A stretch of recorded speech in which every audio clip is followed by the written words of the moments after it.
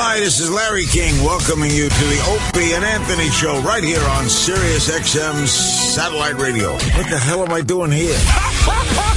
Isn't it brilliant? Forget it. The thing's out of control. Out of control. Great guests, interesting interviews, and of course, your phone calls as well. Gets my nipples hard, you know what I mean, son? Are you out of your mind? It's not the most talked about, not the most written about, and certainly not the most listened to show in the history of radio, but I'm still proud to intro it. Oh, you're going to have a ball. Yeah, good, lads.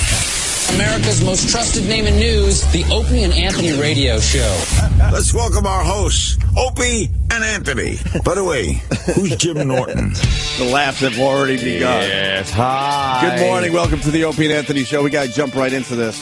Good morning. So the gays could get married. Congratulations to them.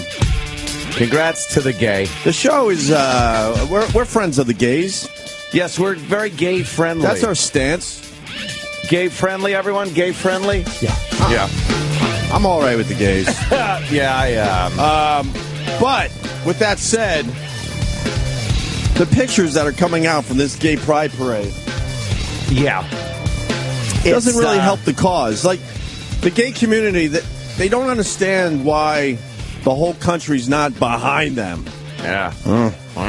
They don't understand why the country just doesn't get this whole gay marriage thing. And all you have to do is, kind of thumb through your paper this morning, and you'll understand why some people are uncomfortable with this. It's a very flamboyant display of the gay.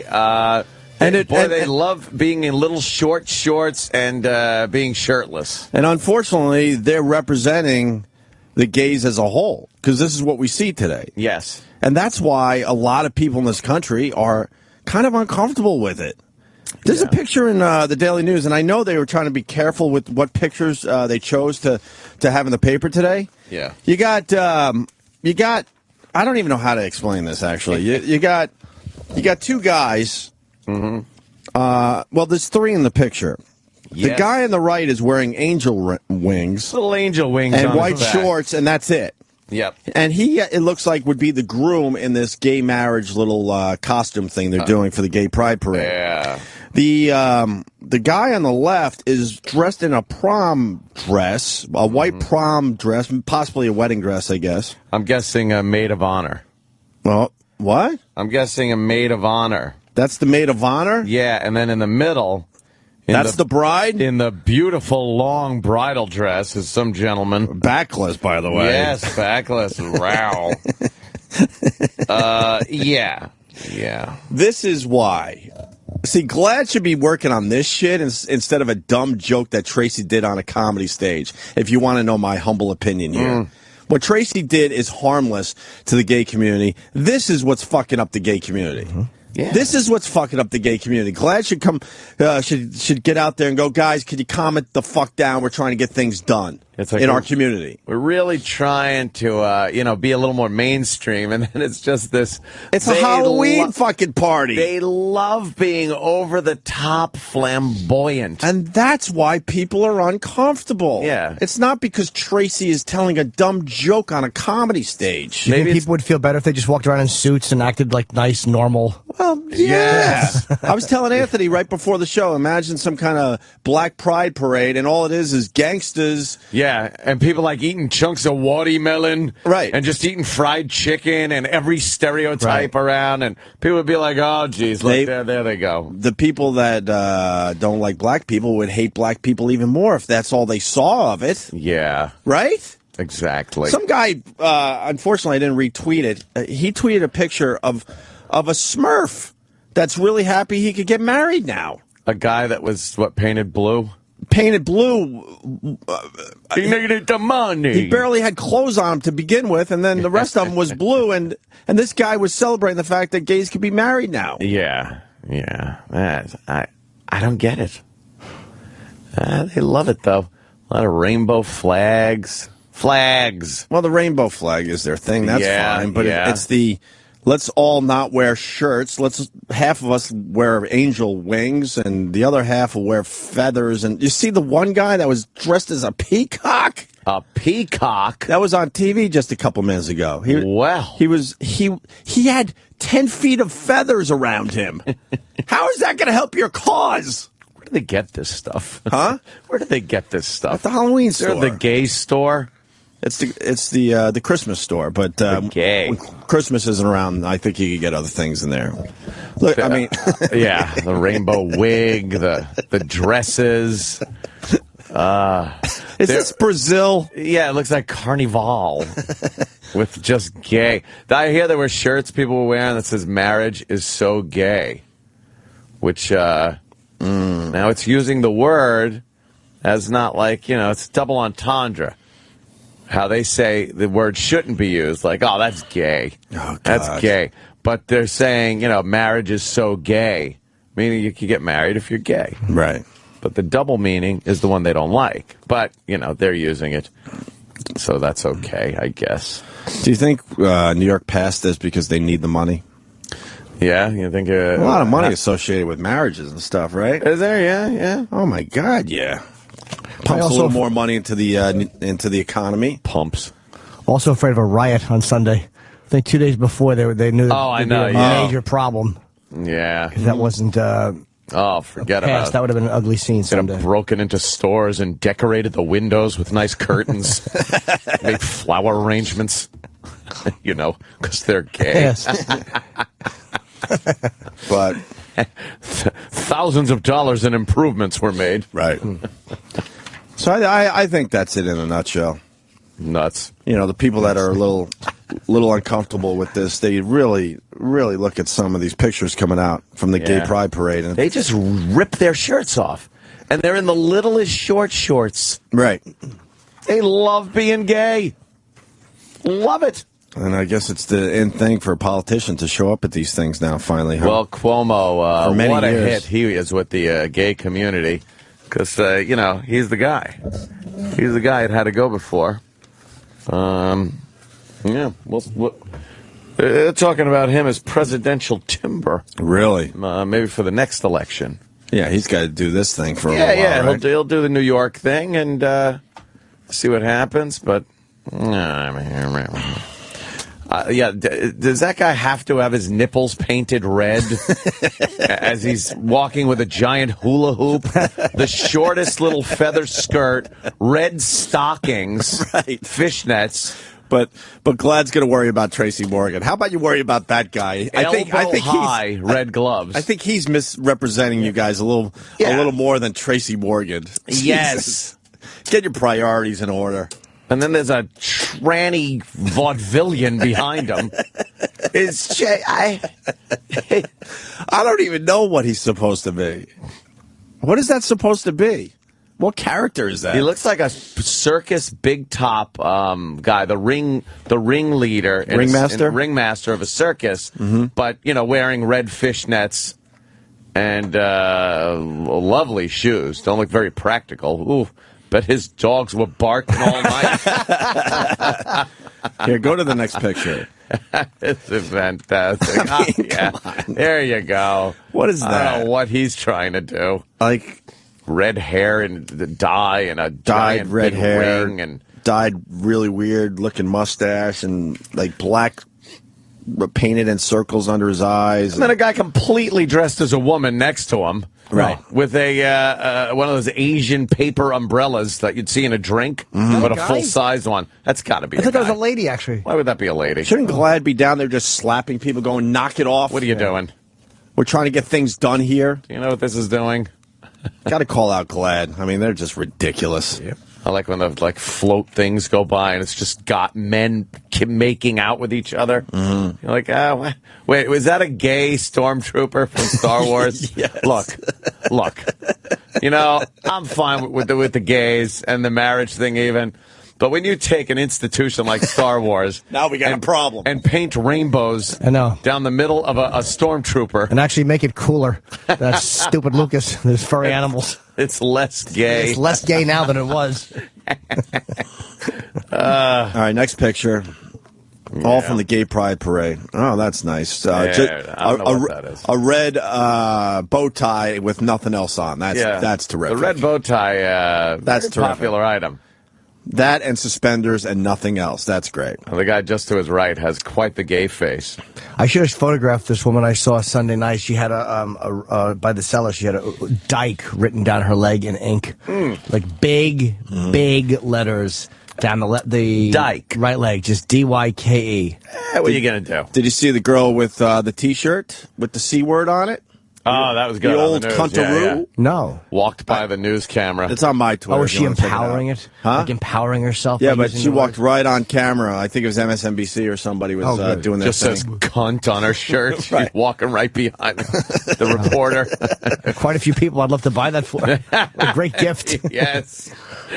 But don't these people get together and go, look, it's not going to help our cause if you walk around with the word cunt on your shirt? Yeah, people see it as offensive. This is okay, but Tracy Morgan joking about some of the things people go through is not okay? Little red boxer shorts. Well, Tracy Morgan was enforcing negative attitudes. This doesn't, of course, but Tracy Morgan did. Yeah. But this doesn't reinforce any negative stereotypes. For the people that don't understand sarcasm, there was a lot of sarcasm in what Jimmy just said. Thank you. Because we have people that just don't understand. If anybody didn't get that was sarcastic, I would prefer they didn't get it. I would bet you a few people didn't get that. Wow. Yeah. All right, back to the pictures. Yeah. Just red short shorts. Nothing else. Who's wearing the skirts? Dykes, maybe? Okay. And that's Broadway Bodies. Is that what that is? Okay. And what do they do? I guess they dance in the street. All right. I don't know.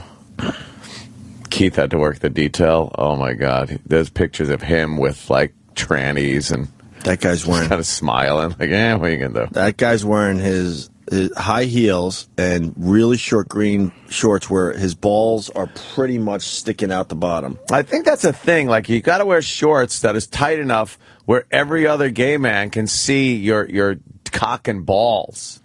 It's like a how do you do, I think. But people, this is a lot of people. This is all they see when it comes to gay stuff. And that's why they get offended. It's like, if I was walking my child down there and I see a guy, he's making out with another man, he's wearing angel wings and his nipples are painted. And Look, my point is, go walk around like that if you want. That's fine. I don't care. I would walk my kid through that in a second. I wouldn't care. who gives a shit? I would explain it to him if he was able to understand words. Which They never, ever want to do this. Exactly. But my point, once again, if you're trying to help your cause along, this certainly doesn't change people's opinions. Nah. That are kind of closed-minded about a lot of stuff. Next picture, please. Just there's a couple of chicks making out. Oh, okay. A couple of girls just making out, loving the day, loving the gay. There's a couple of old gay guys, which, as we've always said, being gay is for the young. It's for the young. Old gays, old queens, very, very sad.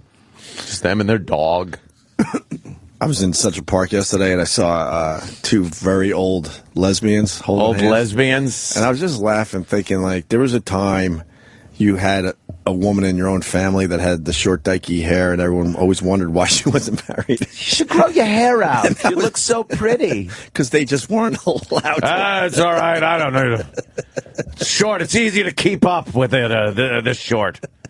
Just wearing loose, baggy clothes and yeah. And you realize, and she would bring a friend over to dinner. Yeah, just a friend. I laugh, but that's got to suck for them. What are you gonna do? Yep. But those days are in our rear view mirror. Rear. Yeah. Well, and Governor Christie there in Jersey saying, No way. Don't look for this to happen in Jersey. He's against it. He's for civil unions for the gay, but does not want the gay to be able to get married in the, typical sense of the word. I think man and woman. I think every state's going to legalize this. It's going to take time. 6 so far, right?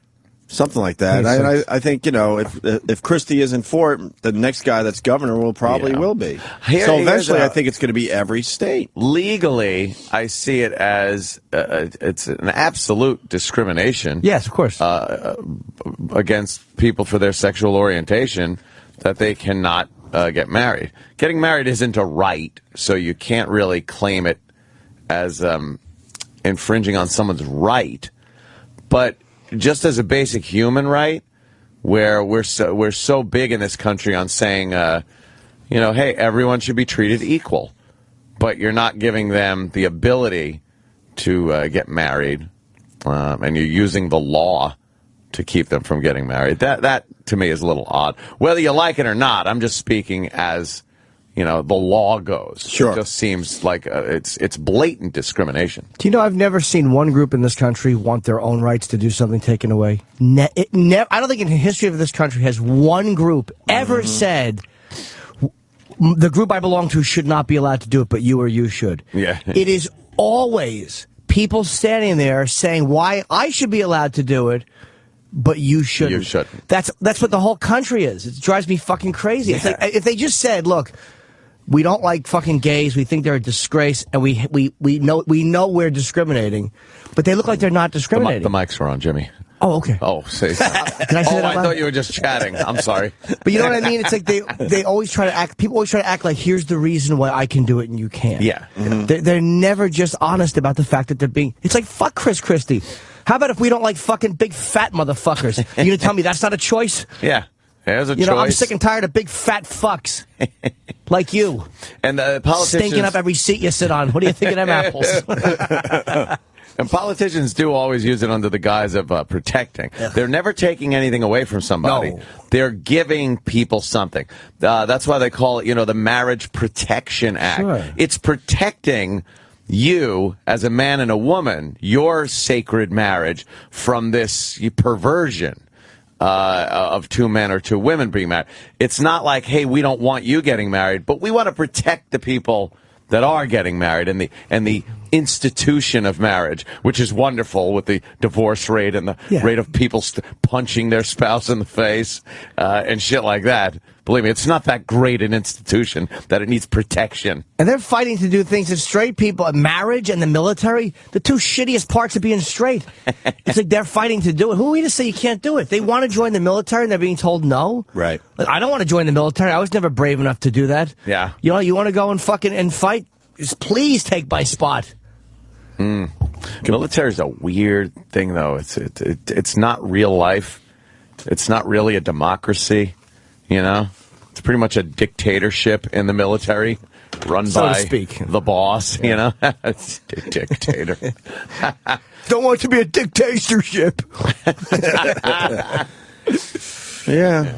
But I think this is going to happen in every Adam state. and Eve, not Adam and Steve. Yes, but it is. People's arguments against it are enraging because it's all just based on the fact that you don't like something. You're not comfy Or you're with it. religious horseshit. Makes you uncomfortable. Yeah, exactly. I'll tell you, when I see two men kissing, it makes me very uncomfortable. Like I get kind of a like, that's. But I could give a shit if they're pounding each other in the ass. It's their business. Yeah, kissing seems to be more intimate. This thing's a little. It's so it's just. Look, I'm not knocking it. Hey, if that's what you're into, that's fine. I'm not fucking. Hey, if you see two guys kissing, beat the shit out of them. Like I nothing. I don't care. But there's something very. There's something. It's sort of a revulsion. Is it to visceral? It. As a heterosexual guy, you look at that and there is this kind of like like whiskers and just the closed eyes and it's just Smell of a man's hot mouth. it's so gay. I just started watching 6 Feet Under. I'm like 3 episodes into the first season. Great show, it's isn't very it? good. Yeah, I didn't realize that Michael Hall was in that first before Dexter. So there's this one of the guys is gay, and his boyfriend is a black cop, and just the kissing scenes with the face holding. They're kissing through grief. He's grieving and kissing his boy, and I actually got like it didn't offend me like I got angry. I was just like, I'm not offended quick, by eat it. his ass. It's not an I'm not anger- offended by it, but it's uncomfortable. It's not an anger thing. No. And I think a lot of gays and gay organizations see that as gay bashing and hatred and that you want it to stop or there'll be violence. No, but it's just some kind of a visceral thing. It's a feeling of revulsion. Somebody should interview gay comedians and talk to them about stuff like All right, Jimmy, what do you think? Well, I'm not gay. I've just Jim. made the trip. I was going to say somebody should interview gay comedians. Were you just visiting? I was visiting. I was stopping over. I dropped something. It took a lot longer to pick it up than I thought it would. Who does that joke? Me. Is that your joke? About going to Europe? Oh, it's a great joke. Thank you. I apologize. That's all right, that- thanks. For some reason, I forgot that was your joke. Yeah, it's a great joke that Jimmy Thanks. came up with. On Wednesday. What is it? You could visit Europe, but you're not a Yeah, European? because I was talking about, I think transsexuals, whatever. I said, just because I go to Europe doesn't mean, as long as I come back to America, I'm still an American who went to Europe and enjoyed it a lot more than he thought he would. That's a great line, man. I'm going to plug something because I interviewed 2 gay comics. I was going to joke and then plug myself. Jim David and Rick Chrome, who are buddies of mine. And after Tracy did what happened, I interviewed them to talk about speech and did they have what they felt about it because they're both out. And Rick is the guy that was in the Louis episode explaining why faggot is such a rough word for gay people. Yes, I actually lead Which off is a the special brilliant with that scene. And it's great. And then DePaulo. Right, faggot. So Wednesday at 5 o'clock on Raw Dog on the East Coast, I'll be playing that interview. And it's pretty insightful to hear these guys, because there's a couple of points that Jim made that I was like, oh, fuck, I didn't think of that. Even though I'm still 100% for Tracy. But a couple of points that were made were things I hadn't considered. Is he saying that Tracy shouldn't have said that on a comedy stage? I keep going. Jim was saying, basically, Jim's a stand-up, so he knows that, he was saying that he understands it's his right to do it, but he goes, they're just sick of it. They're just sick of it. And it's like, I understand that, even though I still think. But he made a couple of other points about why he was against it. But you can't censor. Judy Gold, I tried to get, but she's fucking rehearsing for something because she's phenomenal. Yeah, we're all right. Judy's an animal. We'll have I really to check wanted that her. out. Yeah, it's actually good. It's they were both very open and honest, and a lot of comedians I know are not out. So I called a few people that didn't want to do it because I was like, turn it off. All right, so big weekend here in New York with that whole thing Yes. going on. Oh, the I gay. think we got the audio of the official announcement here. Zolio, O'Mara, Ranzenhofer, Ritchie, Roback, Seward, Skelos, Young, and Zeldin. Ayes 33, nays 29.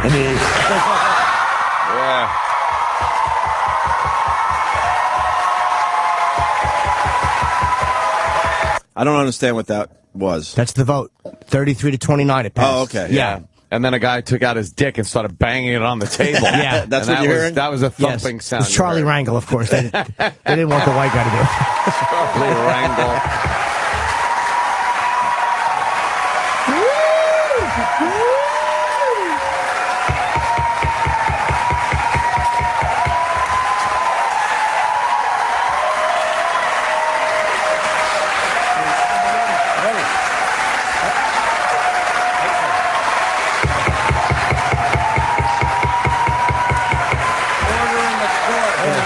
Order in the court.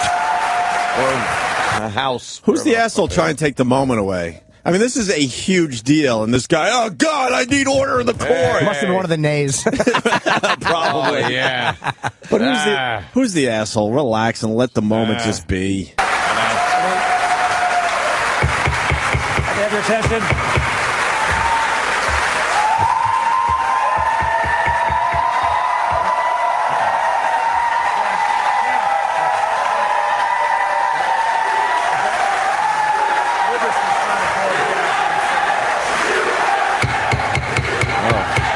You are gay. I can have your attention. You are gay. You can hear him. Ladies and gentlemen, if we just, I understand, if they have your attention, bill number 1545, Oh, Bill. relating to marriage equality, the bill is passed. I ask, please, we have more business to continue. Wow. There you go. We have more Wow. business to continue. Good for them. Good. Good for the gay. Yeah, you want to get married, go ahead. I think you're dumb. But Yeah. you want to throw yourself into that fucking shit misery and that dumb... I heard one guy was saying, like, we pay the same taxes, and it's like, you know, they're fucking forced to pay the same sales tax, the same income tax. Come on. And they don't get a lot of the tax breaks that fucking married couples get, right? You don't get that exemption. I guess. In unions they might, but... Yeah, maybe. It's just the point. I'm seeing one of my gay friends today. Oh, sorry. So I'll have to ask him about it. And he's partnered up. He'll be honest. Last time I talked to him about it, he's like, I don't give a fuck if we're allowed to get married. We just want to, make sure we could see each other if, God forbid, we're sick or something. That's all he cared about at the time. Right. Oh, like, and they're not allowed in the hospital. Yeah, not the stereotypical, let's go for the joke sick. But in general, if, his partner's sick, he wants to be able to fucking be able to be there, Yeah, shit like that bothered this individual. He said, but he didn't really give a crap if they got married. What do you think about gay couples adopting children? Good. What do you think as far as that is? I had reservations at one point. Like, I didn't know, is it bad for the kid? Like, you can't do a social experiment with this kid. But after all of the horrible abuse that goes on of children in adopted homes through straight couples, the men are beating the kids or fucking sexually abusing. There's no way fucking gays are going to do worse than straight people have done. No way. And there's no way they're going to be worse parents than fucking... than so many of these foster homes that kids get thrown in. So I was not sure at first, and then when you look at... Just because something's not going to be worse doesn't mean it's good or better, though. No, I understand, but I think they'd be good parents, and I'm for it. They want it. I'm now for it. I was totally not sure, but I'm completely for it. Yeah, I'm okay with it, too. Yeah, me too. I mean, there's so many shitty parents out there. Exactly. As long as the people make it right. Just because. No, it's a bigger issue. I think what Jimmy's saying, and I'm certainly with him. It's like you got to find proper people to take in these kids is the problem. Yeah, gays have to be screened like anybody else. But yeah, the gays could be just as bad, but. The gays don't have a history of fucking throwing their kids down fucking garbage chutes. Look at what goes on in this. It's like people treat kids like fucking garbage, and here's all these kids that fall out of pussies that nobody wants. They want them. And they're not, I'm sorry to scream, but they're not going to reproduce anymore. They fucking want these kids, and we're telling them, take them. All these fucking women that won't shut their stupid legs, one thing after another falling out of their cunts. I don't want them. Take that fucking thing and do something with it. Wait, Ed's obviously got. What's your take on this? It sounds like you're not. Sorry, I yelled. I don't know. Like, just because there are so many bad parents and bad foster homes and bad adoptive parents that are a man and a woman and stuff, doesn't mean that, okay, since they're bad, well, let's just throw in another bad situation. Sure. I'm not sure if, I wonder what kind of influence that has on the child. If it, and I know people go, look, you're born gay or you're not. You can't be made gay. I don't totally believe that. I think there are two schools of gay. I think there are the people that are born gay, and then I think there's this almost wannabe gay where you're like, I wasn't born this way, but it looks kind of fun, and you kind of hang out with gay people, and you turn kind of gay. You decide to adopt the gay lifestyle, and I wonder if that happens with kids. They see it.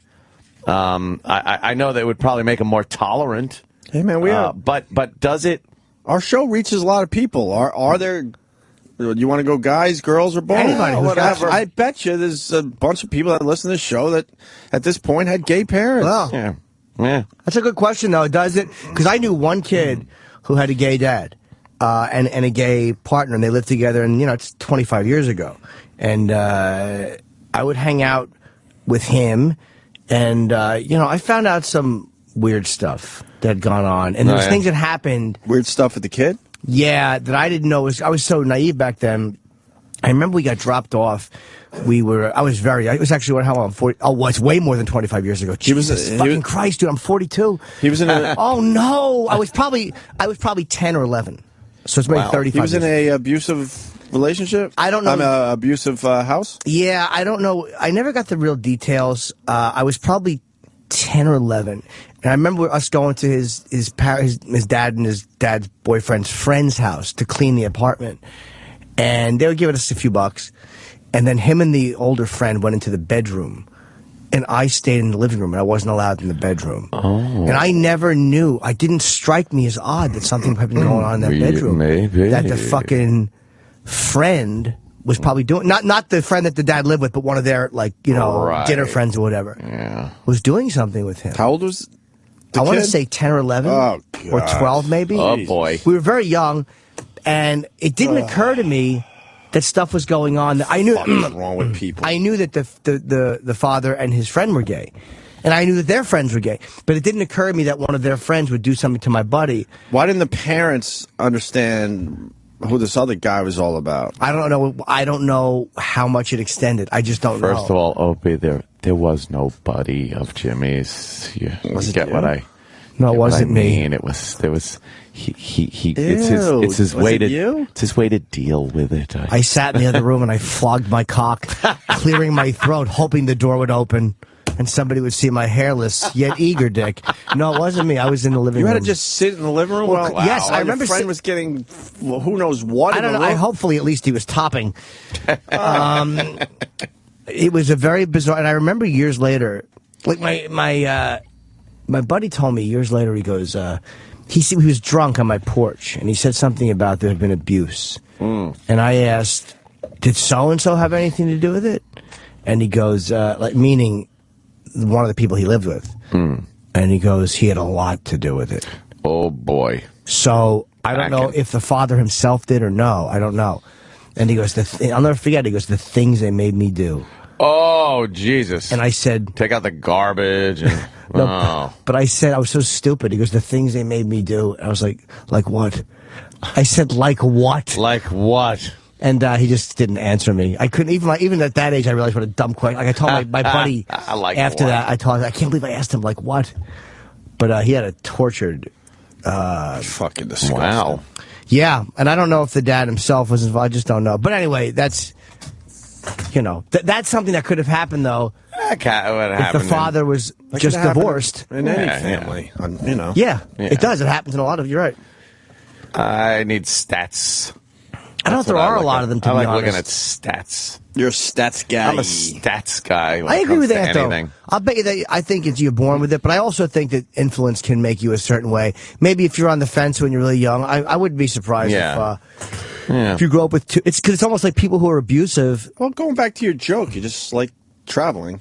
Yeah, You become a traveler. maybe you just relocate though. Yeah, maybe. And you don't realize that you still have a visa to come back to America. Shred your passport once you get there.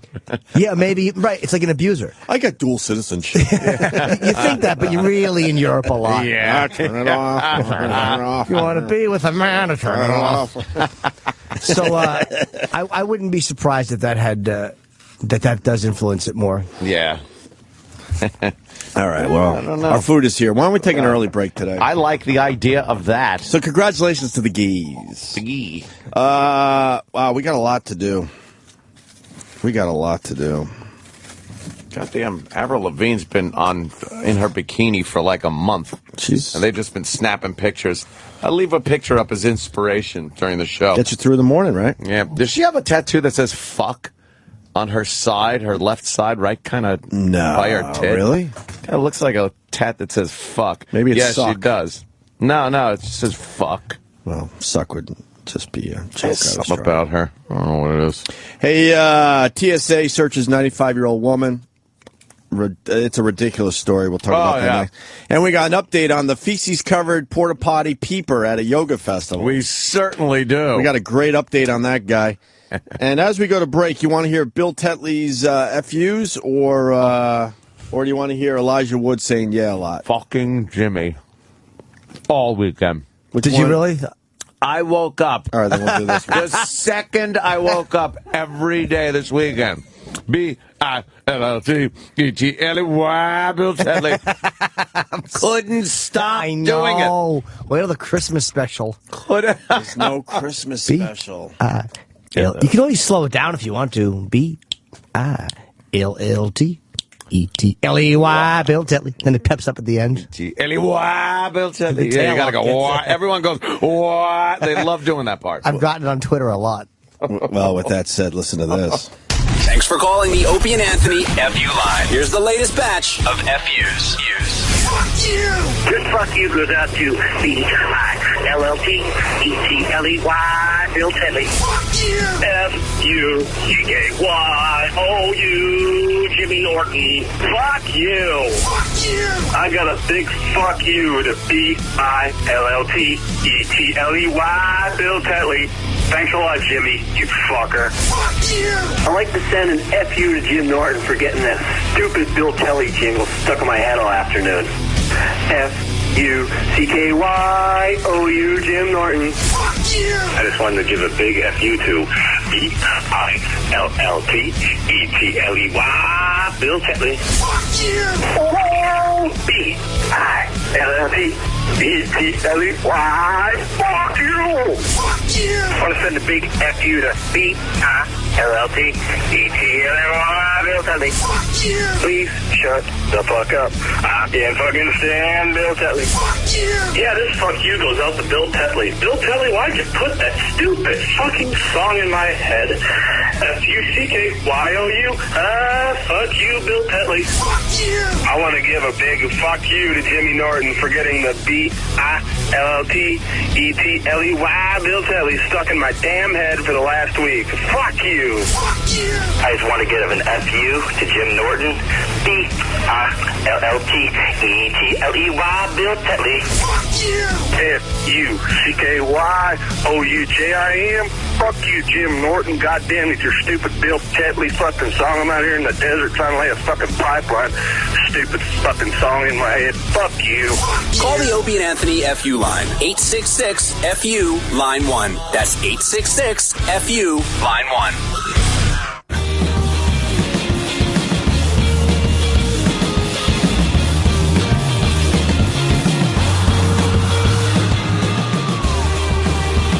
I want to welcome E-Rock to the program this morning. Yes. Glad you made it in, E-Rock. What happened?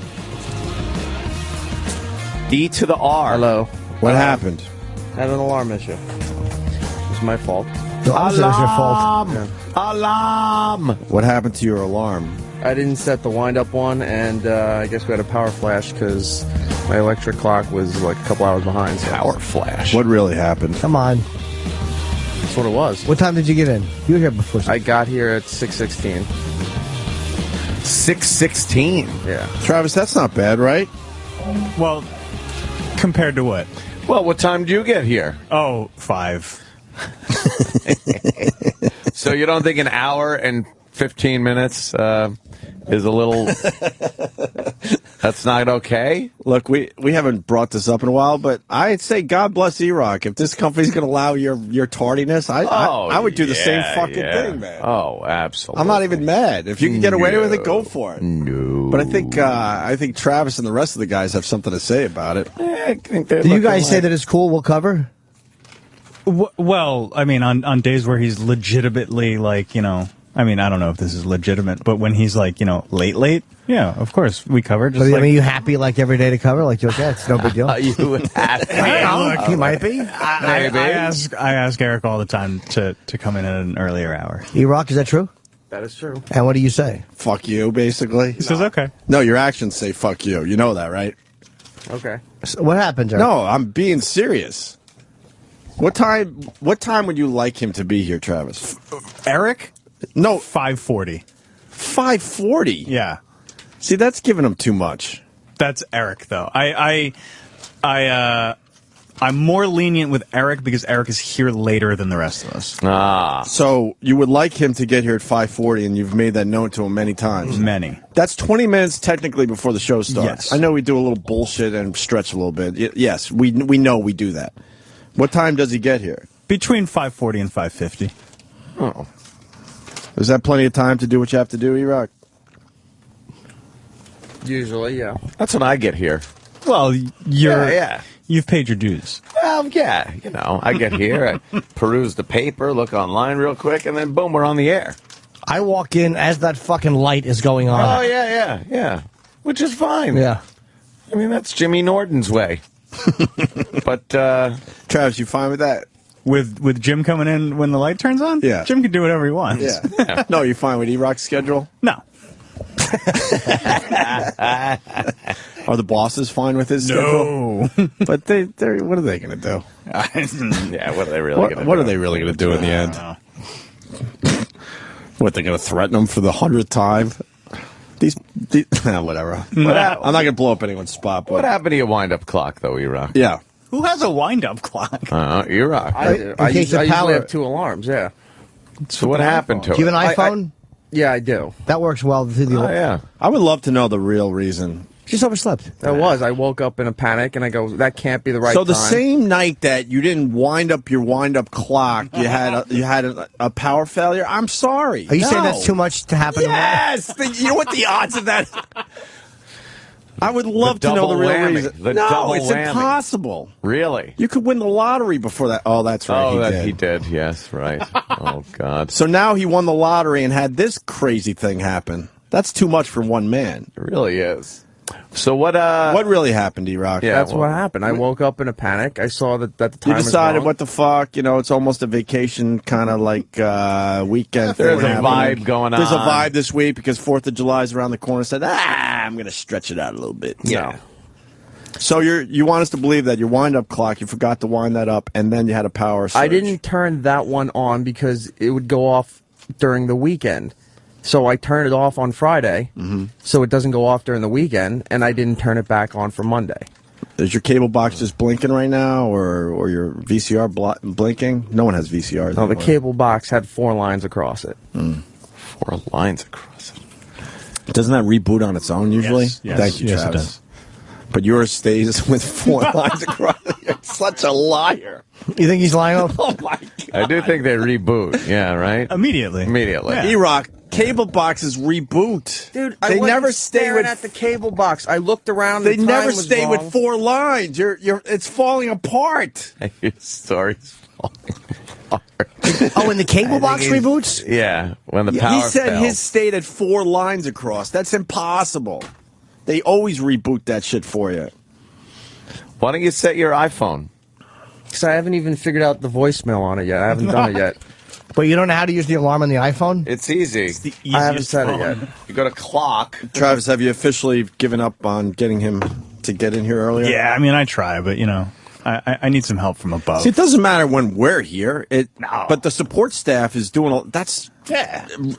It's really important to be here a little early and get some shit, set up for us. I love my iPhone alarm. I do too. It's amazing. I usually, because Kenny calls me at 4:50 exactly. Not a minute sooner, not a minute later. So I set one alarm for 4:48. So I'm just awake when his phone calls. So I'm not like grabbing it. I don't miss his call.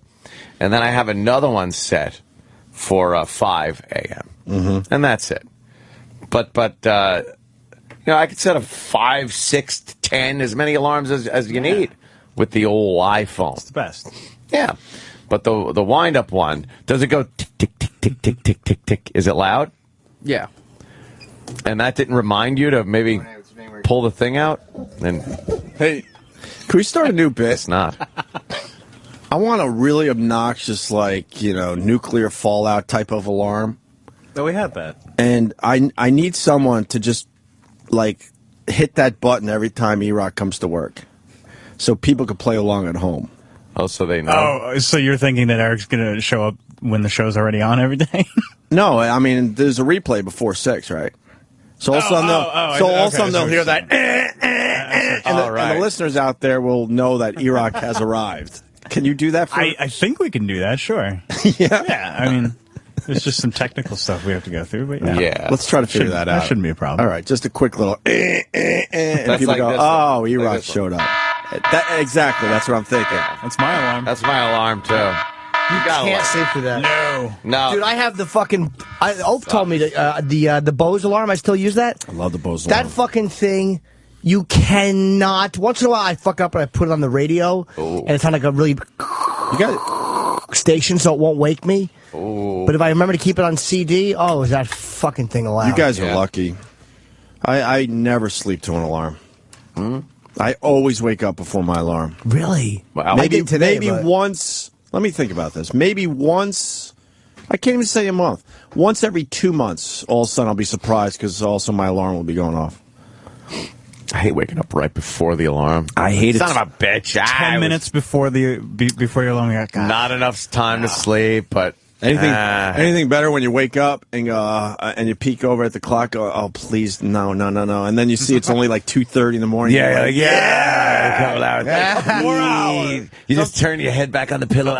Sometimes you peek over and it's 4:50 in my case. I'm like, fuck, this thing's going off any second. I slept till 7:30 last night, and I knew I wouldn't sleep last night. Like I just couldn't. So I fucking dozed off for a couple hours. Surprised I got any sleep. I actually got a couple hours last night. I woke up, it was 5:13 a.m. I'm like, you know what? I'll take it. 2 hours and 15 minutes of sleep.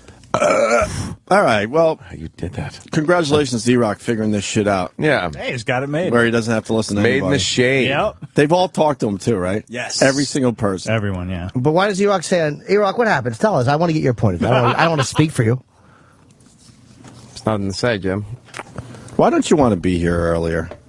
Yeah, what's going on? Like, for me, I know why I have trouble sleeping because I stay up really late. Yeah. No, but and I look for giant clits. No, we all... and I jerk off, and that ruins my sleep. What does it for you? But we all have like different responsibilities with this show. Yes. You could show up whenever the fuck you want. Well, it's important for the show. guys that are helping us prepare the show are here a bit early. Yeah. Well, I'm saying, like, I know it screws me up, but I still do it sometimes. Like, I would like to be up a little earlier. So you're with me. You know that it was an alarm issue. No! Oh, thank you, Jimmy. I honestly, I think E-Rock slept through it, which, again, I've done before, too. But I'm saying, what is it at night? What is it at night that gets you? Because I know a lot of times at night what gets me. It's hard to not do it. I'm watching fucking Game of Thrones or whatever the fuck I'm doing. So for you, what is it at night? Because obviously you don't go to bed early enough. Oh, I'm laying in bed. I watch news, watch TV, and I go to sleep. There's the problem. You have to watch in the other room. Simpsons. You think he's watching Animaniacs? Animaniacs. Ghostbusters animation. Fuck, Danny beat me to it. Damn it. The real Ghostbusters cartoon. Not that fake ass shit. He-Man. He-Man. All right, so that's why E-Rock didn't wind up his No, I didn't clock. wind up the clock, or I didn't pull the little thing out. And had a power surge all on the same night. Did the cuckoo bird die? Was there a new Metalocalypse on last night? What's Metalocalypse? Adult Swim cartoon. Oh, boy. Do you watch that? No, I don't watch that one. Venture Brothers, right? Yes. I would do exactly what E-Rock's doing, though. Why wouldn't you? We all would. Yeah, of course. If you have a boss that has no power, of course you would do this. Of course. But we all could. We just don't. No, I know. I mean, don't. Out of respect for the other guys in the, quote, support staff arena, you wouldn't. But if you had a boss that's powerless like we do, of course you would do this. Yeah, E-Rock figured it out. Speaking of which, interns. Jimmy said, "Remind me about interns." Yeah, because I try not. We're still talking about the fact we don't have interns. Yeah. I don't. How many days has it been without interns? We need to start that bit too. Ooh. Wow, it's been a long time. When it was December, I guess. So around middle of December is about when they would have checked out. So we're 6 months. Oh, 6 months ago. Yeah, Christmas. Half Christmas was over the weekend. It's been 6 months without interns, basically. And I normally don't, start the intern thoughts. I don't usually think of them until there's something I need done. And what I needed done, we have to figure something out because we have Linda Hogan coming in tomorrow, Hulk's ex-wife or whatever, and she has a book out. So what I like to do, I mean, I'm silly like that, but I like to read the book, or as much as I can, to get notes for the fucking interview. Right. I like to have maybe 12 questions, 15 questions. A lot of times you don't need them. Yeah, but just to have. But just to have them in case, like with Sugar Ray Leonard, I'm glad I read his book first because it helped. So I would read the book. So Roland a lot of times will drop the book off for me. Which he's great. That's not his job to fucking come up to him, but he lives kind of close, so he'll be a buddy and drop it. But he couldn't this weekend, so the book came in Friday afternoon, and it sat there until this morning. It's here. The book came here. So it's like for 72 hours I could have been reading this fucking book, preparing for this fucking interview, and it's like, I can't. I'm doing Red Eye tonight. So I'll read a little bit of this book, but I'm going to be unprepared for a fucking interview tomorrow, and I'm annoyed. I hate being unprepared for an interview. I hate it because it feels stupid and amateurish. So, there, Hulk had muscles, go. There, you go on a honeymoon? Go! I don't know what the fuck I'm talking about. Why? Because I didn't have the book for 3 days. And we have a messenger service here, which this place we don't have access to. So I want to ask anybody, how am I supposed to get this book? When I could come back for it, but is that my only option to come back for it? Yeah. I mean, come on. I'm not trying to be a prima donna. I want to read the book, so I give a fucking... I would like to find out stuff in here so I could... What else is the use... Steve-O brought the book in day of. Yeah. Stupid Flavor Flav, whose book was excellent, brought the book in. He handed it to us at the interview. Yeah, as he Idiot was coming that he is. in. Because I would have fucking raved about the book had I read it before. Yeah. Are we sure that we're broadcasting to people? I don't know, dude. Because we do the same break.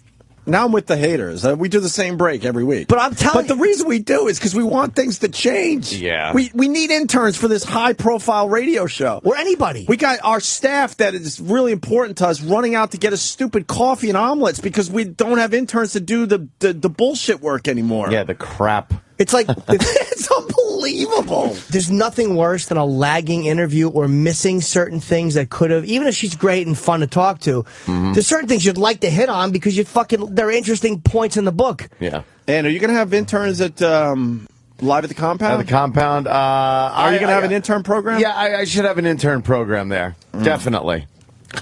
Oh, I know what I could ask her tomorrow. Young girls. Yeah. Linda, there's a picture of you and the Hulkster holding a surfboard, and he's wearing kind of a straw hat. Did he get burned that day? Go. How tall is that surfboard, if you don't mind me asking? Please do exactly this tomorrow. Aha! Please do this tomorrow. It seems like she's trying to put pictures of the Hulk where he looks like an asshole. Yeah. Yeah. I want to ask her about the allegations that the Warrior brought up.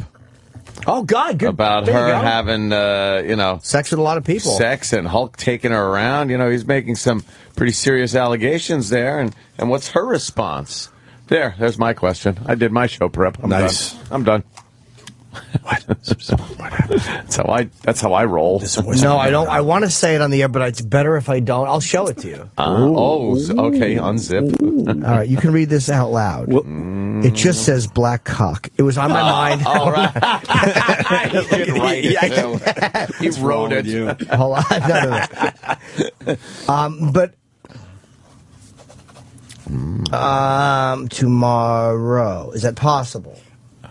We've looked for that and can't get it. Okay. What are we talking about? I was asking if we could pass that along to Sweetie Pie. I don't want to say it out loud, just in case we can pull it off. I won't. Because no, I know. But I mean, would that be? Oh wow, that would. Let me see. I don't know if we can do it. Yeah. Oh my God, that's crazy. I better destroy this. Yes. But that'd be. I just don't want to say it and have somebody call from her camp and go, "Don't do that." Yeah, that's crazy. You can't do that. I looked. It's not as easy to find as some other people. Really? Yeah. But I would like to be able to conduct a fucking interview. Again, if she comes in and it's just free flowing, a lot of times that happens. Fine. But I would like to be prepared for fucking interviews. Yeah. How am I supposed to get a book? Oh, we tried it. We went through the proper channels and basically told these people that, it's affecting the show not having interns, but they don't give a fuck. Is there anybody? When are we having interns? Is there anybody that they would get from the message center? We don't even know at this point. To do it. Yeah. What happened to the "we're making progress," which was told to us 3 to 4 months ago? Wow, Bill Tetley. All right, whatever. We'll move on. There's just no, We'll move on. No problem. By the way, can't meet today, Ant. I'm sorry. What happened? I can't do that meeting today. Oh. Can't do it. Yeah, what are you going on? I'm getting my hair cut. Haircut? And I can prove that tomorrow when my hair is a lot shorter. Well, that's true. So they can't just say. They can't yell at me for It's not making up something. You saying you didn't set your alarm clock. The boss is and you had a desperately power failure. The boss is desperately trying to meet with me and Ant, and it always starts as like, "No, I just want to see where you guys are at," and then it turns into a yelling session, and I ain't doing that. Not today. I got to get my hair cut. Ooh. Get them all cut. Ah. And it'll be proof tomorrow when my hair's shorter. I just want to keep it quick. Huh? I just want to keep it quick. Oh, have fun. I'll sit in there and be Have like, fun with that. whatever. Yeah, and then I'll just like. It always starts with, no, man, just we just want to see where we're all at. And the next thing you know, he's bitching about something. Get the fuck out of here. That ain't happening today. I got to get my hair cut. By the way, seeing Dwight Gooden got really fat. Oh, my God, didn't he? The show. Seeing David Wells and Doc Gooden in those old-timer is Isn't that so sad, fucked up? man. I know, right? For your own life, you feel older. Yeah, You're they like, have the God old timers damn game, it.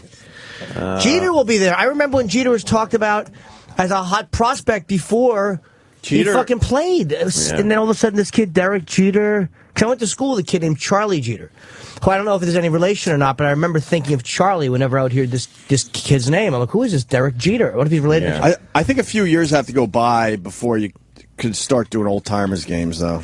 How many years for them? I thought it was 25 years, but that's Rock and Roll Hall of No, Fame. they could. If Jeter, let's say, retired this year, he could be in the old timers game next year. Oh, okay. But a lot of these players that really, are some of the big names, they kind of wait a while before they make that turn. How many years from Wells and Gooden left the Yankees, though? It's a long 10 years. Yeah. Is it 10 years? Something like that. Joe Torre hasn't been a Yankee in 4 already. Wow. 4 years. He's out of baseball. Gooden was so fat. Yeah, They said he's thinner than last year, though. Wow. Yeah, he's in a world of hurt, man. He could have been the greatest pitcher of all time, but fucking drugs. What an He It's loves the fucking his perfect drugs. game, though, right? Or no what hitter. an idiot. Loves them drugs. Look at all his mugshots. He's got a massive pot belly, right? Is he better now, though? Is he still getting higher? Or is He did celebrity rehab. I don't think he's doing So I'm coke. sure Dr. Drew, Not with that gut. cured him and everybody else that he's got on this season. Yeah. I'm sure of it. He's good that way. Dr. Drew. They got Dr. Drew talking all the time about the Casey Anthony trial.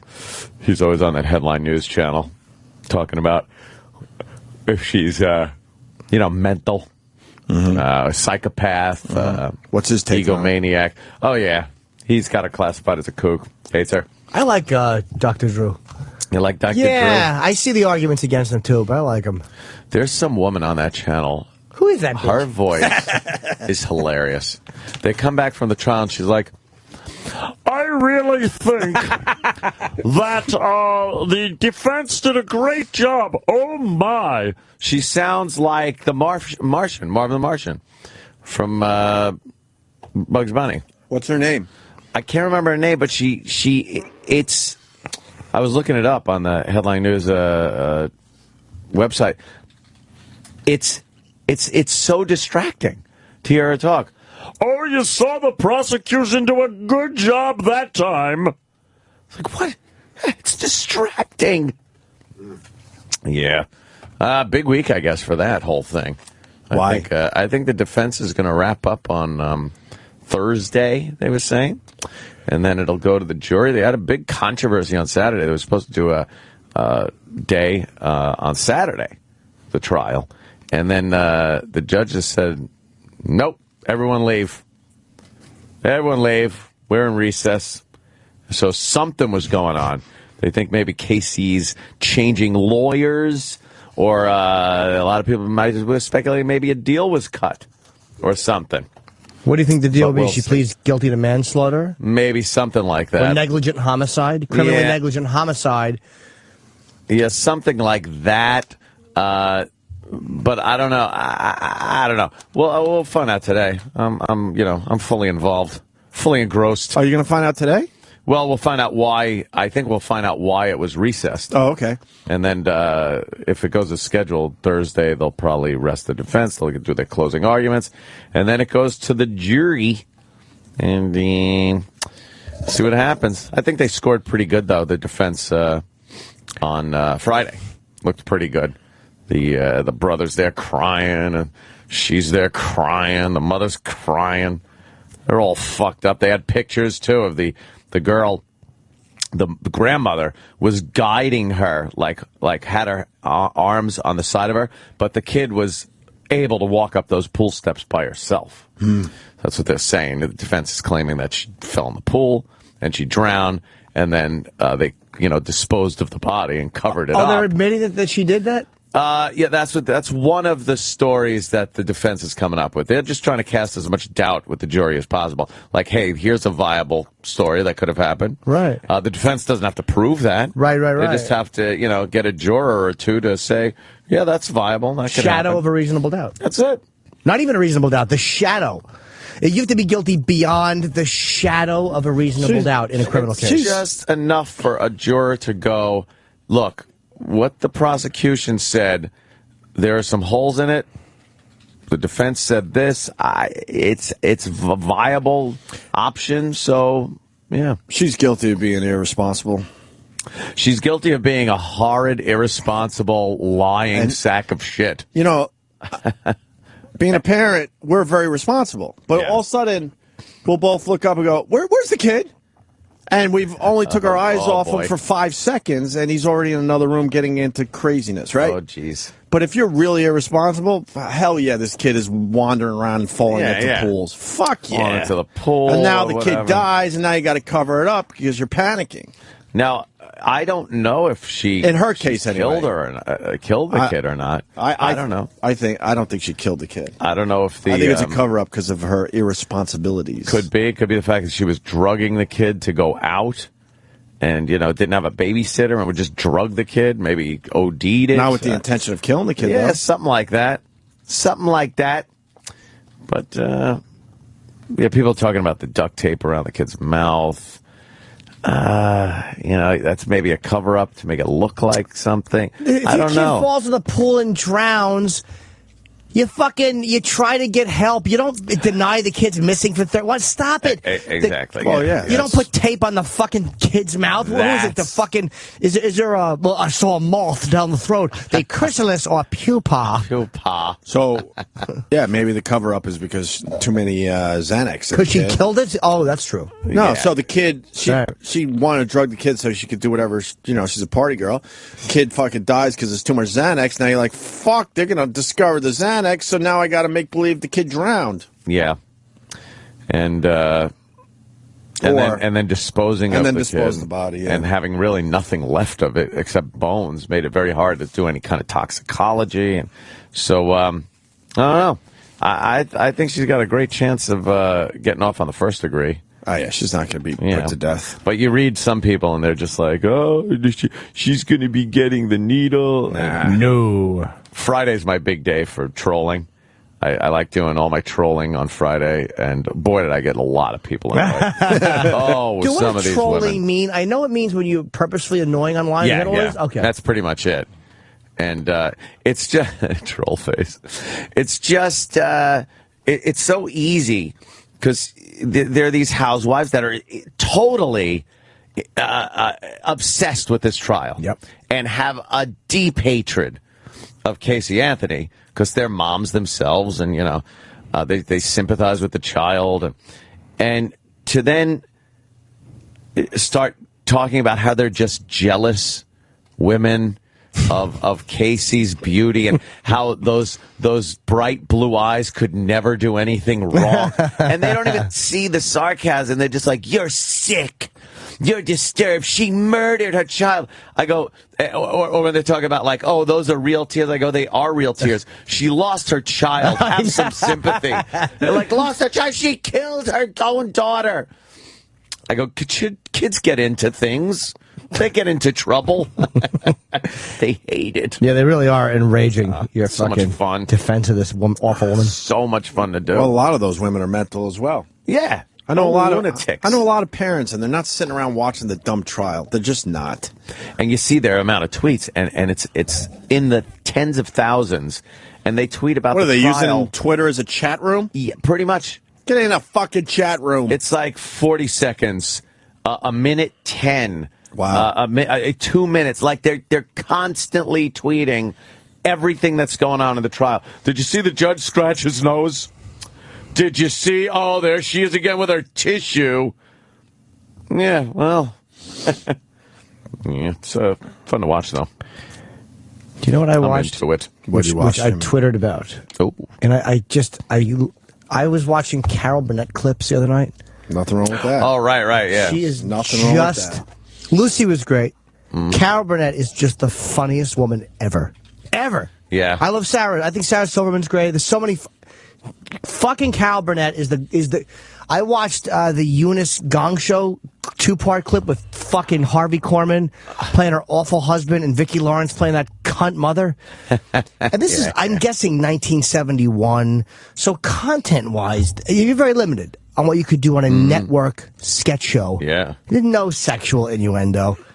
She was just a funny fucking broad, Carol Burnett. God. Yeah. She still is, Jimmy. I don't know if she's performing anymore. Well, she's funny in her everyday life, I'm sure. I don't know. She's probably cracking them up at the drugstore.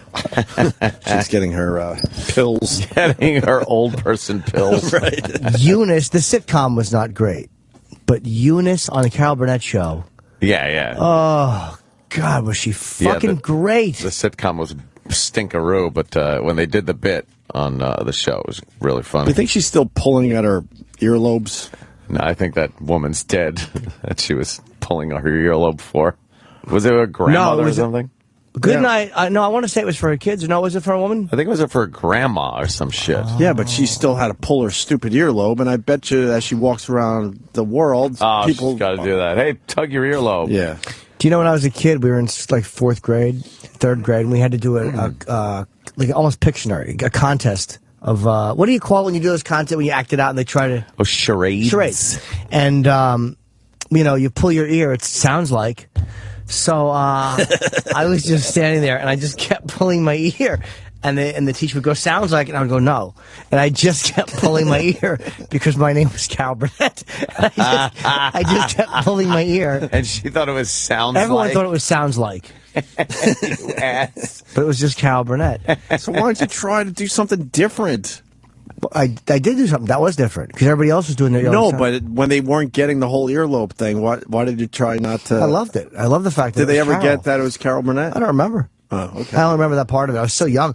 But I remember remember she would take audience questions? Yeah. Oh, yeah. And they would always ask her to do that dumb Tarzan call. Oh, yeah. She was funny, man. But yeah, they turn up the lights and you'd see that audience. It's like, oh, well, they're all dead now. Dude, when she was singing Feelings as Eunice, it's just great. It's awful.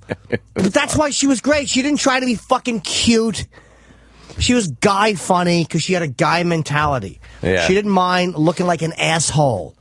People always say women aren't funny. Women are funny when they're not afraid of looking like assholes. Yeah. When they're trying to be really beautiful, go fuck yourself. Or too cool. Or too cute or too cool. Yeah.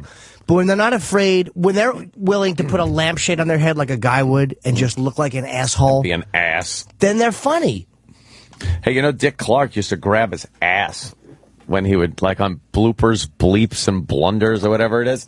He'd go, "Good night," and he'd turn around and they'd walk away. Him and Dick Clark, I guess, or whatever the fuck. Dick Clark, Ed McMahon. Right. And Dick Clark would, like, grab his ass cheek and squeeze it. Was that his tribute to Merv Griffin? Is that real? Yeah. Every episode. That was like his, why would he do that? That was his little thing. Huh. Like Carol Burnett had the ear thing and he had the rear thing. Right. Yeah. Dick Clark ass grab. I had no idea. Yeah, it was like on the blooper show. He would do that all the time. All right. Hey, you want the porta potty update? Porta potty. Actually, guy. you know more about this than me, but I heard it on the news. They I guess talked to him and he fessed up. Well, they caught him first of all, right? Yeah. Peeper confesses to spying at Yoga Fest. This guy, Luca Crisco, 30, a lanky local wingnut and aspiring new age gigolo in Boulder, Colorado, admitted he crept into the basin of a portable toilet during a yoga festival earlier this month to spy on women. Got some downward poop. This guy rules. I was doing a little bit of yoga, and I'm just seeing all these goddesses. That's what he said. Crisco said during a jailhouse interview. It seems crazy, but I just felt like I was being blessed by their energy. The peeping John admitted to watching several women before getting caught. At one point, hopping from an unused toilet to a busy one in order to catch more women during private moments. A busy one. A busy turlet. And it's in quotations.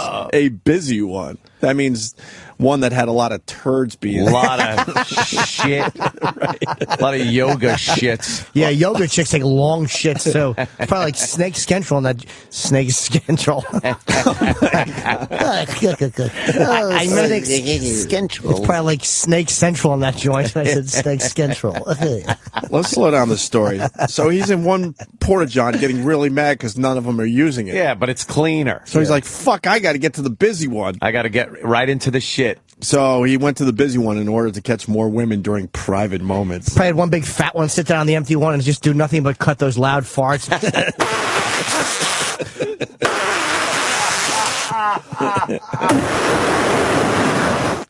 And he was hoping for a yogi goddess, a yoga goddess, but instead big fatso who's doing her first yoga thing. She probably worked at the hot dog vet. She worked at the hemp hat booth. Yes. And she sat down Harry and Bush dropped a liquidy evacuation. He was hoping for a hot yogi to fucking drop like a fucking snake shit on his head. A Carvel ice cream snake duty. Instead, the fucking fat hemp sock salesman lady sat down. And it echoed in the thing, all loud, his ears hurt. And people understand he was in the tank, right? Yeah, he was in the tank. In the basin itself. That's where the shit falls, right? Right, yeah. Yeah, I would hope people so. do understand that. Okay. Where else would he be? I don't know. Maybe behind the porta-john, looking into some kind of hole that he fucking maybe drilled. No, he was in the basin, in the shit tank.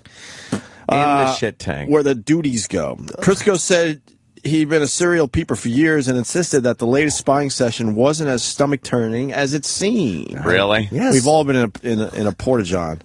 Animals. There's bacteria in there, but to me, it's just normal. We all have bodily fluids. Yeah, we all have bodily fluids. So just lay down and piss and shit, so you could see maybe a pussy an asshole shitting. It seems terrible, but it didn't actually smell that bad or anything. Get the fuck out of here. You're lying. I still would have done it even if it smelled a little weird, because where there is muck, there is gold, he said. Where there's muck, there's gold.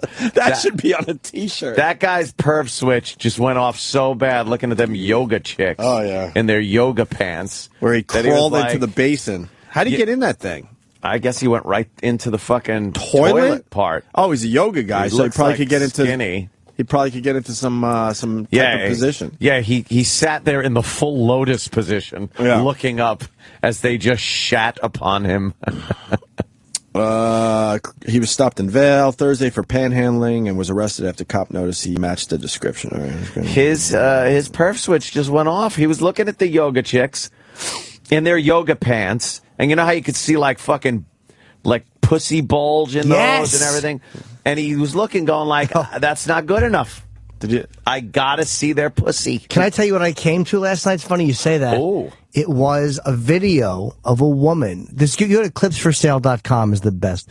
And she was a really kind of weird Russian woman. And I put camel toe in the search engine. And I fucking lucked up on this woman who had on tight pants. And like they were like spandex. And she was talking about it. So I went somewhere else and I got one of her clips of her bare pussy and pantyhose. You can kind of see it. And she was mushing it through these black spandex pants, like how fat you couldn't even see her pussy. And she was like, look at how fat it is. My pussy's so fat. And I blurked one all over my stomach. I was on my sofa. I knew I wasn't going to sleep. It's 2:40. I fucking... Blurka. I had my fucking, my legs out on my ottoman. My computer's on my left. And she looked at how fat my pussy is. I went like, my pussy. And my dick just threw up all over my fat belly.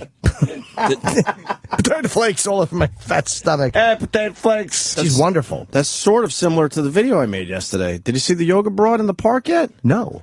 She was doing a spread eagle with her pink panties. Ooh. Ew. In front of a million families in Central Park yesterday? No, I didn't. Was it... she pretty? It's my latest video. Was she hot? She was Asian. So hard to find a big vagina, for Pete's sakes. But you got to see this. She does a split, and she has black pants on that are wearing a little thin, and she's got pink panties on. Look at this thing. Who is this bitch? They're doing. I'm just sitting there with my kid. It's like a circus act. Now she's doing some weird, like, spinning yoga trick. I love yoga chicks, man. I love their bulging vages and their long, lean muscles. You already see the pink. Look at these pink panties. This is in front of families and You sure kids. she doesn't have a fucking period? Wow. So nice the zoom. Fucking nice zoom, dude. And then she presents her pussy to the whole park. How wonderful of her. How lucky did I get yesterday? Oh, look at that pussy.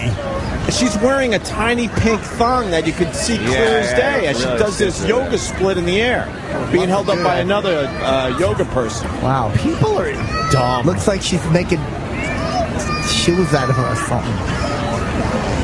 I'll zoom in again. Don't you worry. Here comes the zoom. This is the cunt cam. Look at that. Yeah. How great is that, Jimmy? Yeah, Phenomenal. with a Yoko face. And Yeah, her face is horrendous. she's just presenting her pussy to the sun in the park yesterday. And the other woman is flipping her around with her feet. Doesn't mean Roland just being stupid. But Jesus. how do you do that in front of families and kids? They don't care. Dumb hippie fucking broads. You could see her pussy, right, Jimmy? I couldn't see the balls, but because the panties were so pronounced. I like a nice tight spandex material or something like that where the vagina is pushing out. But where it's like we're almost where you want the vagina to be bubbling a little bit. I know her whole life was filled with humiliating explanations as it came out. Like, look, somebody really? didn't just hit this with a shovel. It's always like this.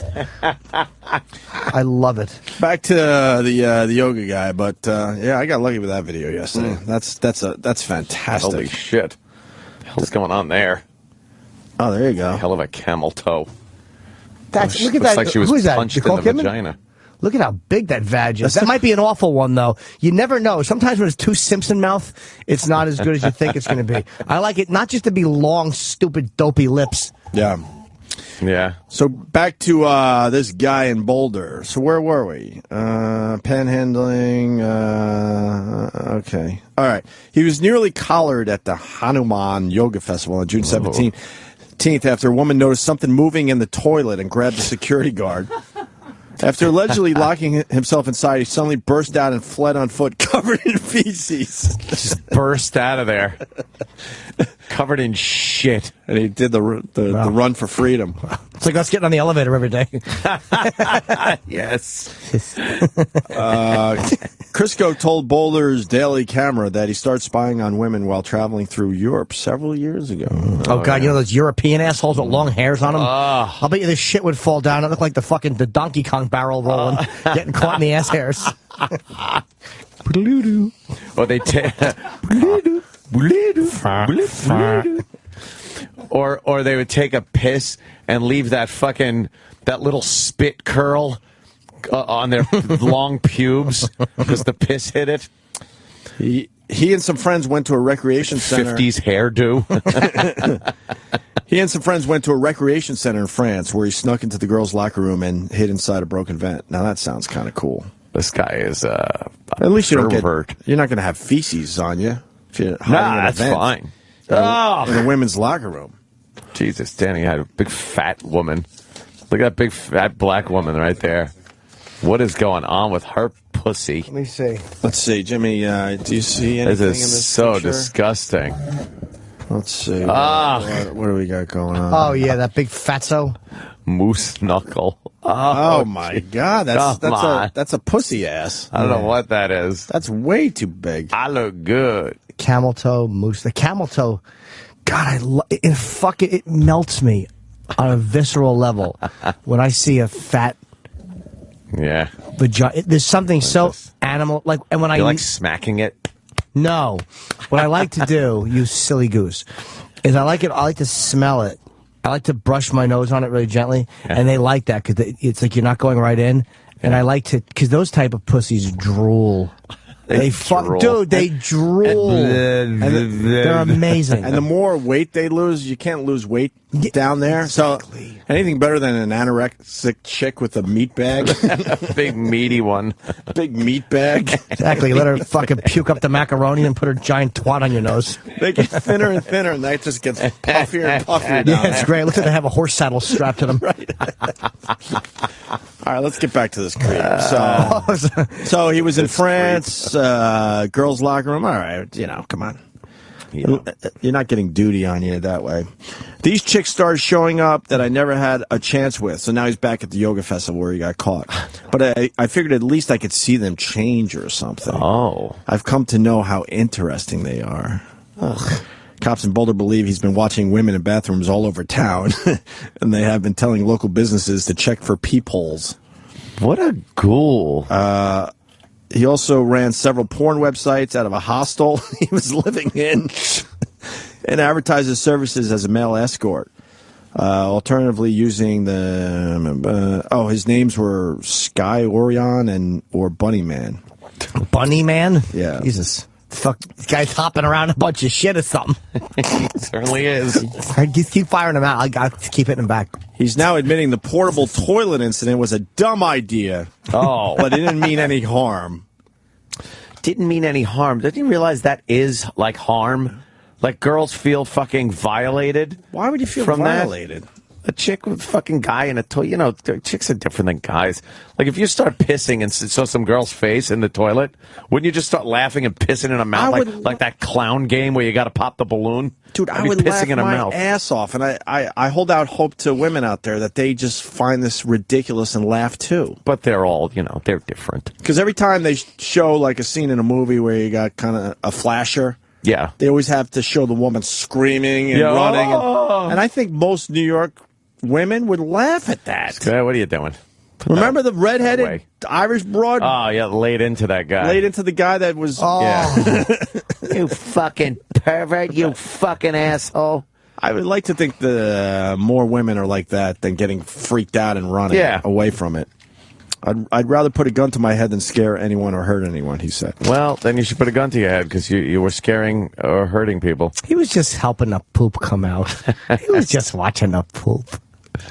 Just can't take it. He diddle wheedly with one finger on her asshole. She has no idea what's happening. She felt the poop being corkscrewed out by hand. Like, he was turning like the light bulb he's taking out. He's helping the doo-doos come out. A shit light bulb. Because he didn't want it to be broken. He wanted that whole lot. He wanted the shit to be so long that when his hand went up, it slid past his palm and tickled his wrist. And they wanted to put it on his head. Why is she walking down the hall like that? She's checking herself out in the mirror. Oh, she's a woman. That's what women do. No, man. You see that, Ed? Yeah. That was a different walk. I don't know. She's got like heels on and a skirt and shit. But she's kind of like wiggling her hips as she walks down the hall. Her ass was wiggling too. Yeah. And that's a man act. And then she was checking herself out in the glass to her right. Yeah. She's got high heels on and a short skirt. It's the black chick from Shade over there. Is she an intern? I think so. She's an intern. They even have interns. Isn't that great? I would like some help. It doesn't have to be this moment, but I want to lease a car, and I went car shopping. No, you can't do that. Oh. And I would like a dealer, because I don't know how do you know the best deal you can get? Like, how do you know when you're leasing? I lease because I think it's 100% write-off because of my job. I literally only use it for work. Yeah. I would like to have details on leasing. I'm just not good at it. I don't like, they quote you prices. They go, that's the fee. Like, I want to lease a nice car. I lease a BMW now, which I like, but and I'd like to know what the fucking dealers know. They're all gonna, But if you talk to, I don't want to talk to somebody who's going to help me get a car. I want to talk to somebody who can fucking help me, who knows the tricks. Yeah. What's their game? I don't know. Yeah. What are they doing? You're right. Because you walk in and you go, look, I went into I looked at Mercedes. I think it's just beyond my price range to lease that even. I mean, I can't spend that much on a lease. I can't do it. But the guy's like, it's like $800 just to fucking join the lease. He goes, they charge that there. I'm like, what do you mean? Just to open the lease? Like, where's that? What does that come from? What is that? I don't get it. For what? And then you terminate the lease at the end and you don't want to re-up with them. It's an extra $500. Fuck you, Mercedes. It's a great car, but come on, don't rate me. Yeah, that's what they do. I'm sure every dealership has the same type of That's deal. what I'm saying, but you can get a lot of those taken off, and I want to know which ones. Oh, I got you. You know what I mean? Like, that's the type of shit. If I let's say your best friend was a car dealer. He'd go with you, and he'd go, no, take that off. Let me see that paper. Off, done. You could do it for this. And you'd go, thanks a lot. That's a smart guy. But that's a guy who knows. I don't know. I try to look like I know. I'm like, yeah, but what about that thing the over wheel? there? What if the wheels get stolen? You know, I never know what to ask for. He's never done this before, but he's going to take $100 off of that True Coat. Yeah, and I understand that they have a living to make. Fucking asshole. And they got to make money, but I don't know. Yeah. I'm sure someone will come forward and help you out, Jimmy. I don't know how to do car dealer stuff. All right. You got to be one of those guys that just know how to go in there and talk to car dealers and be like, no, I'm not doing that. Buddy. Yeah, you got to know how to go in there and go, really? No. No. Here's a sign here initially. What am I signing this for? No. Well, that's the fee. He goes, no, wipe that fee off. Wipe that off. And they go, okay. And they still have hidden fees, so they still make their money. I know. They do make the money, and I'm for them making the money. But when they charge me way more a month than I know I should probably, that's when it like. We're not a bank, Jimmy. It's like even when you get sent, like I got sent to Sirius, got me the name of somebody who I could talk to, and I think that they would take care of it. It's an expensive car. It's just too much for me to lease. All right, here we go. This guy's been in the business for 10 years. Andy, in the business. Let's learn a little bit about the car business, Andy. What do you got? Hi, Andy. What's up, boys? Hey, man. Hey, Jimmy, listen, just go into the dealership and don't act like you're leasing the fucking thing. Just say, I want to buy this car. I want to buy it for, say, $500 under invoice. Make them show you the invoice. They show you the invoice. Say you pay invoice for it. That's about as good as you're going to get. There's got to be a rebate, okay? So you take the rebate, and then when the guy says, well, how are you going to pay for this? Say, well, I thought about leasing it. Well, then he's already locked into his price, and you stuck it to him. Screw him. Ask for the invoice? Ask for the invoice. Say, listen, I need the invoice price or $500 under invoice. How would they give you? Let me ask you now. He goes, we're not going to make any money under invoice. Doesn't matter. It's not your money. It's their money. Why would they do it? Why would they do it? They'll always do it because they got a holdback. There's a holdback there where every car they sell, they're going to make $500-600 on it, no matter what. Okay. And so if you say, I invoice, I want the invoice, or I'll go somewhere else because I know they'll sell it to me for invoice. Make them show you the invoice. And the guy goes, okay, go, leave. And you're like, okay, I'm sorry. Then you just leave. I'll pay. You even go to another dealership until one works with you. Yeah, that's right. Exactly. There's plenty of them in the area. I want to bring somebody with me who again, I'm not going to be rude to these guys because they're trying to make a living, but just somebody that knows. Like, I don't know what to do. Know what it comes down to? You don't want to feel like you're being ripped off. Yes. That's what it comes down to. I don't mind helping people out, and it's when you feel like you're getting fucking ripped off. Right. That's all I'm trying to avoid in my life. Mm-hmm. Yep. Tip. I understand they got to make their money. I get it. Don't fuck with me. I'm talking in general terms here, not just, trying to buy a car. What, sir? Every car salesman, no matter what car they sell, they're going to make at least, say, $100 or $200. They're going to make money no matter what. And on new ones, they don't make any money. I mean, they really don't. All the money is made on used. Oh, okay. Used cars. I got a giant house that proves it. I love this guy. So how do you determine what the lease price should be? Because I like leasing for 30 months. I don't want to lease for 3 years or 5 years. I want to lease for 2.5 years maximum. Well, yeah, your payment's going to be a little bit higher on a shorter term lease, sure, of course. But to guarantee that you're getting the best deal, on the car, because, okay, let's put it this way. Way back when, I'm not in the car business anymore. I'm a business owner now. So way back when, we used to lease people, and we used to make thousands of dollars a lease because all they wanted to buy on was payment. So if you cut out the payment part and just say, look, I want to buy it for this invoice price, you're guaranteed to get the best deal. And if you say, I want to buy it for invoice price, and then they show you the invoice. You say, well, yeah, I think I want a lease. So they're already locked into their price. Okay, so and then they show you the price of the car. Right. And then you say, I want to pay $500 under invoice. Absolutely. And absolutely. What about taxes come after that, I suppose? Well, you have to pay the taxes, of course. Okay, I figured. Yeah, of course. You got to pay the taxes. And in any lease, what you need to do is you want to pay something up front. You want to pay like your first payment, right, or sometimes double the payment and your taxes, and that helps bring the payment down a little bit. Okay. Hold on a minute. We got Phil in Jersey that thinks Andy doesn't know what the fuck he's talking about. See, this is what scares me. Always happens. All right, Phil in Jersey, you got Andy on the line with you, and it seems like you have a problem with Andy. Go. I don't really have a problem with Andy. It's just, Andy already said just now, he's been out of the business for a long time. He don't sound like he's been in the business in this area, and some of the stuff he said to Jimmy is all right, but dude, depending on what kind of car you're trying to buy, don't listen to what Andy's going to tell you. Or you don't sound any better than he does, or he don't sound any better than you do. Okay, go ahead. No, I'm asking you, what would you say that different from Andy? Well, for starters, it depends a lot on what kind of car you're trying to buy. Invoice and $500 behind invoice and holdback.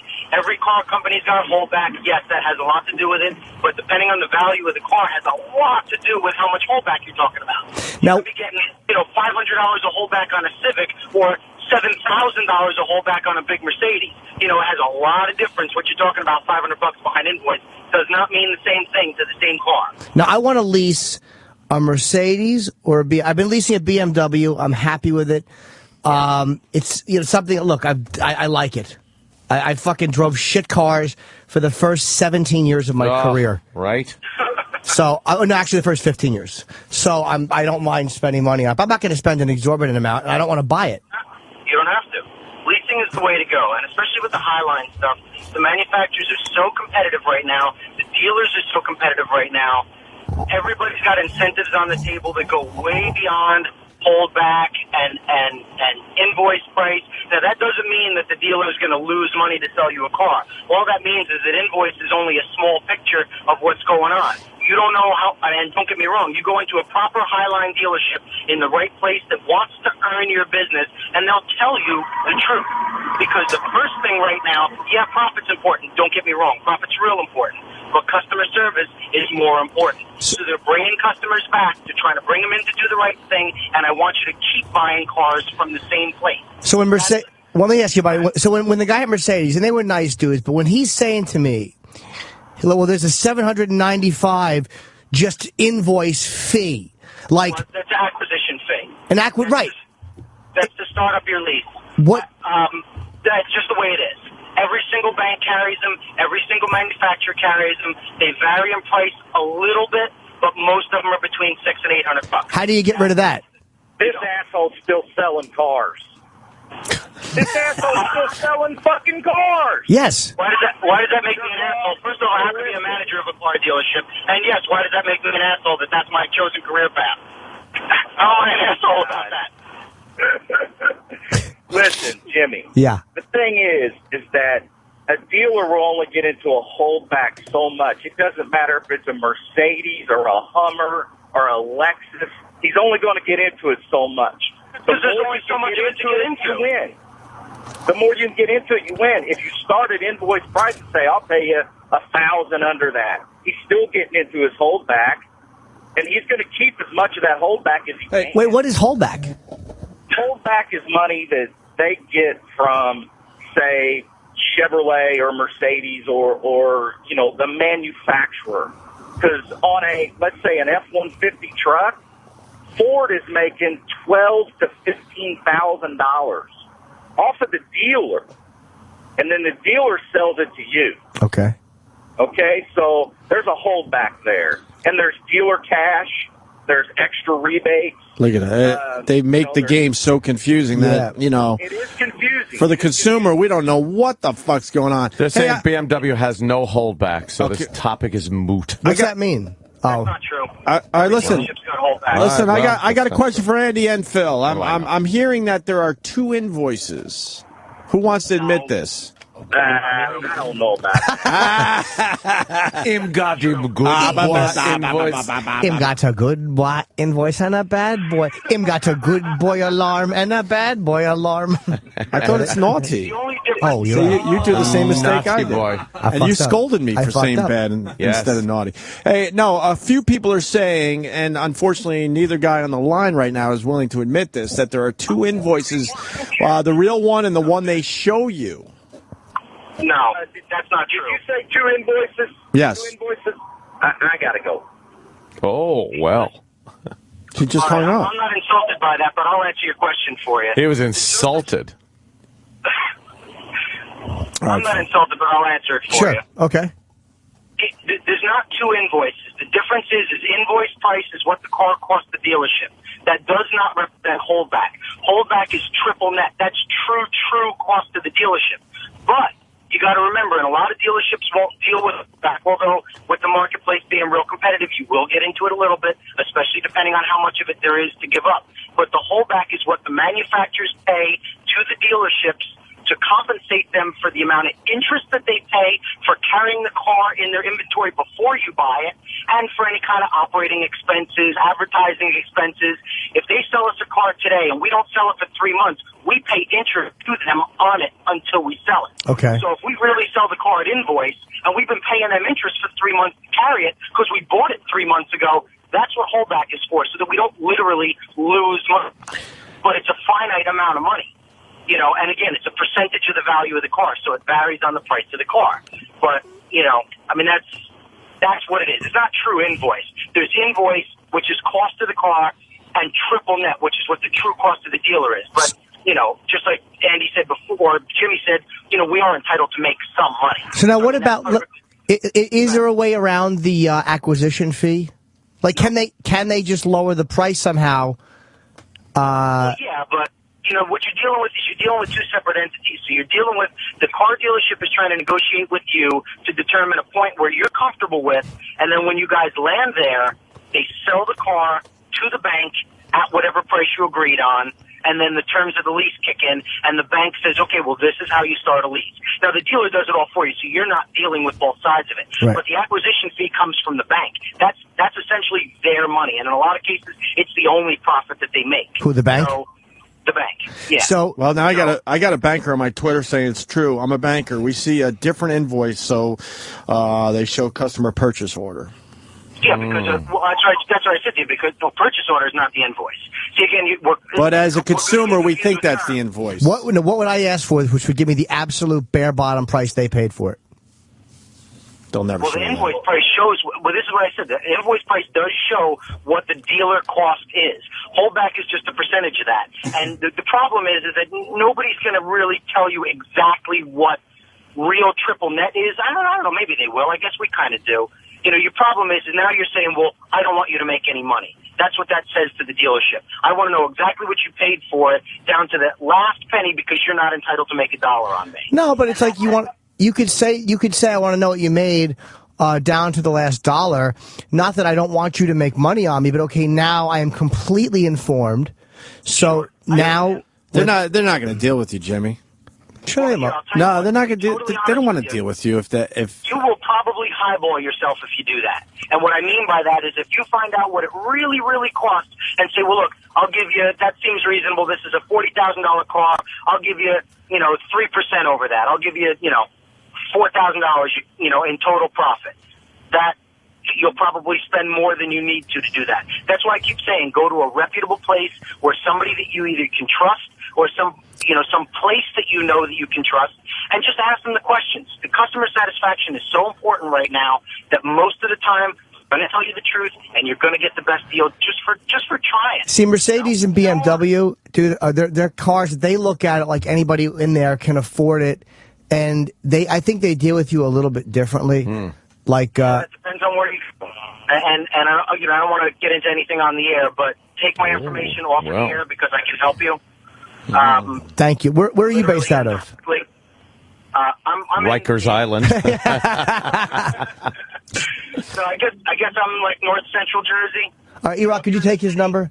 Thank you very much. I'm a good customer. Like, I love my fucking the X6 I like it a lot. I've talked about it a million times. It's very nice. It's a fun thing. Yeah. I don't have kids. I'm not married, so I like to lease a car. Let's say hi to Al in Edison. Al. Al. Okay. Quickly, Al, because I think we've... Real quick. Yeah. The difference between a lease and purchasing and all that means nothing. You go in, you negotiate the price of the vehicle. You know what it is online. Kelley Blue Book tells you the invoice. You offer the guy $500 above the invoice. Kelley Blue Book? KelleyBlueBook.com tells you everything. How Jimmy much they Blue pay for Balls. Once you get that price, Jimmy, all you do is you say to the guy, once we agree $500 above cost, you now know what your term is going to be. Let's say it's 36 months. Those figures are locked by the manufacturer. They tell you the vehicle is worth 60% of what you paid for it after 3 years. If you paid $50,000 for the car, 60% is what it'll be worth after 3 years. You pay on 40%. So you're only borrowing 40% of the vehicle, so your cost is based on 40% times a money factor, which money factor means interest. You know your interest rate, multiply that out. You divide your payments by 36. That's what a lease is. So the only negotiation on a lease is based on invoice. Everything else is set terms based on bank. I understand what he's saying. I need a real man to come with me. Because I mean, I don't sell cars for a living. I just like screwing dealers out of making a lot of money on them by doing simple research on the internet. There's websites out there that tell you how to lease. Dude, everything you just said to me, I know is right. And while you were talking, my brain was just throwing rocks around, and I was bouncing a rubber ball, making fucking child noises. Your brain exploded, Dude, right? I can't. I'm the math same stuff. Jimmy, it's not hard. Creative stuff I'm good with. But math stuff, like you just said, my head doesn't grab it. Like, I listen to you, and I'm focusing on you. It's and I'm like playing craps. You got the pass don't pass is round one. That's where you negotiate your invoice, and then you got your come, which is how am I going to pay for it? Am I going to lease it? Am I going to borrow it? Am I going to pay cash? It's all based on what the vehicle is worth after your term. You negotiate that price. The interest rate is locked. The vehicle's total value is locked. Mercedes have great leases because they have a high perceived resale. So people think after 3 years the thing is worth 60%, where a piece of crap Chevy may only be worth 40%. So the lease is high on a Chevy. So now you're taking 60% onto yourself. Exactly. Yes. You're borrowing a percent rate times the interest, and your payments are divided by that. So the only power the dealer has on a lease is what is the invoice, because everything comes off that total invoice. And what if you have to get, like, how do you find out from a Blue Book? Like, say I want to get this option and that option. I mean, how do you... Blue Book. Go to KelleyBlueBook.com, KBB.com. It tells you what the MSRP is, and it tells you exactly what the dealer paid to the penny. But with certain options, too? Wow. Everything. You can see the option. I've been doing this for 10 years, and you bring that in from the dealer, his face drops, and he goes, oh, crap. Because he knows he's not going to be able to screw you over, and you can tell. Now, holdback, you can't negotiate holdback. Holdback is like the dealership gets 3% by the manufacturer for pushing a car that doesn't move. All right, Al, listen, you and everyone else, you're pissing off a lot of dealerships. This is a touchy fucking topic. Really? We got Justin in Manch Vegas. That would be Manchester. Yeah. 500 over, doesn't even pay his salesman $75. That prick is denying me a mortgage. Tough. Get another job. He's hardcore, this guy. Well, this guy isn't in the business. He just knows how to do the workaround. He said he likes screwing dealers over. So, but us just talking about it is really pissing off a lot of dealers out there. If the dealers look, the guys I dealt with, I liked. Like my guy, who was at BMW in Jersey. I like a lot, and I think he's a straight shooter. He's not a scumbag at all. I've dealt with him before. And the guy I dealt with at Mercedes and the manager, I think they were being straight. I just know I don't know what I'm doing. Yeah. And I told the guy that. I'm like, I'm going to show this by my business. Like, I don't know. That's good to say to the guy. I have Look, I don't know what I'm doing. Dude, if I don't say you could fuck me in the ass. You can only bluff so much with these guys because you can kick the tires, but as soon as he sits down, he knows if I'm not asking certain questions and I'm not knocking this, and this down, I'm a fucking idiot. I just sign whatever they put in front of me and drive away. That's all I do. But I'm not trying to fuck the guy. I don't mind them making a few bucks off I'm me. a great customer, too. Because Yes. as soon as they pull out that calculator, I'm like, all right. And they start. Here's what your monthly payment is. Holy Here's this, shit. here's that. I'm like, all right, let me sign an initial and drive away. I don't care. I know my poker face drops at that point, and I'm done as soon as that calculator comes out. All right, just a few numbers here now. We're going to work this out. Yeah. They're adding this and that, and you don't even know what's real, what's fucking. They're just adding because they know they can. No, dude. Here's my fucking big question. All right, you got to do what's the best you can do? Like I know what it is. Yeah. And literally, it does. What can you do for me? If he said 2 million and 8 tomatoes, I'd go. Oh, I guess that's the best you can do. I have a 30-year lease on my car. But I fucking put no miles on my car. That's why I don't want to pay a tremendous amount too. Because I don't want to spend. All right. You want Al's numbers too? Yes. I put 8,000 miles in almost 3 years. No mile. I'm Crazy. fucking Larry Lease. You're the little old That's lady why- from Pasadena. But that's why you should buy. You're not beating the shit out of your car. Nah, but it still loses. But it's like I don't want it after all those. 'Cause you years. want a new car every I once did in a that, while. dude. I did that my whole fucking adult Al life. in A Topaz, a fucking Taurus, a fucking Mustang in the winter, which ran out of fucking. You couldn't go up the fucking snow hill with it. A fucking Saturn, another fucking Saturn. See, if you're going to continually lease vehicles, then it doesn't matter if you buy or lease because you're just making payments. Right. Now, if you don't want to make any more payments, then you'd buy a car, and after a while, you're done paying for it. Now you have the car outright. And you have an old car. And you have an old car. And some people want a new car. Yeah, every once so in a if you're while. going to, every 3 years or so, let's say, get a new car, then you might as well just lease because you're just paying. Right. Doesn't matter. All right. And I don't want to deal with trying to sell a fucking car or No. anything. I want to drive it into the dealership and go, good, I'm here for my new one. Take my old piece of shit. I got no dings or dents. The car's garage parked. Yeah. Fucking few loads dropped in it. No one knows. Who doesn't? I bought mine and I want a new car, and now I got to deal with like selling it, and they make it hard to sell it. Of course. Because at this point, I just want to give it to family members, but the fucking state has to get their taste, so Yes, you can't they just give do. shit away anymore. Oh, no. They have to pay the taxes on the blue book value of the fucking thing. Always just grabbing money out of your pocket. They love You can't even do doing the right that. thing. I wanted to give my car away to somebody in my family. new one? It was the biggest Oh. pain in the ass. The last one. Because then the DMV got involved, like, well, you got to prove taxes were paid on this, and blah blah. You got to pay the taxes for the value of the car. It's like, didn't I pay taxes on it when I bought it? Right. Motherfucker. Fucking. Now, 'Cause it every used time it changes hands, the government has their hand in it used to be when you wanted to do the right thing, you give it to somebody, and maybe you had to like, all right, you have to buy my car for $1, whatever the fuck it was. Remember Yeah. that shit? Yeah. So they officially own it.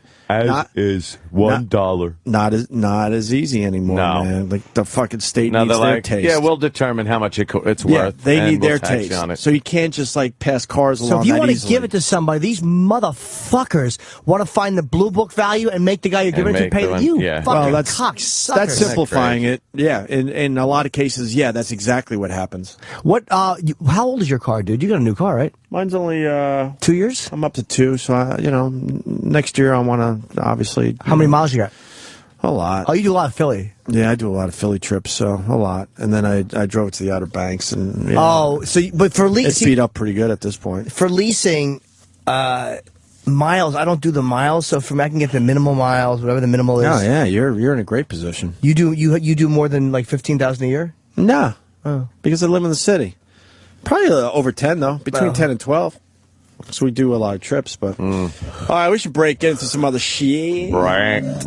We got Elijah Wood. He was in recently and said yeah a lot, and He certainly did. the boys picked up on that. So check this out, and we'll be back with more shit. And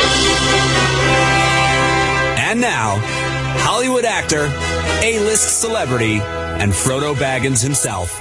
Elijah Wood says yeah 80 times.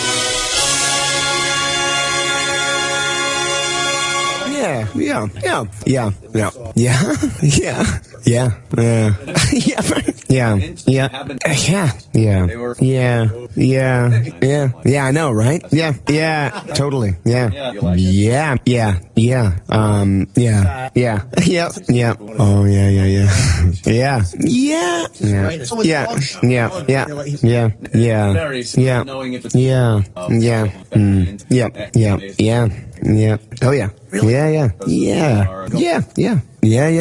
yeah, Yeah. Yeah. Yes. Yeah. Yeah. I would. Yeah.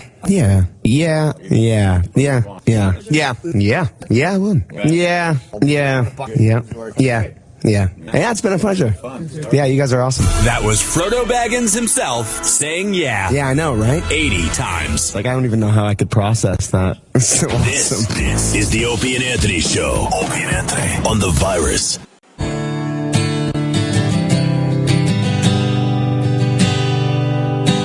Good boy phone and your naughty boy phone. Your naughty boy phone and your good boy phone. Your good boy phone and your naughty boy phone. Naughty boy phone and your good boy phone.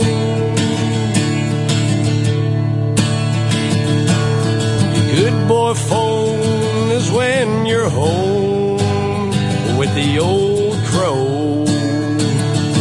And your naughty boy phone is when nobody's home and that little fucking whore from Canada blows up your phone.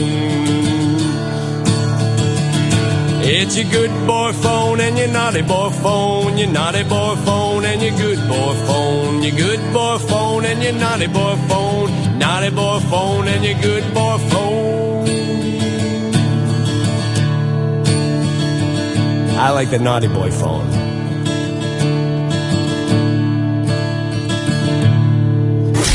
Sirius XM.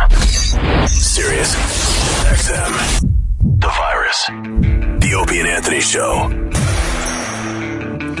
Tracy Morgan has returned to the comedy stage. Finally, after all that controversy of the last, three and a half weeks now? On stage for the first time since Anti-Gay Tirade. It wasn't a tirade, you assholes. He was doing his act. Tirade. Tracy Morgan gave his first live comedy performance in New York on Saturday night since his now infamous anti-gay rant earlier this month in Nashville. It was... I love how but that's what they say it is, so now that's what it is. It wasn't that. I know. Some people had a problem with it, but the fact is, he was doing his act. He wasn't pulling a Kramer. A Kramer, right. Yelling. Michael Richards. By all accounts, the performance at Caroline's Comedy Club was pretty much controversy-free, but Morgan did address the recent scandal while on stage. He did. You're all sitting here waiting. You want to do Tracy, or I'll just read it? You just read it. You're all sitting here waiting for me to say something about the controversy, right? He said, which the audience cheered and applauded, according to the New York Times. I'm 42, man, and now all of a sudden I'm a homophobic. To emphasize the point that he's not homophobic, Morgan quipped while laughing, "My father was the lead singer in the Village People. I would sing the YMCA the loudest. I was sitting right there when he wrote the song, My Daddy. The Indian was my grandfather, or godfather. The Indian was my godfather." So he's making jokes, right? Yeah. And then this dope that wrote this article in parentheses writes, "Morgan's relatives aren't actually members of the Village People." Oh, thank God. Oh, literal author. What an idiot. He had to make that point. He later added of the homophobic accusations, "I don't have that in me. I believe gay, straight, everybody's supposed to be happy in the world, man." Also, later in the show, Morgan said he had something on his mind that he couldn't share with the audience, then proceeded to encourage him to do just that. "So, I can't," Morgan responded. "I just got out of the controversy, man. This is diabolical." Diabolical! So he's too scared to really address it. That's what Glad did to him. I got something to say about the homosexuals, but I ain't saying it. He was too scared. I can't go on another month for this. But he did go into a gem. He did. I know. It proves my point, though. They were holding him hostage, and now he's scared shitless. And he wanted to say a lot. But it seems like Morgan couldn't resist pushing the envelope, Anthony. One comment that earned groans and shouts of "uh-oh" from the audience was, "Don't ever mess with women who have retarded kids." Them young retarded males is strong. They're strong like chimps. And that's Tracy Morgan. So what? They're now strong like chimps. Now what? What? Another organization will have to go after him, right? They got that retard strength. That's right. They'll target the wrong guy. They're retarded. The R word hurts. But there you go. There's a guy just fucking, doing his act. I want to apologize to all the stupid retards. I'm very sorry. I didn't mean to say that.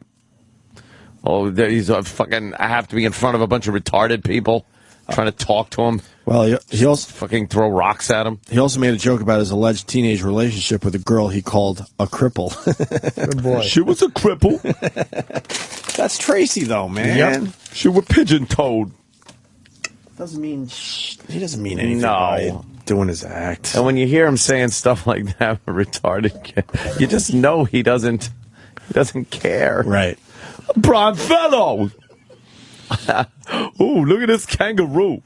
That bit was great, and it was right at the tail end of his tenure there at SNL. They finally and gave him finally something. got a funny ass character. Right. That bird tried to steal my credit card. They really never used him properly until the end, huh? They almost never use black talent properly, except for Eddie Murphy, who was Dick Yeah. Ebersol. And why is that? I don't know. I mean, Garrett Morris was underused. Dean Edwards was underused. I think Tracy was underused. I But don't then know. we think Garrett Morris isn't funny. Maybe, but I mean, he should have been on the show then. Is he a funny guy that they just kind of He was the black kept down? guy. They needed him as the black guy to do But Tracy Morgan, we all know, is a really funny guy, and he doesn't have a lot of SNL skits that you want to check out. He just doesn't. Very good to me. Right. He finally had Brian Fellows at the end of his career. But Can we hear this for a second? I don't know what it sounds like. Lab of Ornithology Fallon. in Newport. Yeah. Is that in Newport? yes, it is. I'm Brian Fellow. Brian, I'd like you to meet a friend of mine. He's an Amazon yellow nape that goes by the name of Bailey. What do you say, Bailey? Hello. That bird just talked. That's right. The parrot is able to mimic human speech patterns. That's crazy. Hello. He just did it again. You know, Bailey and I are big fans of the show, and we worked up a special treat for you. Would you like to see it? Would I?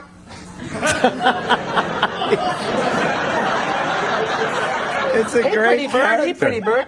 Who are you? I'm Brian Fellow. That bird is a liar. I'm Brian Fellow.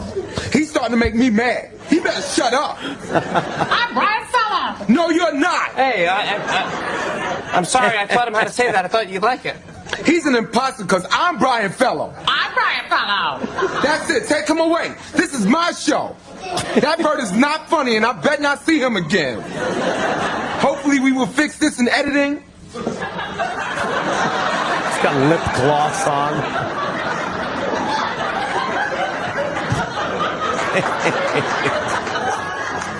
I would never. Now we're just That's watching. funny. Yeah, That's very funny. I've never seen that character. I knew I was familiar with it, but it's hilarious. It's a great Sounds character. gay almost. Yeah. He's very No, I'm kidding. flamboyant. Yeah, he sounds Little gay man. almost. I know. I'm an ass. Oh, that's the one The Rock was on. Yeah. Wow. Okay. So, what are you going to do? But they don't use black guys properly on SNL? in I general? don't think they really have, no. And I'm trying to think of who else was on. I'm sure there's other guys I'm not thinking of. Chris Rock. Chris Rock barely got used on SNL. That's what I'm saying. Yeah. And we all know how funny Chris Rock is. So what the fuck are they doing over there? You got someone like Chris Rock and you got a Tracy Morgan, and they don't have anything that's really memorable. Only Eddie Murphy got the right, and again, but that's when Dick Ebersol. Yeah. Right. Tim Meadows was. Oh God, yeah, he was there for 9 years, right? Or 8 Meadows years. was rough. Yeah, he just hung out like, oh, good. But I'm here another unfortunately, season. I don't even know, but I would say that Tim Meadows is not funny just because of what I saw on SNL. But Yeah, he I might know- be I never- he might be hilarious. I never found the his bits funny. You know how annoyed he must be at like 30 Rock being so successful? He can't be a part of it. Yeah, that's got to be like, come on, hook me I used up. to be on SNL doing all kinds of characters and stuff. I do on. Is Daryl Hammond still on? No, I was thinking about him yesterday. What do you mean? He finally left? No, he's on. Yeah. Oh.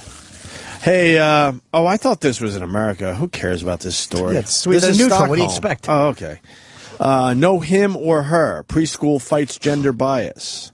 Yes, I agree with this. It's very good. It's perfect. At the Galia preschool, staff avoid using words like him or her and address the 33 kids as friends rather than girls and boys. Right. But what if they're not friends? What if they don't like each other? They have to like each other, or that's bullying, Jimmy. Oh, good point.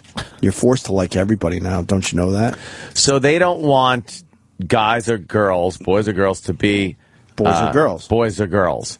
They don't want that influencing how they grow up. What's wrong with being a boy? What's wrong with being a girl? Nothing. What's wrong with that? You are what you are. So, gender bias. From the color and placement of toys to the choice of books, every detail has been carefully planned to make sure the children don't fall into gender stereotypes. I said this a long time ago. We're all going to be robots eventually. This is robotic shit. It's a social experiment. I'd be pissed if I was a parent. It's like, don't pull your social fucking experiments on my kid. Stupid. Homeschooling, man.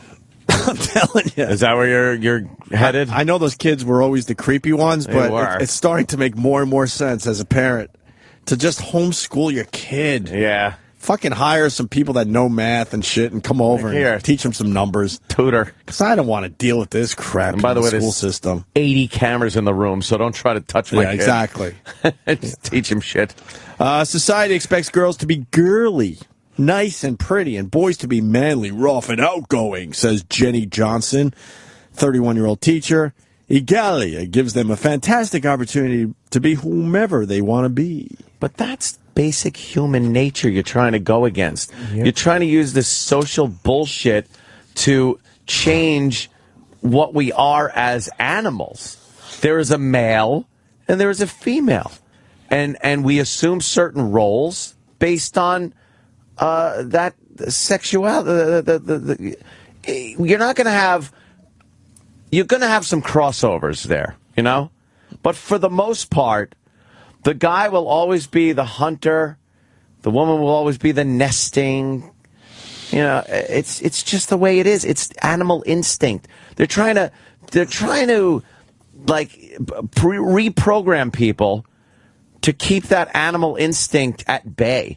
And it's like, just stop it. We're animals. Enough. And how is that going to come out eventually if you continue down this road? You know what I mean? It's just going to fuck up and confuse people. Absolutely. The taxpayer-funded preschool, which opened last year in the liberal Södermalm district of Stockholm. For kids aged 1 to 6 is among the most radical examples of Sweden's efforts to engineer equality between the sexes from childhood onward. Good job. What are the liberals doing? They're dumb. At Egalia, the title means equality. Equality. Friends means equality. Boys and girls play together with a toy kitchen, waving plastic utensils and pretending to cook. Why do they got to have the girl things? That is a girl thing. Do they have maybe some, army stuff? Wow, they have the guns, too? Good question. They would never do that. No, why would they? Lego bricks and other building blocks are intentionally placed next to the kitchen. Why? To make sure the children draw no mental barriers between cooking and construction. Sure, make me an omelet and a little brick comes in the fucking plate. I'm making a dormer on my house out of succotash. Wouldn't it be funny, though, if they want no gender things, but blacks were frowned and spit upon when they walked in because they're all blonde and Swedish? Fucking neutral shithouse. Bunch of racists. I despise the Swedes. Despise them. Despise. Remember, he's eating meatballs. Bunch of meatball-eating motherfuckers. Little meatballs, though, because they're Swedish. I hate Swedish meatballs. You like Swedish meatballs? I prefer them sourish. I love Swedish meatballs. Get the fuck out of here. You need on your chin. Yes, meaty balls. You need a nice red sauce with your meatballs. Fuck that Swedish shit. Meatballs are the shit, man. You're Italian, I like man. them. You should hand in your Italian cards, sir. Oh, I don't have them a lot. You really like them? Yeah, I do. Oh, fuck with that brown dumb gravy they put on. I need a red sauce. It really is It really is acid reflux waiting to happen. Yeah. Wondrous. Director Lotta Raja, some fucking Swedish name that I certainly can't pronounce. Oh, Lotta, how do you put the letters together in that fashion? Lotta Ragelin. Thank you. Lotta Ragelin. Notes that Egalia places a special emphasis on fostering an environment tolerant of gay, lesbian, bisexual, and transgender people. I don't want my kid going to Egalia. Egalia? Everybody pumping their Peters in Egalia. From a bookcase, she pulls out a story. I don't want no bookcase around my kids. She pulls out a story about 2 male giraffes who are said to be childless. Oh, They boy. can't suck each other's dicks because their necks are so long. Yes. Giraffes are very phallic, aren't they? Yes, they look like giant cocks. Yeah. One Giant giraffe just hard-ons. puts his head up the other giraffe's ass. Giant hard-ons with legs walking around. Until they come across an abandoned crocodile egg. And then what? And make shoes out of it because they're gay and they like fancy things. Tee-hee! Oh, I want a crocodile bag. They start swishing around. Wow. Wow, someone in this school district is uber gay. Yeah. That's what this is about, because nearly all the children's books deal with homosexual couples. Nearly all of them. Wow. Single parents or adopted children. There are no Snow White, Cinderella, or other classic fairy tales seen as cementing stereotypes. Fairy tales would be perfect. Okay. Of course. Wow, the staff also try to help the children discover new ideas when they play. Uh-oh. Uh-oh, new ideas? Like what? Yeah. A concrete example could be when they're playing house and the role of the mom already is taken and they start to squabble, she says. Then we suggest 2 moms or 3 moms and so on. And a dad to punch the ball in the eye to blacken their saucy eyes when the fucking brick is cold because they don't know how to cook because these dumb cunts were making fucking houses when they were 9. Idiots. I'd hate to grow up in that stupid district. Stinks. My house is made of spaghetti. Every time it rains, it falls. It's great when it's hot out because it's stiff. Whenever it rains, it's a delicious accident all over my face. I have a carb house. Swedish jizz buckets. Your spaghetti roof collapses on you, is what you're saying? I would, maybe Switzerland is the one who's all neutral. I think I'm wrong about that. Yeah, But Sweden's the all I same know is thing. this. They're I would love to terrible. invade fucking Sweden and just savagely beat them with fucking axe handles. For no reason. What have we done? We haven't done anything. We like a penis and a vagina the same. We like it to have it to need the balls.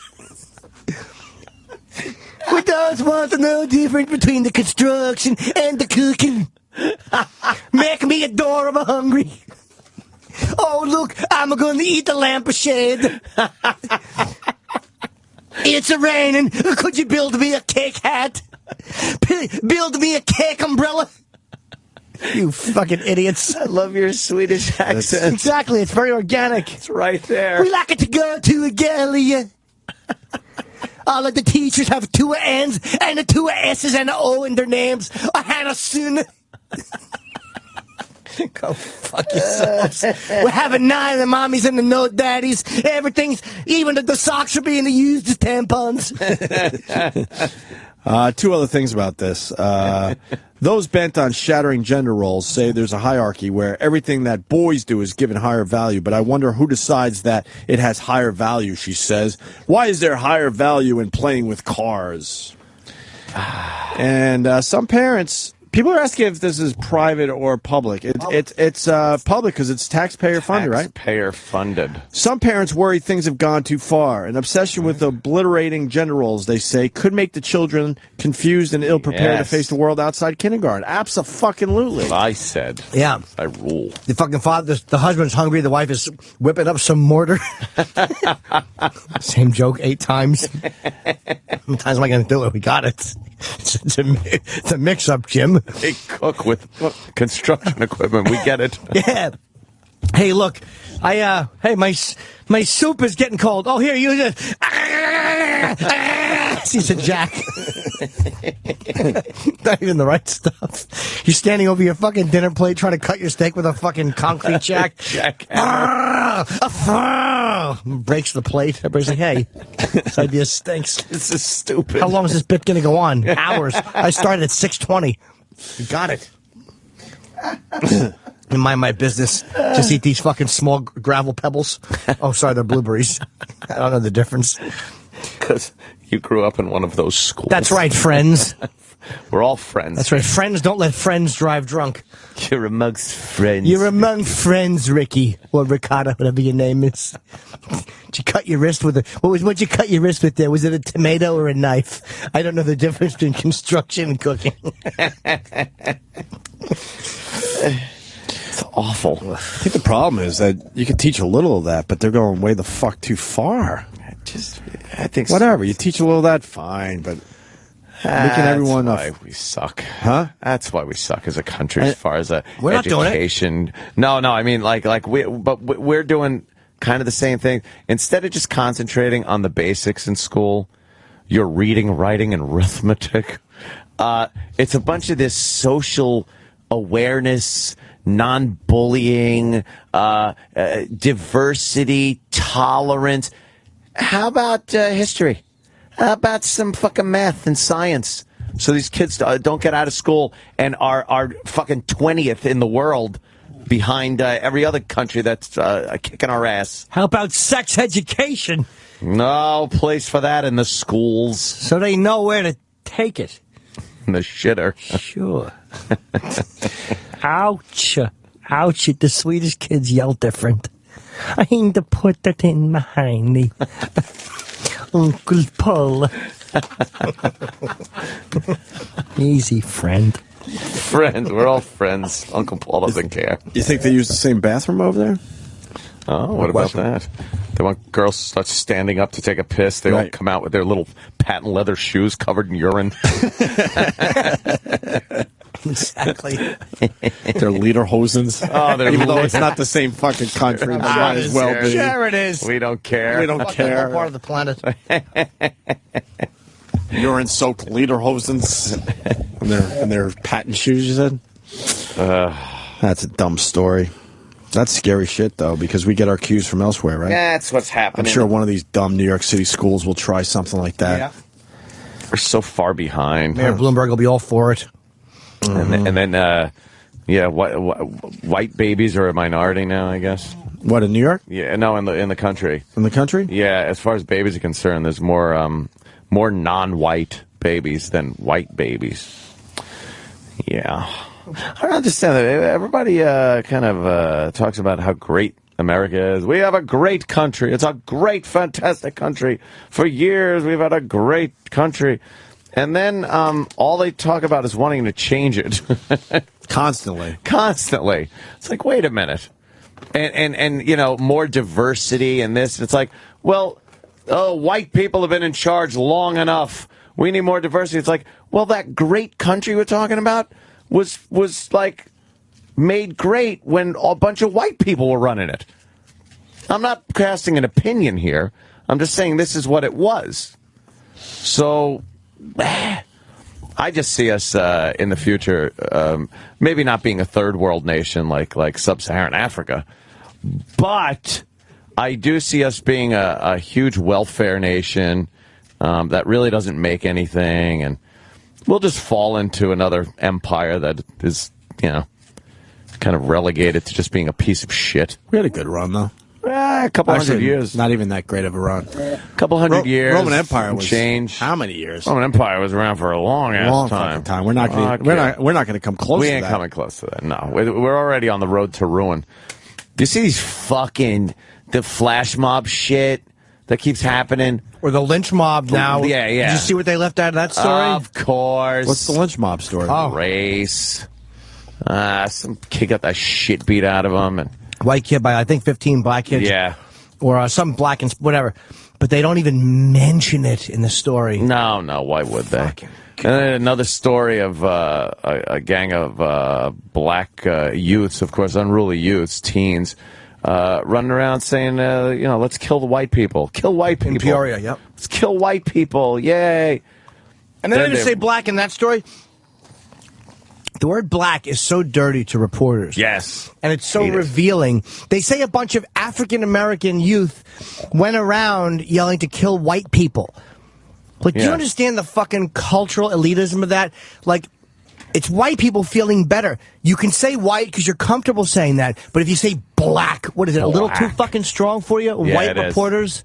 How do you know they were African American? How do you know they weren't fucking Haitian immigrants? Right. How do you know their parents weren't fucking, one was French and one was Haitian? Come on. I've seen reporters use African American when they were talking about Africans in Africa. Like, here's a picture of African Americans. And it was like, no, they're fucking Africans. Right. Sears got, I guess, 30 or so. blacks ran into a Sears and just started robbing things. Another store, Walmart, got hit. They plan these things on whatever social media. But how about those companies figure out social networking? Oh, so you can see it coming? Yeah. Like, hey, lock the doors. Lock the doors. Oh no, you can't do that. 'Cause if you see 30 black kids walking in, and you go, wait, then you're discrimination. profiling doesn't work. But what happened? What happened? They went in and just started grabbing merchandise, knocking a few people around too. Can I be completely honest? Yeah, that's pretty smart. Well, it's a smart way to rob. If you're going to be one of those guys, what a brilliant idea Yeah, it is. Because now, who the fuck do you grab? Exactly. But now, well, they grabbed one guy, a 19-year-old. And honestly, I'm outraged. I really am. I'm with you on this. But if you think about it, it's kind of smart. It's and genius. brilliant. Same thing fucking Hitler thought of, and so did Napoleon. Just run in there with a bunch of people and take what you want. Bunch of people. It's not exactly new. All of a sudden, you got 30 black guys or black kids in your store grabbing and running. Holy fuck! What an idea! It's this organized. How are they going to stop that? Chaos. I don't know how you'd stop this because they never know where they're going to pop up. You got to infiltrate. Yeah, somebody's got to be like an online Just start monitor. shooting them. Yeah, that's what I would. You know, they need armed security guards that will just pistol whip the fuck out of these punks, punk thugs. Yep, punk. What would you do if you were in one of those stores when that was happening? As it I would was going stand. down? I'd stand with my back against the wall and I'd fucking watch. I'd watch. If I felt my life was being threatened, I would shoot somebody. That's it. But there's a real answer. But in general, if they were just ravaging the place and robbing the place, I would just watch and go, "Oh, look at that! There you go. Thank you." MLK would be proud. He'd be very proud of you all right now. Very good. Yeah, they got to figure that out because savagery going seems on. like more that's happening. I just don't like the way it's reported. Yeah. That's what bothers me. Dishonest. It's not even the stories. It's the fact that the media just won't say it. No, they won't say it. And I know we've made a lot of people aware of that because I get a lot of people telling me, like, God, I never noticed that. Yep. But read the story about the lynch mob in South Carolina where they beat this, again, gangs of people beat up people. But they just refuse. Even on Twitter, some white guy said to me, well, how do you know it was racial? It's like, the fact that it's not mentioned at all when it would be in reverse. Right. You're naive or a liar if you don't believe that. Maybe some people are just naive. Gang of white people. They beat the shit out of one black guy. No. It is racial before they even investigate it. Before one word comes out of why the fight happened, why they beat this kid up, it is a gang of whites assaulted a black guy. Reverend Al is out. Claims of a hate crime. But the other way around, it's just, well, there may have been a problem over some money or this, that. We're looking into it. It really is a way of them saying that blacks are stupid without meaning to. Yeah. It's like you give the higher motive, even if it's a devious motive, to white people. Yeah. When white people commit the crimes, it's because there's a motive. It was racial hatred or it's based in some type of thought. Yeah. When blacks do it, it's because they need money and they just club you over the head and take it. Ugh! Ugh! It's this fucking, I'm telling you, man, white people who write these stories are such fucking elitist cocks. Yep. And they don't even mean to be. They're not trying to be. To think that blacks only have robbery as a motive is like saying fucking ugh, see phone, ugh, take. Like they don't think that any thought could go into phone. it. They don't think a bunch of black guys could have a racial because white people don't want to fucking look at the racial anger that a lot of black people have towards them. It's their way of pretending it doesn't exist. Instead of going, yeah, you know what, shithead? There are a lot of blacks that don't like you. Yeah. And will target you before targeting somebody else. But they don't want to acknowledge that to themselves. It's embarrassing. It really is. It's but white people always have a higher. read, too. White people never just club black people over the head to rob them. There's always another motive. Always racial. Because I guess white people are better thinkers. Yeah. Even though it's a devious motive, it's still a thought out motive. I'm repeating myself. I'm sorry. It's as if it's expected. Drives me crazy. And it's terrible. Casey Anthony looking really nice. It looks like she washed her hair. Is this her live? hair was looking a little greasy. Yeah. She's got a little white top on. I think she's giggling a little bit with her lawyer. She put her hand in front of her face. She should be fucking. She's giggling a little bit. Look at the face. Like, literally, when she covers her mouth, I want someone to punch her fucking teeth through her fucking hand. Jimmy, she's a sweet. Look at her. She's laughing. Why? She's a sweet girl. Look, her smile lights up the courtroom. What? I know you guys are having fun with that, but Yes, we are. Logically, what is the purpose of her like laughing and giggling and stuff? Wouldn't you think a lawyer would say that's not help? Yeah, but wouldn't they say that's not helping us? Why are you laughing? When these cameras are on. Maybe every time they show a picture of the body, she just can't help it. Starts cracking up. Well, what do you think, Ant? Opie, you got to look. This was in 2008, 3 years ago. This happened. When you're under this kind of stressful situation, you're in a courtroom every day, your life is on the line. There are going to be moments of levity where you wouldn't think. Look, she's covering her mouth again when she talks to a lawyer. She learned how to do that, by the way. At the beginning of the trial, she would just talk, and they have lip readers that would figure out what she was saying. So now she covers her mouth and, what do the lip talks to a lawyer. readers pick up on? I killed my baby. The dingo ate your baby. Oh, that's good. Yeah. And I know it's been said a million times, but she really does look like an elf when her hair is pulled back. I find her adorable. Her ears are fucking weird. She has. She looks like a little wood elf from Lord of the Rings. Ears are dopey in general. Yeah, they really are. I'm glad we get to cover ours every day, so we don't have to look at each other's ears. I'm going to force people. We put headphones on. I'm gonna put this thought in everyone's head today. Yeah. Just look at ears wherever you go today, and you're going to start laughing at They're yourself. all foldy and They're weird. horrible. What's with all those creases in them? Horrible. Just look at ears today. That's your homework assignment. Wherever you go, just fucking stare at ears. What's that little piece that sticks in They there? just suck. Little curly Q thing. And then it's God's little joke on us that they continue to grow your entire life. Old people's ears are hilarious. Just horrendous. Gravity takes its toll on the lobes. And then the upper part even just gets big and cartilagey. By the time you hit 85 or so, you got two catcher mitts on the side of your head. Giant fucking bullhorn. Right. That and the nose continues to grow, too. Yeah. Right? And then everything else shrinks. Fucking sucks. The old. We should take a break because we got a magician coming in. What? Dan White. Yeah. Really? Yes. Yeah, he's promoting The Supernaturalist. The Supernaturalist. It's a show on the Discovery Channel. Have you seen it? I've not seen Wednesday it. nights at 10 o'clock. I have not. Is he going to do any magic for us? Yeah, supposedly he's really terrific at it. Supposedly, he's really terrific at it.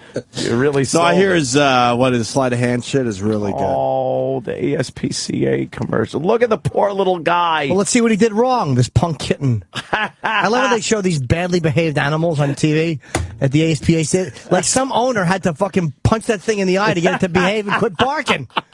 ASPCA helps. Oh, look at that little one. JJ, his name is. What did JJ do to get put in that cage? He's in jail. I bet he was running in circles or something. You're missing the obvious, though. Yeah. There's nothing wrong with these dogs. No, these Exactly. are cute puppies. In the middle of the Show-offs. night, you get the creepy commercials. Yeah, where they have the feel like crusty eyes. they feel like the people that are up in the middle of the night can handle what really happens to these pets. Yeah. During the day, no, though there wasn't one thing wrong with those pets. No, they looked great. They all had really nice one in a eyes, second. nice and clear. Yeah, they were clean. I wonder if that's strategic. It has to be. Yeah. It has to be. Middle of the night, though, it's a fucking horror show. What could happen to a pet? That's right. Well, that's what they get. That should be. I think they show that to actually teach the pets to behave. This is what happens when you misbehave. This is like Scared Straight for pets. If you act all fucked up, you're gonna get your teeth knocked in, stupid dog. Gonna poke your eyes out. Exactly. Hey, you see that crusty-eyed cat? Keep fucking meowing while he's watching the game. That's what you get. Go ahead, claw one more piece of furniture, shit teeth. I'll end you. Get your fucking crusty eyes going. That's what you think, booger eyes. What do you think of them apples? Keep making that noise. Go ahead, rip the curtains again. See what happens. Get a fucking limb chopped off. Oh, God, that poor cat.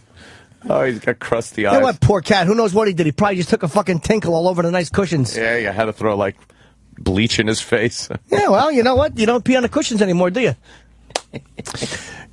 I just learned something about Dan White that could be pretty interesting for today's. Oh. He is David Blaine's head magic producer and has been involved with his specials. Oh, really? Well, we'll have to chat about that. We certainly will. And he's performed up-close magic for Kim Kardashian and Reggie Bush. I wonder if they returned the favor.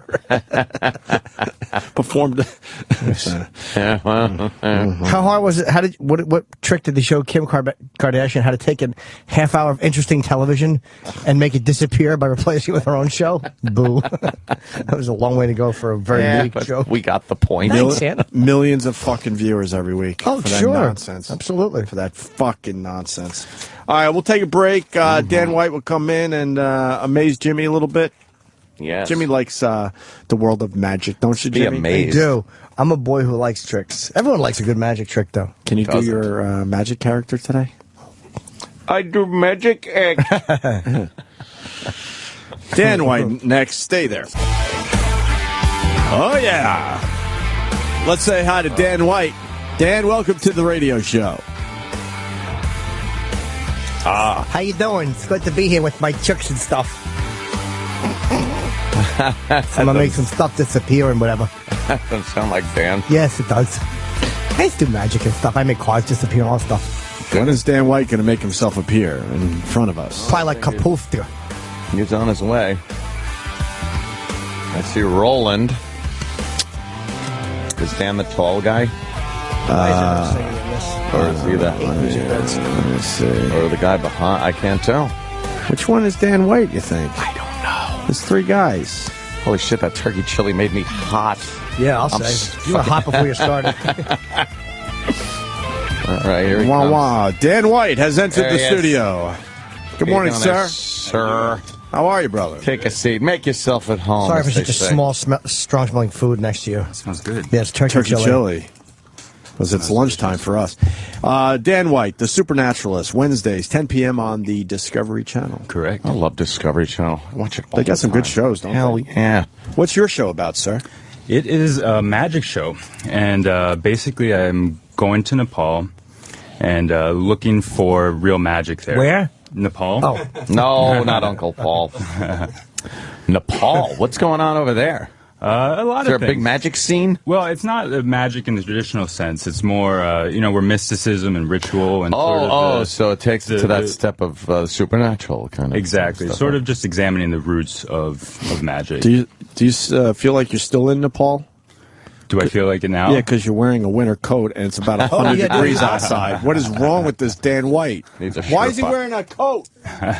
Is that your look?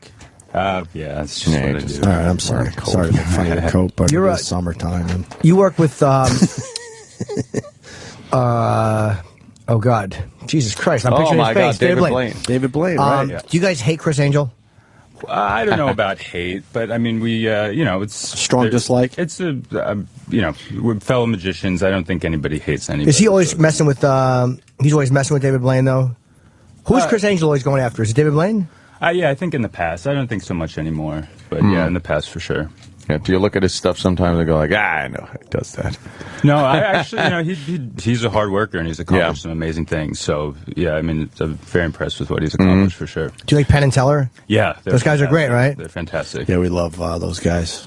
What did you? What have you seen in Nepal that kind of made you go like, ooh, whoa, that is weird? Well, for me, it was being a magician. You sort of see magic all the time, and it's nice to see its origins. So, seeing people do those things that you read about in books, like, oh, I've never seen that before, the snake charmers, and these Indian rope tricks that you've heard about, and all those sort of things that.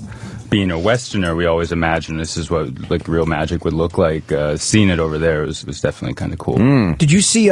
We had those guys in the Amateur Magicians for Lance Burton. Did you see that little documentary? That's pretty good, right? They're friends of mine, and that was a great documentary. They were nice guys. We liked them. They were really nice. How awful was it when the hot chick drops? She makes the mistake while doing the ball transfer into the hat, and you're like, yeah. It's kind of good to see though, because you never see magic tricks get fucked up. So it was kind of fun, Unless I'm trying one.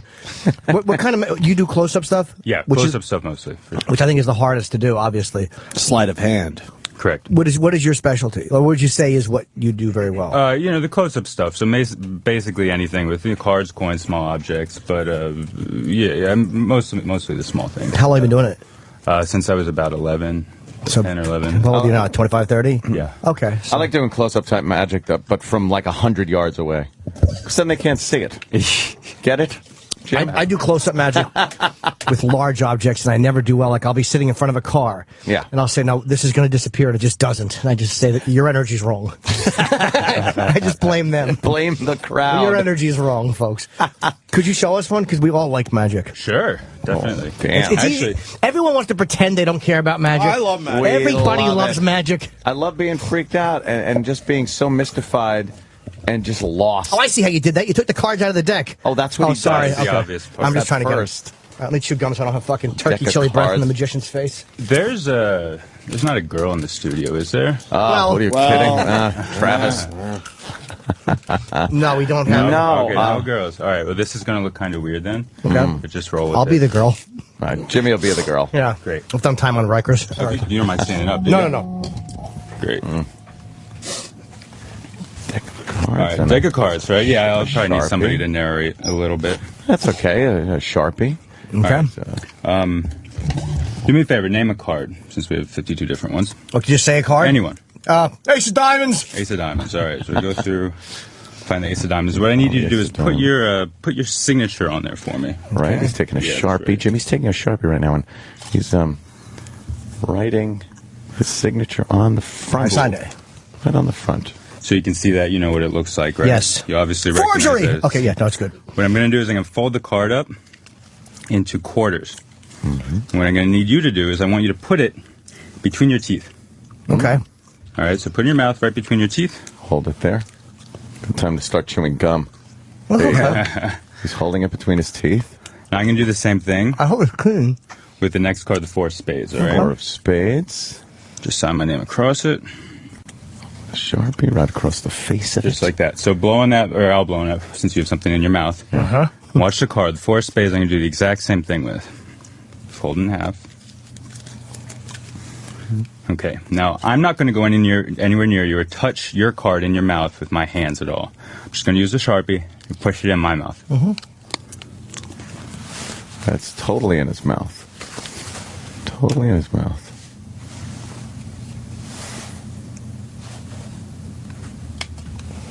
He's grabbing his hands. All right, he's concentrating. He's got Jimmy's hands.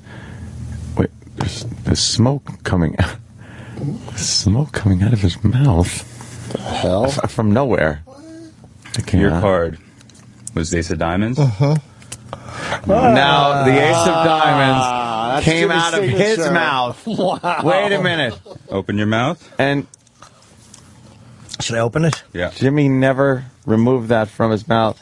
And that is the That's the Four one he of signed. Spades that he signed Oh, boy. Jesus. in your mouth. Kind of gives me the. I mean, I've had similar things happen. Someone else's thing was in your mouth. Yeah, and- you know. Yeah, I understand. Wow. That is a great trick. God, Jesus, dude. and the smoke out of the mouth is pretty Well, good. yeah. That really But sells where it. that comes from. How do you do the great, smoke man. in the mouth thing? He's not going to tell you jack shit. Why not, man? Because he's a magician. It's a code. That's great, dude. That's pretty cool. You ever see The Prestige? Yeah, great movie. Ah, The Great Danton. Yeah, that was a great movie. I like that one. Enjoy man. that quite a bit. How much ass has it gotten you in your life? You know, it's helped. For Yeah. sure. It's definitely helped. Especially probably growing up, being able to pull that off at a party or I something. think that's the thing with magicians is we're so used to being the dorky ones, sort of like the guys at the Star Trek convention, and you know, you grow up and you start doing it, and you realize, hey, this thing might socially help me a little bit. Yeah, So it's- yeah. I I mean, would imagine. I don't think anybody really gets into it for that at first, at least when they're kids. But It's just a good side thing. right, but then it's happens. like, oh wait, this is Because girls do love magic. like they'll come boy, around. The do guy, they. guy's doing magic at a party or something like that. Chicks are all over it. The guys are just like, hey, How many How do hours? you do that? Guy. And they try to ruin, try to cock block you by figuring out how you did it. yeah, I know. I he know does it did that. that. How many hours a day? You know, at this point, I perform so much that it's not performing is my practice. Okay. You know, so when if I'm doing something new, I do it in performance to try to practice and work it in. Have you screwed tricks up before, like Oh, in yeah. front of people where you're like, ugh? That always happens, Whoops. I think, with anything. You know? Yeah. So. Do you look at other magicians' stuff and for the most part, can you figure out how it's done? You know, it's another one of the things. It's just from being in the business for so long. Yeah. It's sort of, for sure. Because But there are probably I don't look at it like, oh, how's it done? You know, I think most professional magicians look at it. What's the technique or what's the presentation? Or Yeah, things like how does he pull it off? Does it look good? Does he have personality? Right. I can see that. And are there set things like that are a basic formula for a trick that the presentation's different sometimes, but it's pretty much the same technique? Yeah, I mean, there's ABC thing. Yeah, there's a group. I mean, there's 10 or 12 different types of effects, and everything's are just. You can actually narrow it Variation down of even that. more than that. Really? Yeah, and vanishing, appearing, changing, different sort of subgroups like that, Mm-hmm. and everything's just based off of those things. And with each thing, like with cards, with coins, there's all different techniques that everybody learns. What's a trick you've seen recently or whatever? Because to me, that was incredible. Yeah. Although, like, a guy on your level would look at it and go, oh, he did a nice job on that. What's one that you've seen recently where you're like, fuck, that was really unbelievable? Transformed man. That's a tough one. I don't know. I haven't seen one in a while. Well, anything that David Copperfield does, I'm a big fan of his. Oh, yeah? He's done Really? some great things that I see. Oh boy! Oh, you saw here him live, goes you didn't like Opie. him. I saw Copperfield Oh, in Vegas. boy. I was deeply disappointed, and I love Magic. I think he got lazy. But And he's always been one of my idols. And No, I understand why. The guy was huge in his specials. I understand, but by the time I saw him in Vegas, I don't know. The first 20 minutes was a "Hey, look at me" montage, and then finally did a few tricks. Well, for you, it's like you grew up. That's the guy you loved growing up, and that's the guy you're still kind of loyal to. Right, and I think Yeah, I get I that. think he's It's like still me liking Kiss. pushing the envelope, for new things for sure. Does he still do new tricks? Yeah. Yeah, there's some magicians that do those huge tricks. The really giant, making the Statue of Liberty disappear, and That was Copperfield. those things. Yeah, that was years ago. Remember Pretty that? brilliant with those the are revolving stage. Was that what it was? Yeah, I think. Yes. Well, Still what do I amazing, know? though. You moved the whole audience just slightly to the right. Yeah. Yeah, because he had the curtain up and stuff. You couldn't look around the curtain. You would have saw the Statue of Liberty. Yeah, we saw a helicopter and had spotlights on it. And it was gone. Okay, no, he made it disappear. I'm sorry. She ducked. Yes. No, but She was hiding behind something. It was brilliant for its time, where he slowly rotated the audience. Yeah. And then when they opened the curtain, the Statue of Liberty's gone. No, it's a little to the left now, behind the curtain.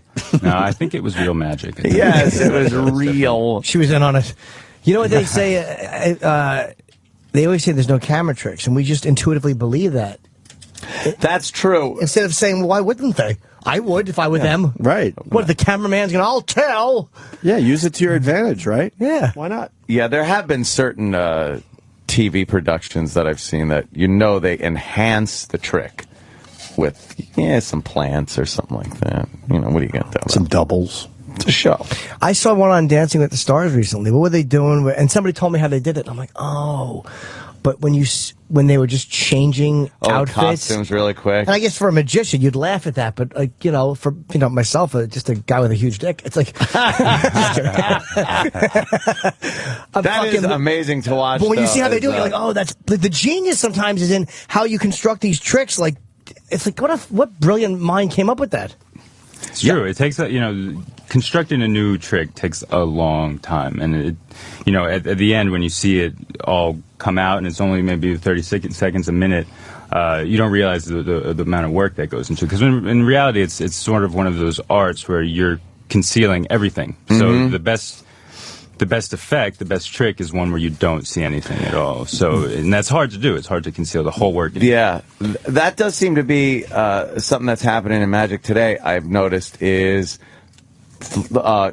it being very fast. Right. If something's getting covered up, and then it's uncovered within a second, and there's something there that wasn't, or if something's gone.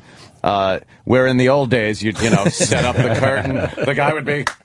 Yeah, you're doing a little dance number. You see the curtains like moving and stuff. You can tell that they're moving the elephant in. Yes, something's being done. You can hear it. Now, That's right. I've seen guys take, the hoop with the material on it, lift it up over a girl, immediately drop it, and there's somebody else standing there, or she's gone, or something. And that shit I think is amazing. You nailed it. The quickness of the tricks. The quickness now is I what's think where it's a at. product of our attention spans. You know, it's just We need to see quicker Come on, stuff. fast. Yeah. I want to see that. I'm getting bored with this old guy clapping. You got another trick for Jimmy? Yeah, sure. Do you have a dollar bill?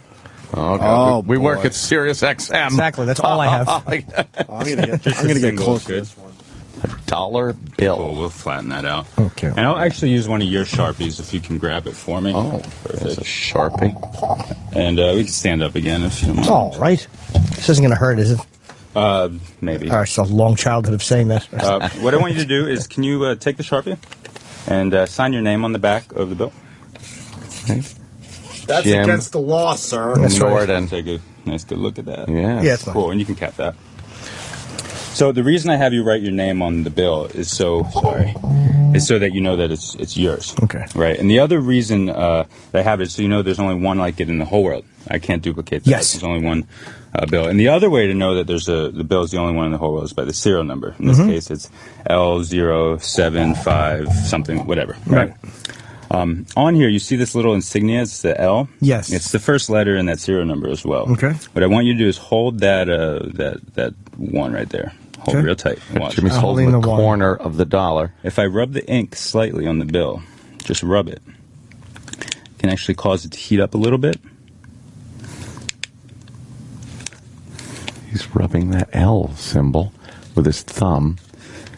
Move it right. Wait a minute.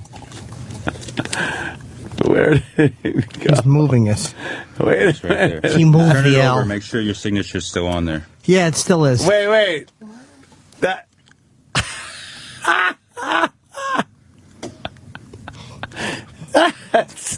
He moved the I fucking. don't know how he moved the. And it's like right in front of our face. The L. The L is moved. And it was right in front of your face. The L is moved. The L is moved. And I'm out a buck. He moved the whole thing over. I don't. Wait, that was your buck to begin with? Yeah. What the? Can I keep it? Yeah. Thanks. What? He had to do a That's amazing. That is amazing. That's amazing. Is this no good I anymore? did a switcheroo on Well, the I mean, dollar. He had technically, to. but you can still spend it. No one's going to be. No, it's $1. What do you think? What do you think? You switcherooed the dollar. You confused, Jimmy? I'm amazed at that. Yeah, that's pretty cool. It's fucking. Wait, get my face in it so I can get some press. But it was right there. Hold on, get both wrists. It was right there. We saw it. He didn't change it. He didn't. I saw him holding that dollar. And I saw. And by I the way, saw the L there. And I saw the L. And then he's moving his thumb around on it, and then slid it over the dollar. You can't do that. It physically doesn't work. All right, then. It's some type of wizardry. Burn him! I did Burn see. him! I did see. He's the Wizard! magic. He's the magic man. I did see the dollar thing go from here to there. Yes! And that's impossible. I don't want a broken dollar. You got one. That is cool as hell. I'm bamboozled, boggled, and bewildered as to how that was done. I know how he did it. Oh, do you? Yeah, I do. You're such a liar, pants aflame. Because I know saw how it. he did it. I saw it here first. That thing was here It first. was there. I saw it. All right, I then looked move at it back then. I don't want to move it back. I don't know how to do it. It's not going anywhere. It's fucking it's a dollar. Jimmy's trying, but he doesn't have the magic. You need the magic to be able to. That is Yeah, you amazing. need to go to. That's great, Dan. That's That's pretty terrific. cool. No one's going to take my dollar now. Hi, could you do? To be like, what did you put the L there for? They won't notice. I'd be like a man using magic. I don't think I'll have we to give this to a stripper. Watch her get arrested. I don't think we explained the show properly there, Dan. I want to make sure Yeah, people yeah, check out your show. So you go to Nepal, Right. and you check out kind of their local magic. Right. And that's basically what the show's about. I wanted to find the roots of magic, and I wanted to find people who are doing it sort of in the real world, in you know, the roots of it, doing the real stuff. And I go over to Nepal and find some interesting characters and find a monk that's got these crazy powers and check him out and do some things with them. All the while doing magic for the people along the way. And it's a really beautiful show. Like it ended up turning out really colorful and vibrant, and getting a really good taste of another culture and seeing magic that we know and that we've seen, and doing it for people over there. How do they react to it? Good, actually. A lot of times I would do it, they would swarm me. Like, and I don't know what it is about the culture over there, but I would start doing magic, and immediately I'd have a crowd of 100 people around me, and I would try to go to the bathroom or take a break, or I was always surrounded by like a donut of people, no matter where I went. And they're all just waiting for another trick. They liked it? Yeah, they liked it a lot. Is your family from Nepal? Is that why you went, or no? No. I'm originally I'm from Philadelphia, actually. Oh, so but why Nepal? Because of the fact that they've got this sort of mystical tradition over there, like India and it's very well. The question is, are you going to go to other places, or was this a one and done? No, we'll see. So I would like to go to Brazil. So this is more of a special for Discovery, and hopefully they realize that they have something. They move you around the world a little exactly. bit. You should go to Thailand. Some of the women have great tricks they do there. Some with a ping pong ball or a dart and a straw. Yeah, how the and hell a balloon. do they do that? That's what I want to know. How do you push that much air out? I don't think I would enjoy those tricks at all. No. I'd get a little skeeved out. I enjoyed the dollar thing, even though my dollar is destroyed. No, that was really amazing. I was looking at it, and it's a seal they put on the dollar. Yes. It's that little thing with the letter of the mint that it came from, I believe. My father used to do that for a living. He put the dollar seals on. And then he pushed it across from one side right over Washington's face and over to the other side where the little green symbol is. He's not going to trick me. I got it on film. I'll figure it out. Well, I don't think you will. No? Danny's taking a look at it Are you now. used to people examining the bills? Yeah. Goes with the territory. I know. It's just crazy. That's great. Wait a minute. So you had to switch out the dollar before you signed it. But when I handed it to him, and he literally... Don't blow up his spot. But I understand. I thought that's the first thing I thought of, but I handed it to him, and he was standing there. It wasn't like he went out to the restroom and came back. Yeah. No, it's pretty amazing. And then you were holding it. Like, as you were holding it, I saw the dollar there. I saw the same thing. We saw it together like a couple. Yes, we did, like a couple. It's a great fucking... I wish I could do that. No. Oh, girls would love me, finally. They would overlook my stomach and man tits. They would just call me Magic Boy, even though I was out of shape. They'd still sleep with me, hoping my powers would rub off on them. Should we get one more trick before Dan leaves? Dan wants. What do you want to do, Dan? When is the show on, by the way? It's Wednesday night at 10 on the Discovery Channel. I'll it's called The Supernaturalist. My fucking horrible accountant just texts me. I'm on the radio. You know you're doing a show. Love of God. Yeah, I'm going to keep this. This is kind of a fucking cool little... well, you can't spend it. Souvenir. I'll spend it. Would you feel bad if I got arrested for spending it? Right. Arrested for spending it? No. Yeah. So cool. Yeah, I don't think you will be, though. Stunned and amazed. I'll definitely keep that. I want to do another one. You want to do another one? Okay.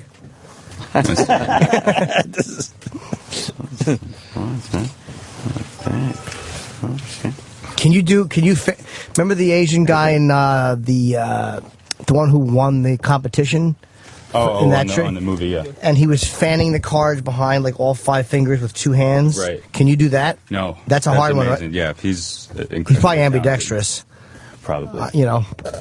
I mean, the use of both hands. Yes, I know I've referred to myself in other ways as ambidextrous. It's a nicer word than the real one. All right, we got one more from Dan. Okay. Dan White in studio. Does anybody have a quarter? Oh, boy, change? We don't. I'm trying to cover all bases. Yes. I'm a very Coins, fancy man. Yeah. I only have bills. Exactly. Oh, Bill. Danny, got a quarter? No? No. What's got a quarter in this place? Jesus. Oh, that just shut down the tricks. Wow, I know. Serious? The fact that we all have no... Yeah, hell's a quarter? We'll wait a minute. Yeah, quarter. Yeah. Someone will pop up with one. Yeah, 2 dimes and a nickel just destroys the trick. Yeah, you can't. You can't have loose change. Oh, that's a good point. I guess that makes sense because of the sound. Yes. Yeah, there you go. Oh, okay. No, I was asking, was he giving us a quarter? Oh, no, yeah, the quarter. Oh, who is he? He works for Dan. No, we're not no, taking no, a we don't- quarter we from don't want that a quarter guy. from him. No, we got from. Dude, it's a real quarter. I can look at it's a quarter. All right, so what do we got? We got a Plus, he quarter. was asking us. I don't. All right. Jimmy gave Dan White a Same quarter. routine. I think Dan just wants my autograph. He's embarrassed to ask. You're signing everything. Exactly. I sign this. Jimmy's signing the, is it that the head side of the quarter, Jimmy? Yes, I am. Yes. And I'm even putting a dot on the neck. Oh, just to make sure. Just that's the extra proof. But we're gonna need you to stand up once more. That'll show him. All this exercise, up, down. I'm getting in shape. So actually, I don't know if you can get a shot of that, just so Yeah. you see exactly what it looks like. Do you think we can use you as well? I've been using him a lot. All right. Let's use Anthony. We need a greasy Italian. We So- have one. What are you right hand or left hand? Which hand's Righty. stronger? Righty. You're righty? Yeah. Hold your right hand out flat. right. Nothing else in it, correct? Yes. All right. And again, Yes. remember the There it Yes. is. The quarter. I want you to let me move this out of the way. Jimmy Norton quarter. Squeeze tight, Okay. as tight as you can. Squeezing tight. Perfect. And I want you to just imagine for a second that the quarter, that you can see through your hand and you can see the quarter with his signature on it. Yes. Just imagine that you have x-ray vision for a second. Perfect. And I want you to imagine the quarter getting hot. Uh-oh. Okay? Just slightly warmer. Yeah. And imagine it's sort of like looking like it's like a little red. Like if metal was heating up, it would get a little red. Yeah. Do you feel anything getting warmer in your hand? Not really Not really. yet. Yeah. Okay. No, Good. No. I'm just going to pass my hands over your hand. Anything yet? No. No. I want you to rub the coin just a little bit. Just rub it. Keep going. Now, if you're imagining getting it hotter, and if I want you to rub a little bit more, keep rubbing. Keep rubbing. Right. And you're going to feel it start to move, start to bend. Really? Do you feel anything? Not really. Move it a little bit more. Okay. All right, stop. All right. Open your hand. What the? How does This. But wait. Great. How's my quarter bent? It's bent. It's not even right. This is, and it's your quarter. You broke my quarter. You sure ruin a lot of money. Yeah, I know. Jesus. Wow, that's pretty impressive. Fuck, man. This guy knows how to do magic. It's probably just Anthony and his big, strong, dick-grabbing hands. I bet he wasn't even supposed to do that. I bet you clumsy Anthony broke it. That's amazing. Jimmy signed it. That thing was not bent. No, it was not. I believe me. It was a real You quarter. can't just bend a quarter. Like, he couldn't just go and, while I'm holding it right in front of you, I'm going to bend it with my bare hands. Quarters are pretty hard to bend. So how the hell did it bend? Why are you yelling? freaking me out? Because magicians freak me It's out. probably your big, clumsy hands. I bet you did. You think it is? Yeah, Herman see the Munster. quarter? Oh, wow. that was perfect. That was aim. perfect. That was a good trick. Jimmy flicked the quarter. It hit the microphone and bounced back. Yes. Yes. Magic. I Look, it's I magically did disappeared. that. Wow, you're in on the trick. Yes, I am. I think there it But it's a real quarter, dude. It's a legit quarter. And it's the one Jimmy signed. It is the one I signed. And we Is the had dot it- still on there? Yeah. We had it Oh, in we know it's sight mine, the definitely. whole time. And when he put it in my hand, I saw he did not switch anything. He didn't put another thing in my hand. It's the quarter. That's pretty wild. What the hell's going on? I don't get it. Magic is weird. I know. Did you enjoy having the make-believe guys? They're a bunch of really... Yeah, They were yeah. nice. Yeah. That was a great documentary. That girl was so hot. Well, Yeah. Jesus, I mean, come on. Well, Let's be humans for a Dan second. White, fucking Amazing. really cool, man. I mean, That is close-up magic's very always cool. more impressive. Because Yes. anything he does is in front of our dumb faces, and it was Yeah. Wednesday night on Discovery. What's it Please called? check it out. It's called The Supernaturalist. I will on its certainly channel. watch that. Yeah, we'll check it out. Yeah, definitely. And do you do Very any cool. live gigs, or you have a website or something? Yeah, I do live gigs all around the city. The website's magicmaker.com. Okay. And you can follow me on Twitter, Dan White Magic. And Cool. Excellent, man. Definitely Thank you very check the, much. show out. Thanks so much for coming in, man. I really appreciate you having me. That no was worries. a Come back and see us, Dan. magical appearance. Ah. So Wednesday night, Discovery, 10 o'clock. p.m. The Supernaturalist, Dan White. Thank you, sir. Thanks, brother. Thank you so much. Magic on the radio, I know. What are you going to do? Shut up. people. We figured out the quarter trick, though. I think we figured that out. We figured out the dollar. Yeah, I think we figured out the card trick. And we figured out the card trick. But, I mean, obviously, he's not a magic man. He's a magician. Yeah. His sleight of hand is really, really good. Yeah, it's like, you know it's a trick. Right. For the love of God. I'm that guy. I need to figure it out. So do I. That's the fun. And some people go, why don't you just fucking enjoy the trick for what it is? Nope. It's like my thing is I like to try to figure it out in my stupid brain. I want to know. So. And we figured it out. We're good like Yes, we did. Dan White, thank you. Mm-hmm. Where did Jimmy go? Jimmy. He was so freaked out he had to go pee. His bladder got scared from the magic. I thought he might have ran away to the circus. Ran off to the circus. We got a woman. We do? Who's in love. Yeah, with Jimmy Norden. With Jimmy Norden. You want to guess what she's in love with? What? We haven't played a little guessing game in a while. What is this woman in love with? Do you know? No. Woman is in love. Now, why would we even bring that up on the show? A lot of women are in love. Of course. So there's your first hint. What is she in love with, Ant? 3 questions and go.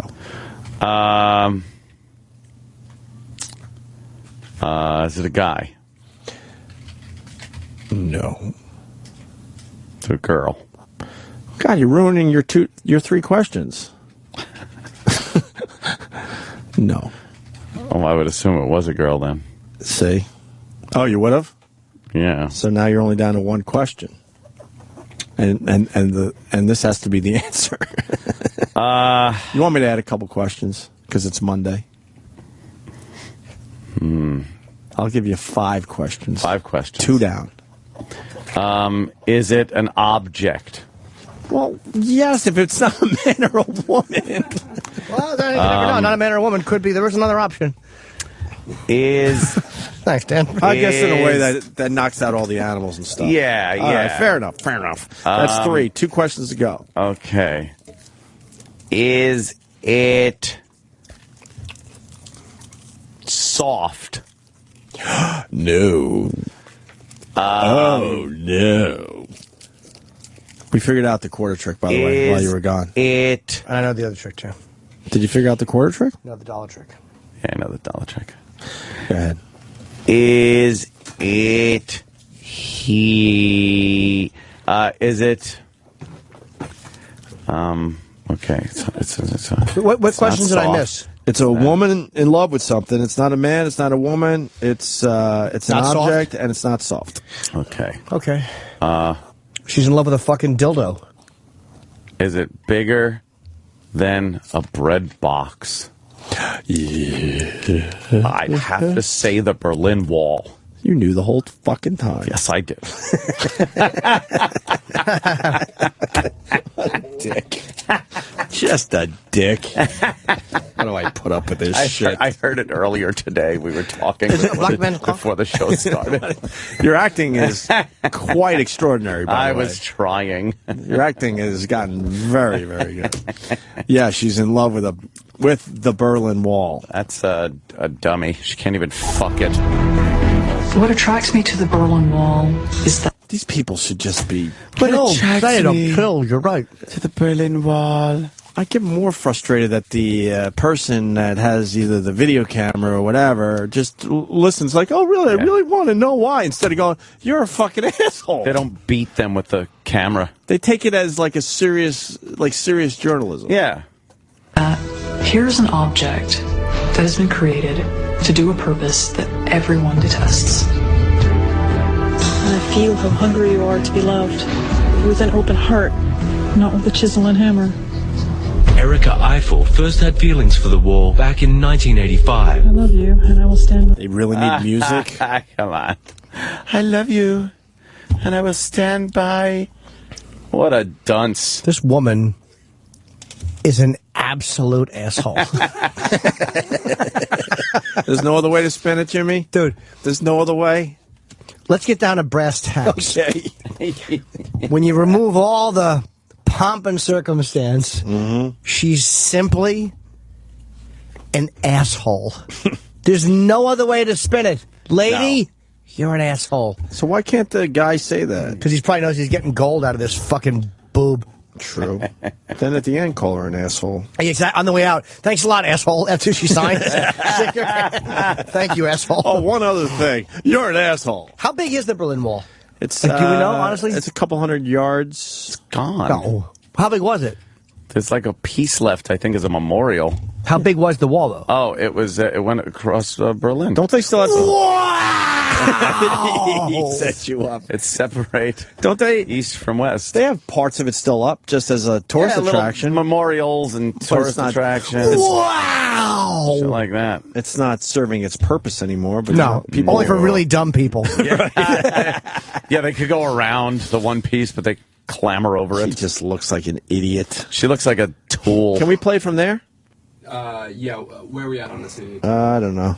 I just want to hear her talking. About 22 seconds in. Look at her dumb face. Yeah, because I'm going to see what she looks like. Yeah. Erica Eiffel first had feelings for the wall back in 1985. I love you, and I will stand by your side. She's petting Her the passion wall. grew so strong that in 2008 she moved from the United States to be closer to it. Erica doesn't just like the wall. She's kissing the she wall. She loves it. I felt that the Berlin Wall was an object that needed love and was hungry for love.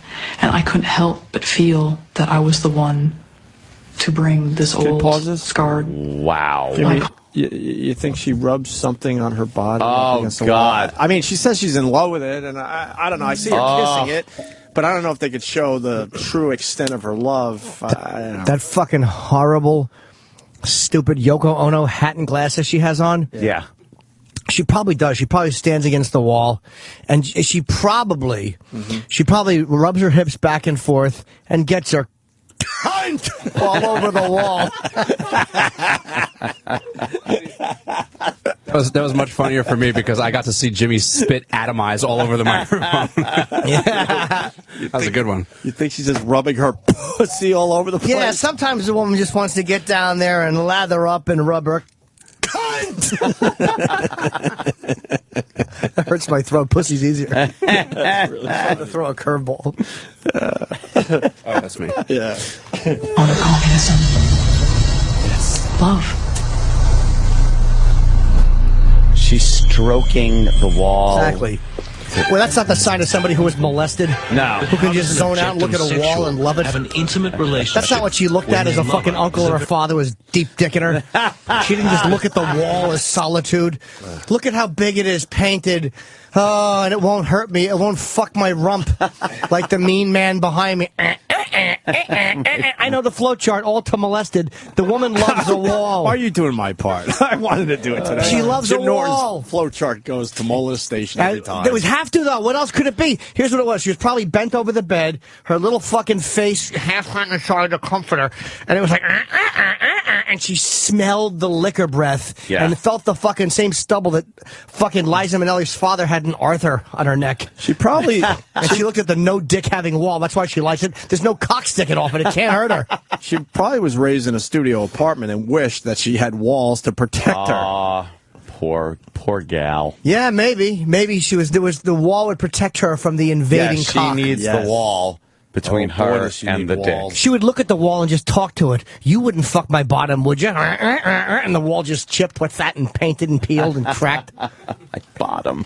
Yeah. Her bottom was being invaded. Her uncle was probably drunken, but it was thicker than the average man's penis. All right, let's see. But how does an objectum sexual have an intimate relationship when their lover is a very public object?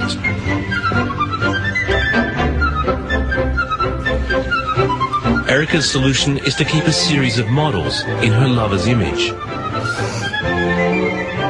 She even takes her favorite model to bed.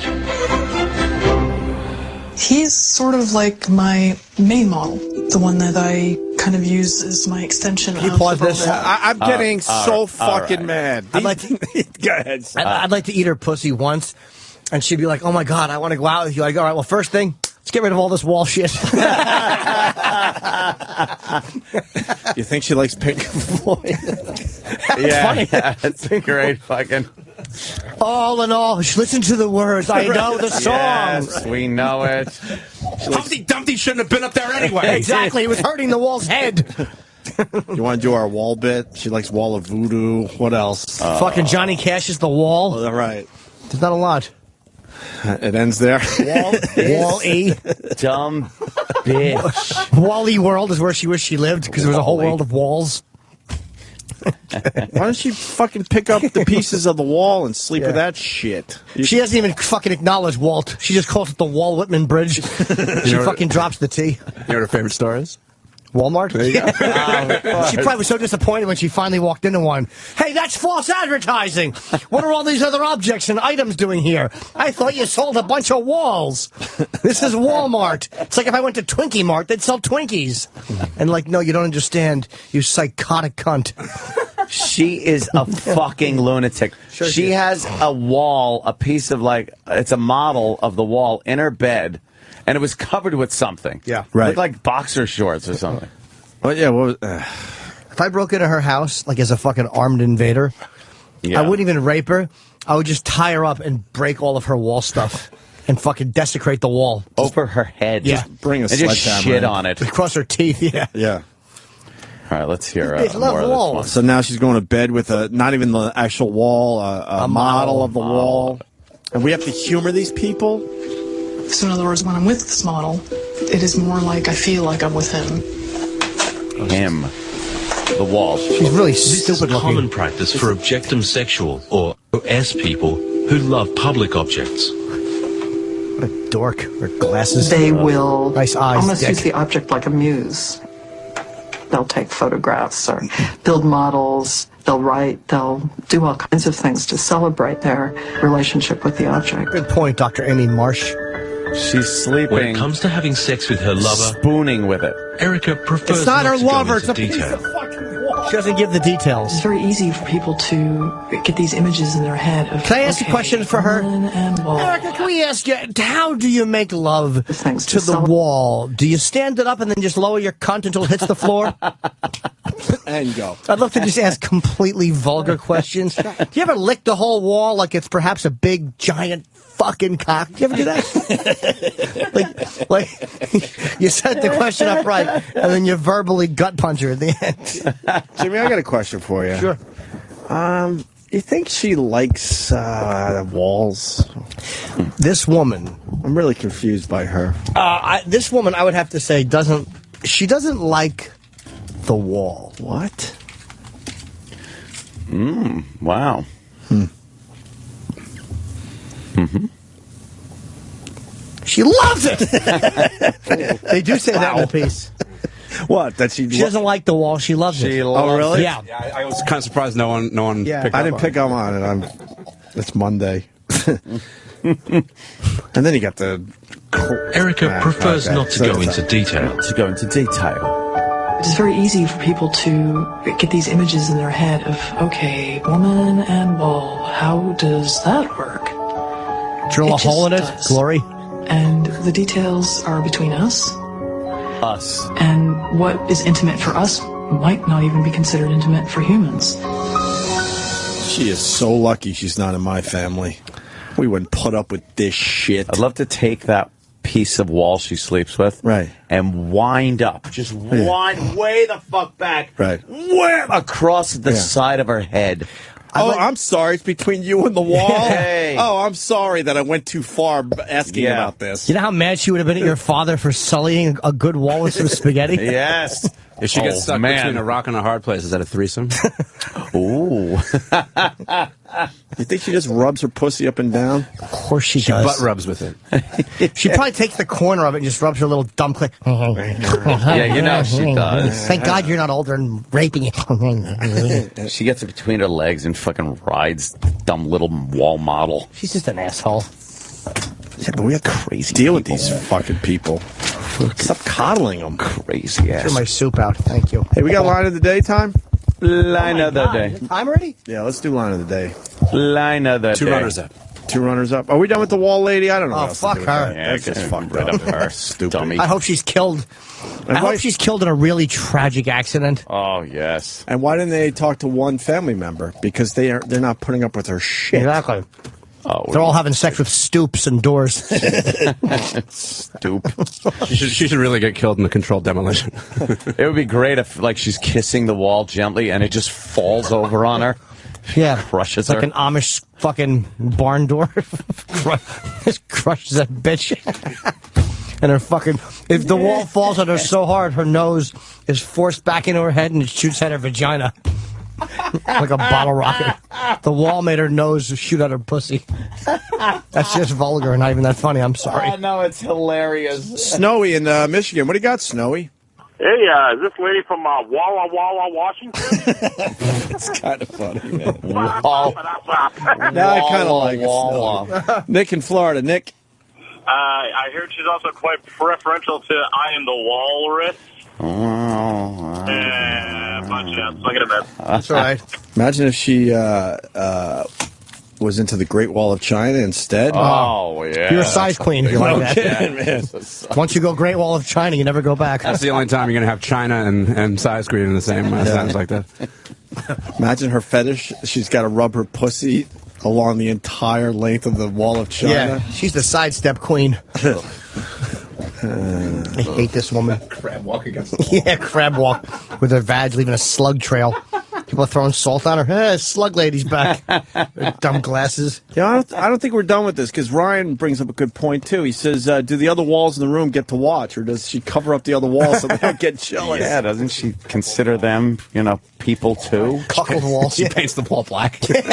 She makes the white wall watch. It's really, and the ones who don't get any action are blue. Dude, I just rolled my scrotum in between my 2 fingers. Lucky you. God, is that the best fucking feeling? I know. Now I want to do it just to do it now. Yeah. Oh my God, it just feels right. There's a reason my nickname is the Scrotum Roll Kid. If you get it, if you do it just right, damn, is that good? Good one. Yeah. It is. All right. Here's the first runner-up line of the day. I'd hate to grow up in that stupid district. Stinks. My house is made of spaghetti. Every time it rains, it falls. It's great when it's hot out because it's stiff.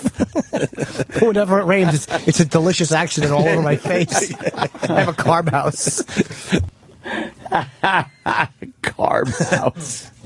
Dumb. What was that, Sweden? Yeah. Or is it That's Swiss? Sweden. Yeah, it was Sweden.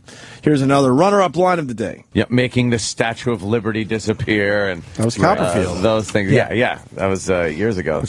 Remember that? Brilliant with those the are revolving stage. Was that what it was? Yeah, I think. Yes. Well, Still what do I amazing, know? though. You moved the whole audience just slightly to the right. Yeah. Yeah, because he had the curtain up and stuff. You couldn't look around the curtain. You would have saw the Statue of Liberty. Yeah, we saw a helicopter and had spotlights on it. It was gone. Okay, no, he made it disappear. I'm sorry.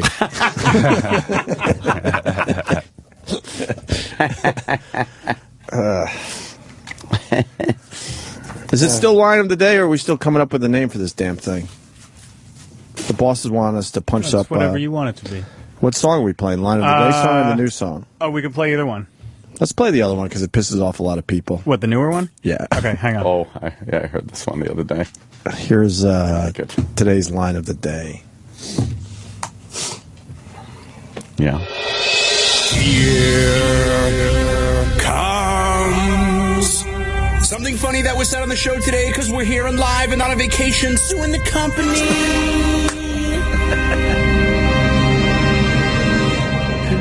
I don't know how he moved and it's like right in front of our face. The L is moved. And it was right in front of your face. The L is moved. The L is moved. And there you have it. Your line of the day. Line of the day. Oh, what? That wasn't a good line. Danny's arms are up in the air. We missed something. No, the tag. Yeah, What happened to the tag? You want to play the tag? Yeah, it didn't play the first time. I don't know why. All right, let's play the You tag. suck. B-I-L-L-T-E-T-L-E-Y. Bill Tetley.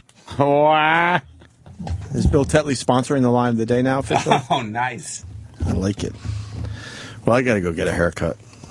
There's some more details tomorrow will be revealed about the new Bill Tetley Christmas special in the abandoned warehouse with the 40-minute stand-up interview of Cheap Trick, no songs. You're going to have another detail? Yes. Is it an hour special? Yes, it is.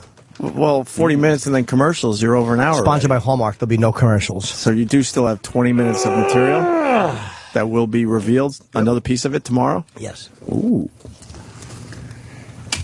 Oh yeah, I guess that's why the case was abruptly halted Saturday. I guess they went to have 3 psychologists look over Casey Anthony to see if she's competent to stand trial, and they said yes, she is. But I guess the lawyers decided to make her look a little more crazy. If all you have to do is sit there, aren't you competent? Yeah. Line of the day. Yeah, I guess you'd be competent, but I mean, come on. No. Stop. I think she's I'm not a fibber. I'm not a fan of victims' rights. Are you? I hate them. I hate them. Yeah, too. fuck that impact statement shit, man. I know it's America, but I hate victims' rights. Yeah, victims have the right to go ouch.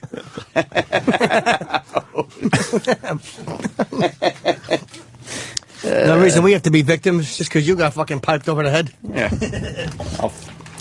I'm writing a... By the way, I'm starting a new movement. How violent crime victims were asking for it. It's going to go over well. All right. And I'll be on Red Eye tonight if anybody wants to talk. Aren't you doing Hannity tonight? I'm doing Hannity. Fuck yeah. We'll meet up in the Fox building. Yeah. Eye to each other in the hallways. We'll do more than that even. Yeah. Make love in a broom closet. Do you know the magnitude of the scandal? Oh, God. If we were just jerking each other off in a broom closet.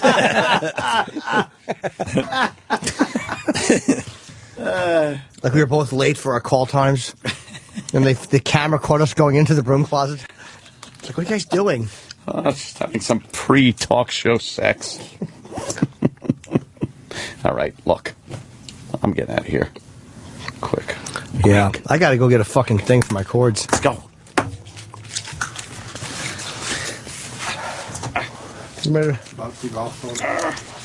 I'll sacrifice myself. Go. I'm going. Yeah, I gotta get someone to go down there. Shit, it's not ready yet. I just walked right into him. Into who? What, tomorrow? Yeah. Yeah, tomorrow we'll do the meeting. Can't do it today. They were hiding right behind the door? Ugh. Now, the Opie and Anthony Show continues. This is After O&A Live. Here's your host, Sam Roberts.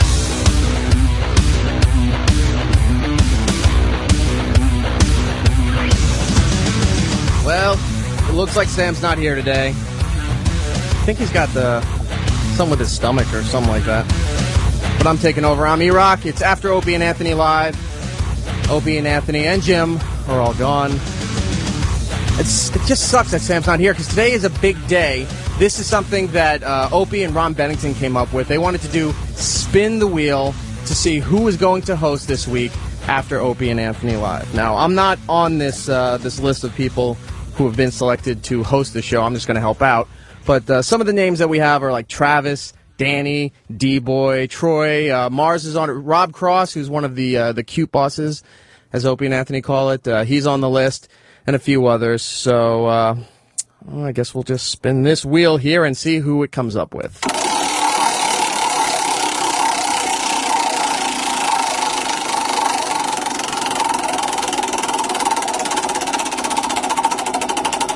This is a long wheel. And it's Troy. No, it's Mars. Mars, come in here. Mars. Where is Mars? There he is. He's coming up to the studio. Yo, what's up? What's up, man? That shit is rigged, man. I am the first person. Come on. Well, that's what the wheel landed on. It was almost Troy, but now it's you. All right. Hi, people. How you doing out there? Man, is Opie deaf? His headphones are extremely loud. Yeah, he does keep that a bit loud. So I guess, people, I'm supposed to go ahead and play some bits that are... Well, you can do whatever you want. It's After Opie and Anthony Live, hosted by Mars today. You can talk about the show. You can talk about what's going on with you. We can play some material. Why don't you give out the phone number so people can call you? That is 866-969-1969. That's 866-969-1969 if you guys want to give me a call. Give me some topics to talk about, or ask me any questions, or tell me how great I'm doing. Well, you could give some topics out, too, to discuss with the listeners. Absolutely. What do you got? Over the weekend, I know you guys know that I'm into the MMA stuff. Over the weekend, yesterday, as a matter of fact, we had a pretty interesting fight for the UFC. It was Ultimate Fighter 4, I believe it was. What was so interesting about it was first of all, the main event didn't become so because there was a medical suspension for the fighter that was on the main event, Marquette. So they moved the main event. The second fight that was supposed to be before the main event, they moved that up as the main event. That was Czech Congo and Pat Berry.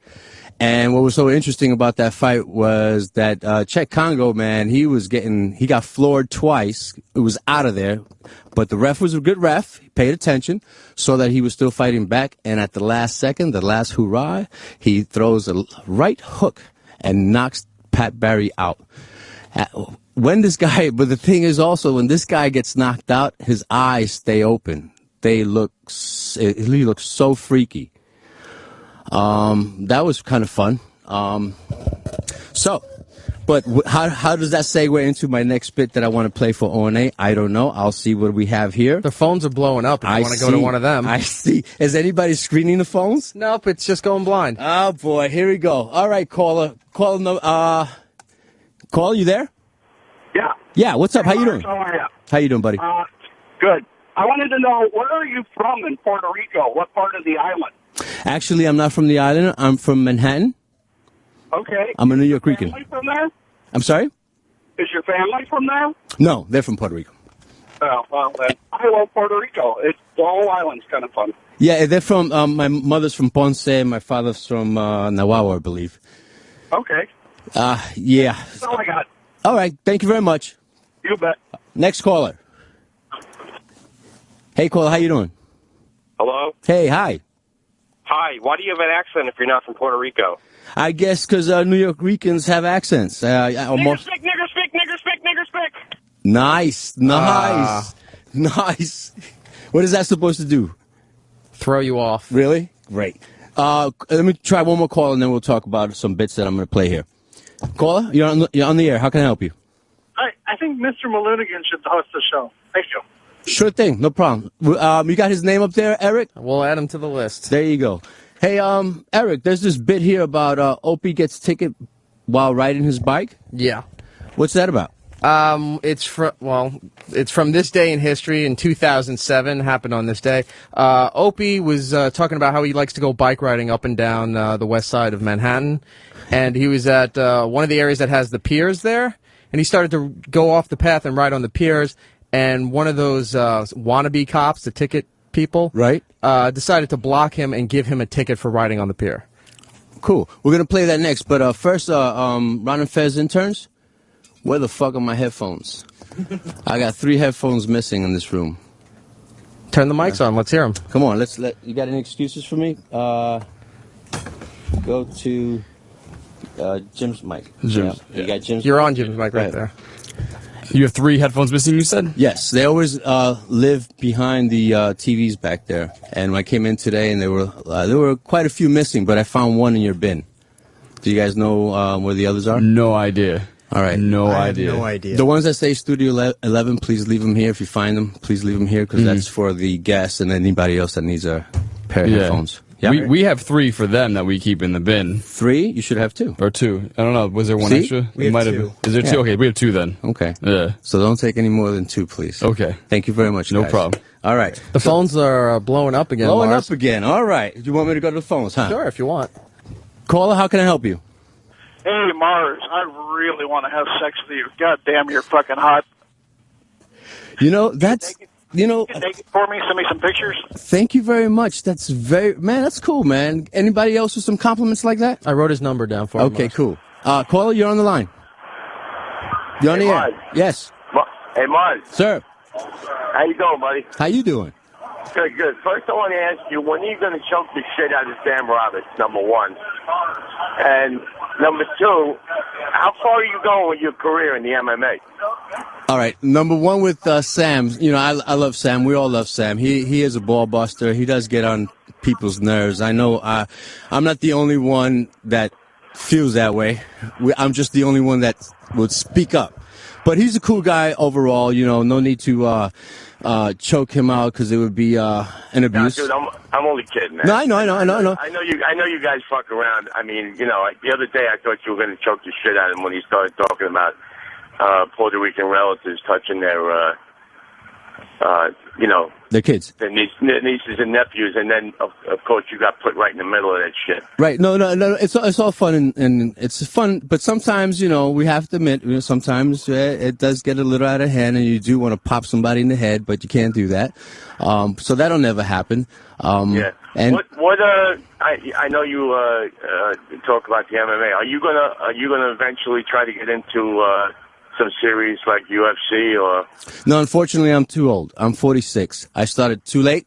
You're 46? Yes. No shit, 46. Yes. The sound of your voice, I would have taken you for, you know, late 20s, early 30s. Oh, and you should look at me. I look like 20. No shit. Yeah, man. Good I look for good. you. Good no, for you. but honestly, I started a little too late. I just like doing it. It's good exercise, keeps me in shape. Don't believe what Jim tells you about me being so fat. I got a little bit of fat, but keeps me in shape, and I like to teach kids as well. And Yeah, just one more thing. When I was in the Marine Corps, I was on the USS Ponce, yeah. and I was in Ponce, Puerto Rico. Shit, 35 years ago. What a beautiful town. Really? You like it? Beautiful Good. town. Yeah. What do you Long think about the Island, man. girls? Huh? What do you think about the girls? Well, it's funny because it was that was the home port for the ship. Right. It was originally christened. They had a big ball on this Navy ship, the USS Ponce. We had to dress up in our dress blues and the guys in their Navy whites, and we escorted all the single females in town that were in gowns. Nice. Big ball. Oh man, they were drop dead gorgeous. Nice, man. Nice. Drop dead gorgeous. I had a great time there. Well, thank you for. Listen, man, keep kicking it, man. You're doing a good job there. Thanks a lot, buddy. Take it easy, man. Thank you. All right, man. Next caller. How can I help you, sir? Or ma'am? Scotty from New York. Situation. I love the show. Did you ever fucking lick Snooki's asshole? Oh, you think I'm the situation, huh? You're the fucking situation, You think I sound like a Jersey Shore? That's a good one. That's a good one. Because I'll tell you the truth. Jersey Shore and my type are like oil and water. We don't mix. You sure? Oh yeah, absolutely. You're wearing that tight T-shirt right now. I can tell. All right, thanks a lot, buddy. Talk to you later. You are wearing that shirt. Oh yes, don't tell them. Come on, they can't see that. Hey caller, how you doing? Yeah, you. The one that's confused. I'm talking to you. All right, I guess you're not there. Should give out the phone number again. No, what? Our number? Yeah. Hello, caller, you there? Yeah. What's up? Nominate Pips. What'd you say? Nominate Pips. Nominate Pips? Yeah, for Ron Fez. Oh, all right. I'll take a note of that. Thank you. All right. Hey, Eric, listen, the call's been great. We'll go back to the calls in a second. I just want to play that bit with Opie getting a ticket while riding the bike. Is that cool? You sure you want to do that? The phones are just keep blowing up. Every time you hang up, they fill up again. All right, so you want me to keep answering these They guys? love you. Go for it. I love them, too. Caller, how can I help you? You're on the air. Hey, Maz, what's your favorite UFC fighter? My favorite UFC fighter. Somebody get this stick of burrito! Nice. You see how I let you finish? Shut the fuck up. Next caller, how can I help you? Hello. Hello. Talk to me. Hey, Mars. Sir. Hey, how you doing? I'm doing okay. How you doing? Great. Hey, I'm great. My name's John Kane. I just want to let you know. John Kane? Great for you. I love you. You love me. I'm from Lansdale, Pennsylvania. Right? Why do you love me, John Kane? I want to find out what color boxers you're wearing. Let me check. Hold on. Gray. Oh, thank you so much. I just jizzed in my pants. All right. Next caller, how can I help you? Hey, Mars. Sir. Yeah, another story with your men from the Latino persuasion touching little girls. South Park Mexican, a rapper in Houston, got locked up for, I don't know, close to life for touching a little 13-year-old girl. So, just another story. Look him up, SPM. Thanks a lot. You know, the thing is with this, people think I'm just, like making shit up. It's, and I don't have statistics for you. I'm trying to find them, but it's kind of hard to, get statistics just for racial, or a specific group. I guess people frown on that, but it's there. It happens. It happens in our culture quite a bit. Not that it's tolerated, like I've said before. If the father does catch you, we love our kids so much that we will probably wind up doing life for our kids. So these kid touchers out there, watch yourselves, motherfuckers. Anyhow, next caller. Caller 973. Hey, what's up, Mars? That's you. Hey, man, on the flip side of things, there's a lot of homosexuality also in the Latin community. For instance, my brother-in-law is gay, and also I went out with a girl whose son was gay, and he used to check me out all the time. Like, anytime I to the point where, like, when I moved in with her, I had to stop wearing boxers around the house because he would check me out. And then the Puerto Rican mothers are in so much denial about their children being gay too. Dude, you have no idea about the denial stuff. Reference to the uncles touching the nieces when you like inform people of that shit. They don't believe you. They think that you're making the shit up. And you're like, no, I actually see this. No, and then, oh, that's my brother. He can't do that. So why? Because he's your brother, he can't fucking touch a kid. So yeah, I don't think it's any Puerto Ricans have any more homosexuals than any other race, but there are quite a lot, and I must admit that they're pretty flamboyant. But, you know, I'm married now, but before I was married, the more the merrier. The more gays, the better. That way I have no competition. Because, you know, I got no problem with it, but my ex broke up with me because I was telling her, look, your son is gay, and she didn't want to believe me. Right. He was 15 at the time, and then, you know, now a few years later, I look his name up on Facebook or MySpace, and he's got some Fabio type name, and he's going to fucking the film, whatever gay school that there is for arts. He's totally gay. But anyway, well, thanks for your input. Thanks for the call, man. Thank you. Next caller. Caller from 903 area code. Mike. Yes, sir. That's you. Look, I just want to shout out to the Black Pistons MC.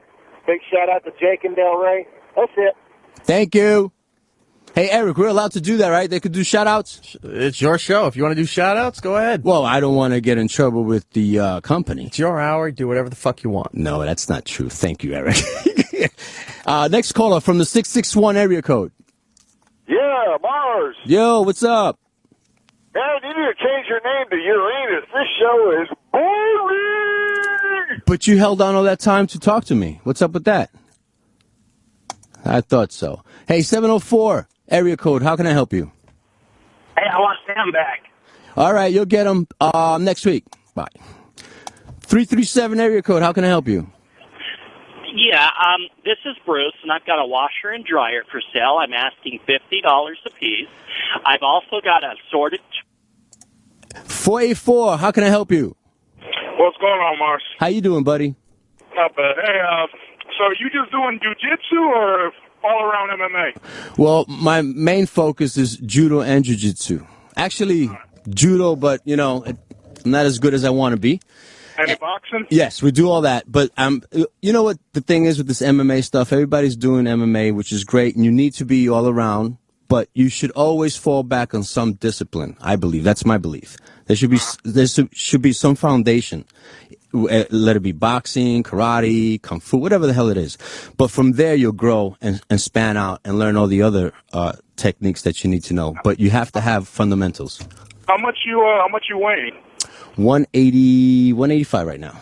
180. And I'm 5'7", so I'm a little thicker than you. Like 5'7" people normally fight, 160, 150. But I don't do it like I'm not going to compete. I do it to protect myself. So at 180, if I punch you in the head, you're going to feel it. Yeah. Well, right? I'm about 275. I do boxing. I was going to see if we could get some sparring going, but I'm afraid I might knock you out or something, you know what I mean? Yeah, you're a pretty big guy, but I have guys like you in the dojo, so it's not something that I'm afraid of. I got to get, you got to be used to that kind of shit. As long as you don't take me down and, break my leg or nothing. Yeah, you big guys don't like being taken down, and you have a problem with getting up, is what it is. Exactly. Yeah. All right, Mark. Thanks a lot, buddy. You're doing a good job. Thank you. Bye-bye. Next caller from 267. How can I help you? Hey, good morning, Mars. How you doing? How you doing, buddy? Hey, okay. I just wanted to tell you that you're sounding pretty good there. It's not easy coming in cold and doing a show, but you sound great. So just wanted to support. Thank you, man. I appreciate that, man. You know, people. Let me tell you, this is not planned. No one told me I was going to do this today. I had a pretty, how can I say, recreational weekend.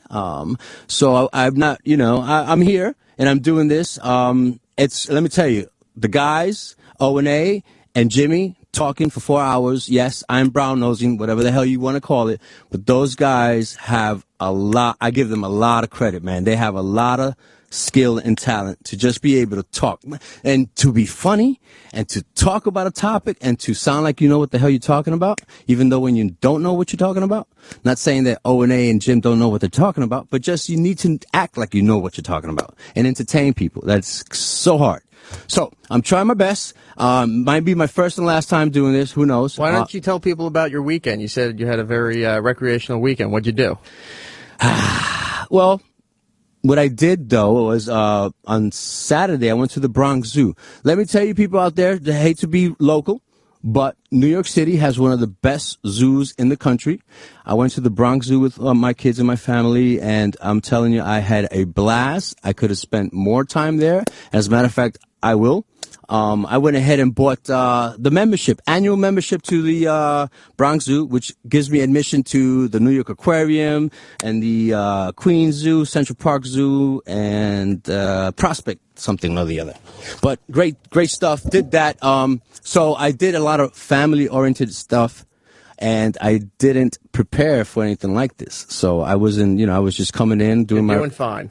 doing my regular day job, and then I hear that I'm called. But I still think that shit was fixed. I don't think that there was an actual spinning wheel because I didn't see it, and I don't think that everybody's name was on it. I think it was just my name pulled out of a hat. But anyhow, here I am. Love ya. Next caller from 574. How can I help you? Hey, Mars, how you doing today, buddy? How you doing? I'm doing good. You sound great. Checking in from South Bend, Indiana. Robbie T and Rod Huey both want to suck your dick. Wow, but those guys sound like guys. Well, they've heard about you. Really? But I'm not into that, man. I don't, swing that way. Maybe Sam does? I'll ask him. Thank you, buddy. Next caller. It's a caller from 630. How can I help you? Hey. Yeah, this is Mr. Jones with the Immigration Department. I'm sorry. I had someone else talking to me at the same time. What did you say? This is Mr. Jones with the Immigration Department. All right. Don't need to talk to him because I am legally in the country. Anyway, next caller from 978. How can I help you? Mars. Yes. Mars, how are you, buddy? How you doing? Are you actually from Puerto Rico? No, sir. I am from the island of Manhattan.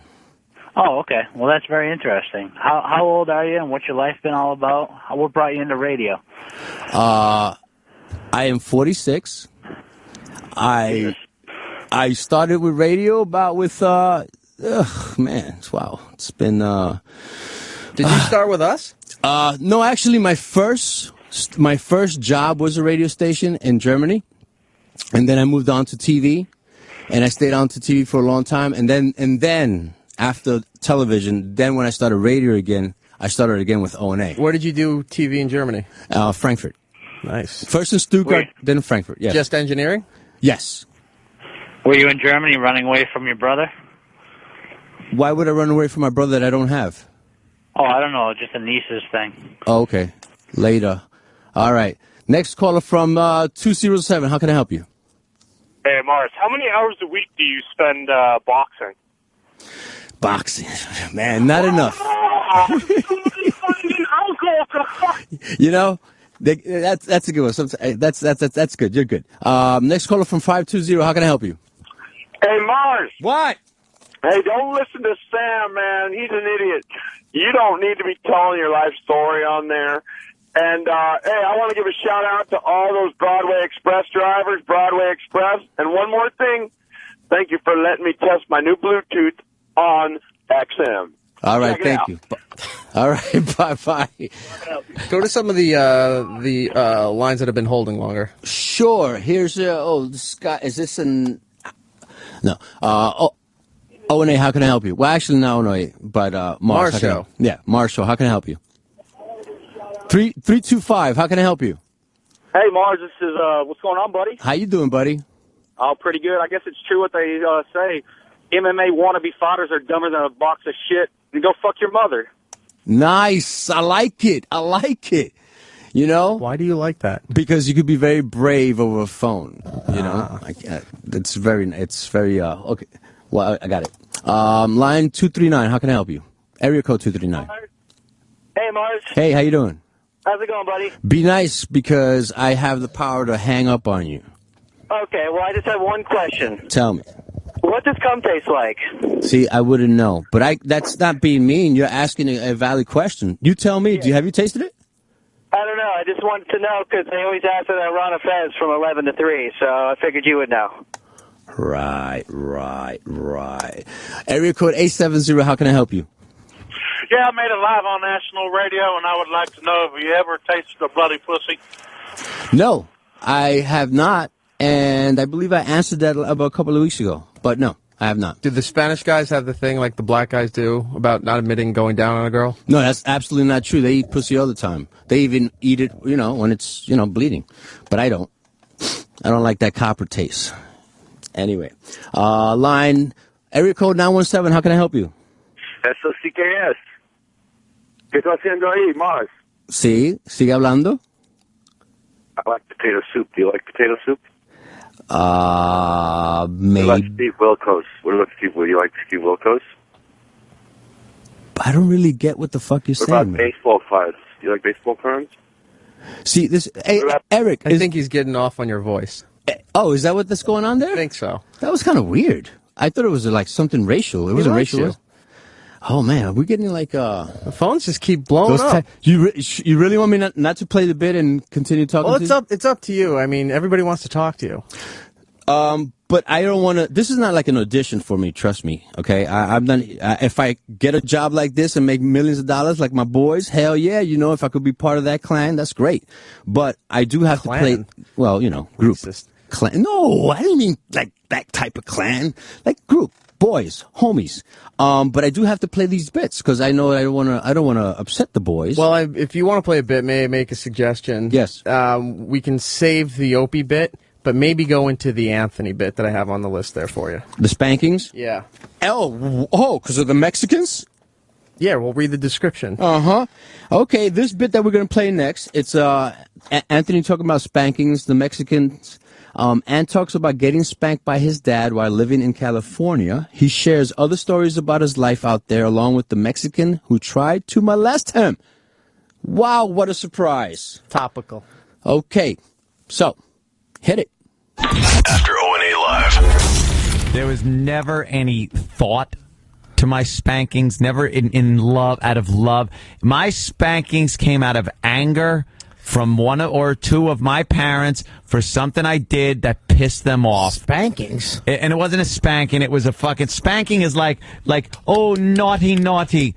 These were like with a fucking belt, with a leather belt on my ass, laying down on the bed with as he spoke what I did. And every syllable, it was like, what did you do with that clock? You broke it and should make sure it is fixed the correct way.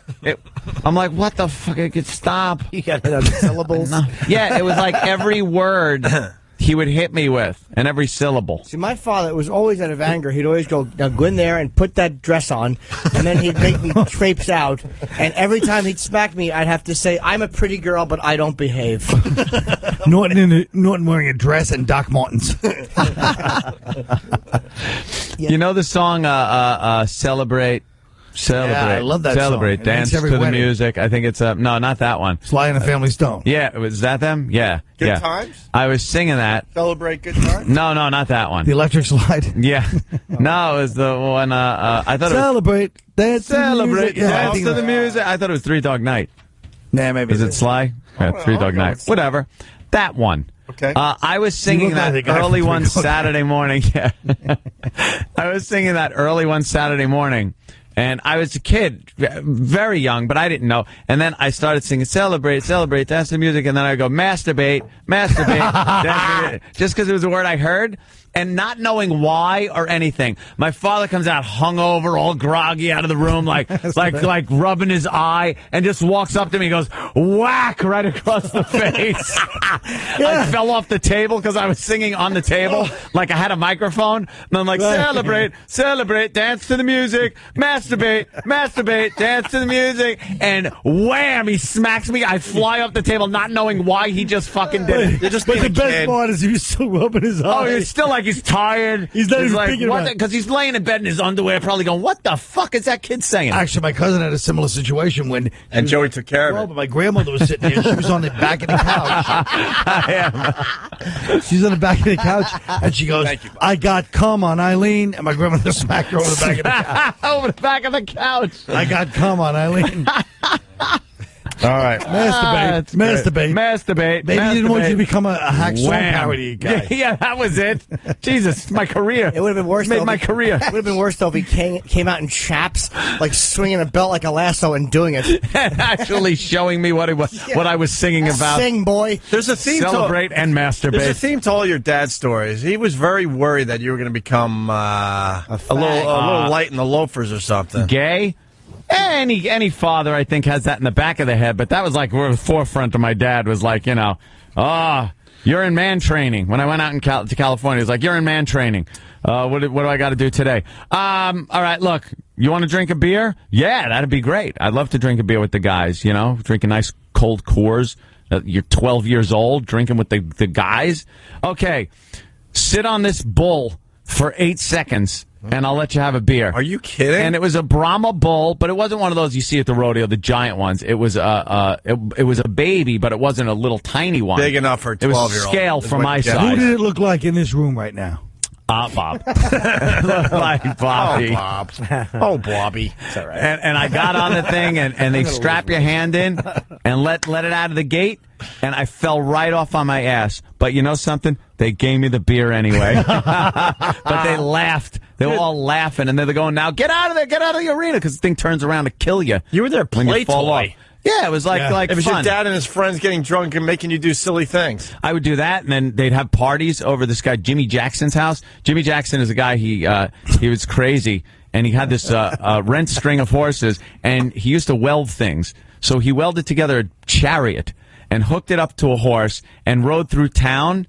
Central Islip? No, this was out in California. And the horse got spooked and ran between two parked cars and just ran. The chariot hit these cars and just destroyed. It's amazing the damage a chariot can do to a couple of cars. But these are the people we're dealing with. So they would party and drink and get all drunk. So I went around back to take a leak, and there was this Indian woman, the like out west, woo woo woo Indian women, and her That's not husband. politically correct. They're wild Indian. Wild Indian, right, redskin, out there. Indians, yeah. And she was married to this guy that just got out of prison, and she was laying there. And I'm a Native American. She had like her top almost off. It was a halter top kind of thing. And she goes, "You want to take a roll in the hay?" And I'm just kind of standing there like, oh boy, all mixed signals, because my hormones are going and I kind of want it. Smoke signals. But her husband reminded me of who was Gans's partner? Billy Bear. Billy Bear. I'm Billy Bear with a big knife for 48 hours. He wanted no part of that. So like ran away all scared, but it was nothing but like sexual attraction by older women, or sometimes old Mexican men. What was the Mexican man? Mexican man tried to pick me up when I was out in California. Yeah, I'm just sitting there, and again, everybody's drunk, and this Mexican guy comes up and goes, "Hey, you wanna go in the bushes over there?" I was like, "Excuse me." He goes, "Me and you, we go in the bushes." And my father heard it. Fun. I know. Me, Mexican guy in the bushes, nice unclipped. And your father heard it? Oh, my father heard it and beat the piss out of this guy in front of his relatives. Because he was like a relative of Mexican guys that had a stable right next to ours, and that was where the party was. And just like bounced this guy off of this car. He's like, what the fuck did you say to my son, you motherfucker? Just pounded him. And then the Mexicans are like, Joey, calm down. It's okay. He's a fucking asshole. And they kicked him out of there, you know? He was out of There was some good times. Oh, good times. Good times. What about the story where they set you up? Yeah, that was Jimmy Jackson's house, too. Yeah. Jimmy Jackson was leaving to go to the auction to pick up more fucking dog meat horses for his rent string. His rent string was pathetic. It was horses that were diseased. Yeah, I got two stories. You got to tell the one you're telling, and then you got to tell the horse story. Oh, yeah, that one, too. That was another Jimmy Jackson one. Jimmy Jackson is like quite the character out in California. And he was always scamming stuff. And, so he was going to Chino to buy some horses. So I was left to run the rent string with his wife, Patty, who was this young blonde woman. So he goes, Patty's sleeping. He goes, don't worry about it. Just take care of the rent string. And I saw his truck pull away. Well, apparently he pulls away. I see that. I go into the house to get something to eat, and I hear Patty go, Anthony. Oh. I was like, okay. I look in the room, and she's sitting there with the sheet just pulled up above her breasts, and she's going, and she taps on the bed. She goes, why don't you come on in here? I go, I don't think so. She goes, Jimmy's gone. She goes, come on in here. Let's have some fun. And I just kept saying, I go, no, I can't. How old were you now, 12? I was probably 12 or 13, around there somewhere. They just fucked with him, man. And I just kept insisting no, and the joke was over at that point because Jimmy had pulled around back, gone in the back door, and he was hiding in the closet. And he came out with his shotgun going, you son of a bitch, what are you doing in this room with my wife? But it didn't pan out as well because they were actually hoping I would have taken my clothes off and jumped into bed with his wife, so the gag would have really been funny. Well, the gag probably wouldn't have happened. He would have watched you fuck her and whacked off. Yeah, he could have jerked off. Nice peyote. And done that. A lot of peyote in that freaking ranch. Jumped in the bed with your fingers in his wife. Oh. Would have been great. Patty was pretty cute, actually. I was very tempted. You sound like you were regretting it, yeah. I could have knew better. I could actually shot Jimmy and fucked his wife anyway and kill her and then left. They'd have thought it was a murder-suicide. Horse story. Yeah. Horse. Jimmy Jackson also used to haul away dead horses. It was these stables were all over the place. And a lot of kids had horses and people had horses. And sometimes the horse would die and the kid would be, and Jimmy would go there and go, don't worry, we're taking a nice grave site and everything. And what Jimmy would do was take these horses to a gully on his property and just dump it to where the rent string, when I used to take the rent horses up, they would start rearing up and going when you got close to this area. Because there's nothing but these decomposing horse carcasses like 3 layers deep. And you're paying the Holocaust of horses. Yeah, and you're paying top dollar to have Jimmy Jackson take care of your dead horse away. It's going to be a nice grave on the top of a hill with a little cross. And this pile of rocks or something. Instead, it's just thrown in a Anthony grew up on Spawn Ranch. Right. It was just an awful place. I had a blast, though. So Jimmy was hauling away a dead horse, and he pulls it in front of his trailer to go in to take a piss or something like that. And there was a guy there that wanted to buy a horse. And Jimmy starts telling him, he goes, I got this great horse. It's in the trailer. He goes, but it is so out of control. It's like an unbroken that we had to give it some kind of sedative. He goes, it's in the trailer right here. And the guy's like, wow, it's a nice-looking horse. He goes, but it's really crazy. So my father got in the trailer and started kicking the trailer, and Jimmy's like, oh, shit, he's waking up. He's waking up. So he had this needle, and he, like, pokes the needle in the horse's nose. And he's like, all right, calm down. And the guy's like, wow, that horse is really dead. Like, it was dead, stone fucking dead. And this guy was ready to buy a dead fucking horse from Jimmy Jackson because he just loved the way it looked because he looked over the top of the trailer. And Jimmy's petting it, kind of holding its head down and putting his hand over that like crusty, glazed over dead horse eye and going, because if you hide his eyesight, he doesn't get as jumpy. And he stuck a needle in him, and he's like, all right, calm down, boy, calm down. And the guy goes, that's a pretty horse. How much you want for him? I don't want to go out on a limb here, but I think Jimmy Jackson was a dick. Jimmy Jackson was one of the funniest motherfuckers and best characters. He was also, I swear to you, one of the most racist guys I've ever known in my life. We don't believe that. He fucking hated black people. Hated them. And he had a kid named Rusty and a daughter named Shyla. And Shyla had to be maybe 2 years old. And when he wanted to discipline her, he would say, uh-oh, Shyla, I see it. you're turning into and he would say the N-word, of course, and she would start crying and with a little girl voice go, I don't want to be a nigga. I don't want to be. And that's how he would. And you made that your ringtone. But here's the thing. It was. He was saying he was racist. Yeah. But her natural instinct as a 2-year-old was to cry and say, don't let me be this. She would not want to be one. Jesus, Colin. It was maybe being raised for 2 years around this guy. Anytime, like we had a lot of Marines from Camp Pendleton would come up to rent horses on the weekend. They want to, be cowboys for the weekend, and I would take them up into the hills.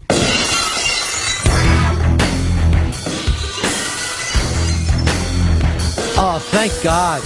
Thank God this new permanent host of the show. Mars, you've been unbelievable today. Hi, Ron. How you doing, sir? It's phenomenal, and I can't wait to hear you and Dave on Saturday night. I think it's going to be fantastic. I don't think Sam will like that very much, Ron. Who's Sam? I don't remember yesterday's news. Explain to me again, who's Sam? I don't have an answer for you there. I'm not even sure if you need Dave. I think if you and Master Poe got back together and did that martial arts show, what was that word that he always said when there was some kind Party rock? No, there was some kind of like... Oos. Oos, yes. Oos. And I really want to get the Oos T-shirts going. Mars, how have you liked it so far? I like it very much. It's fun. The feedback is phenomenal. And I just talked to Bladder, and he said that the ratings are going through the roof. I don't know how he can find this out this fast. I guess it's a people meter, but it's phenomenal. Well, I have to thank you, Ron, for putting this idea in their heads. Oh, good. Well, I'm a shit star.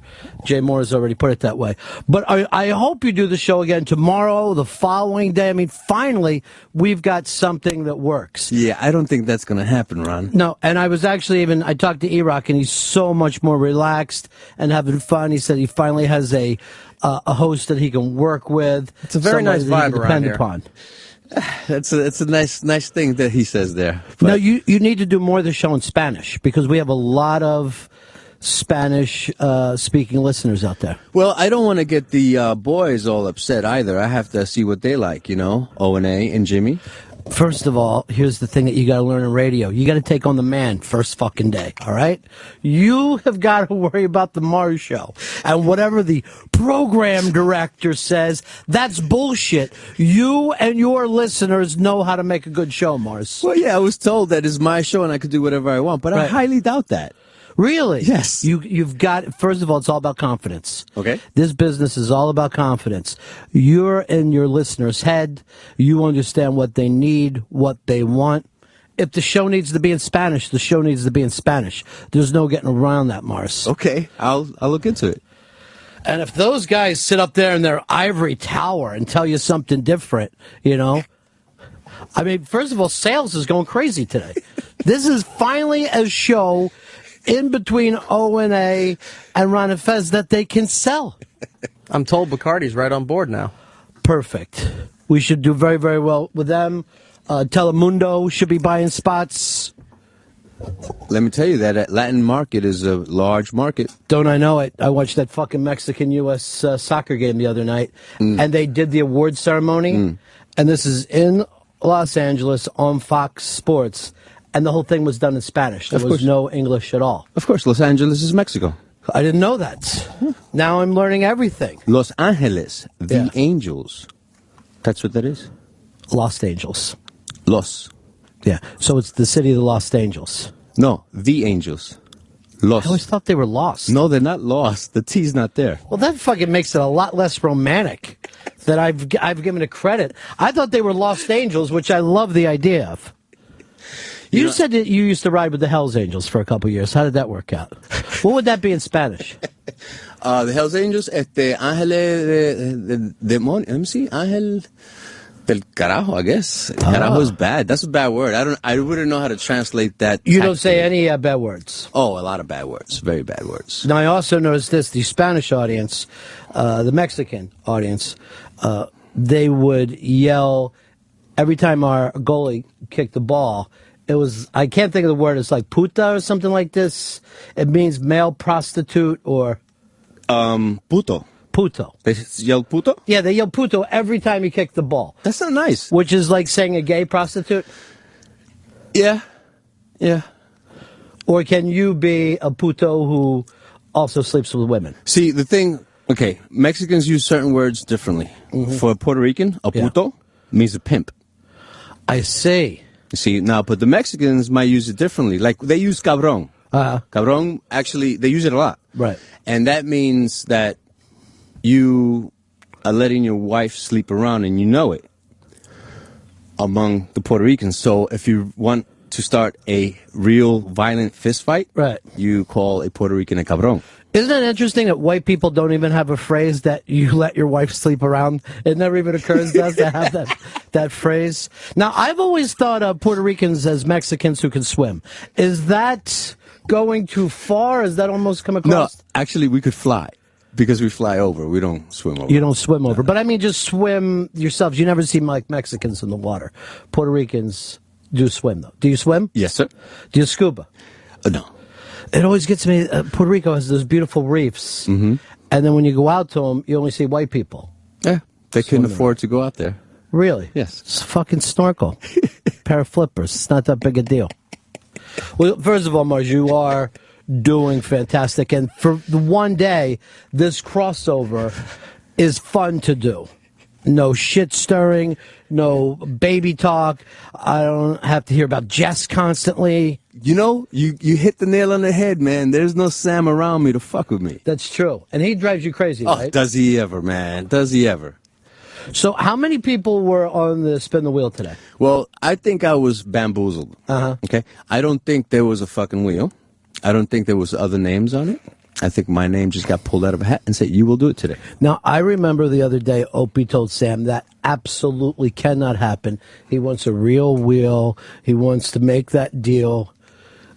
I don't understand this. Yeah, well, if Opie said it, then it's true. Then there was a wheel. But Sam, you know, promised Opie, and then as you say, goes right back into another one of his works, as he says in his wrestling background. Absolutely, I believe this is a work.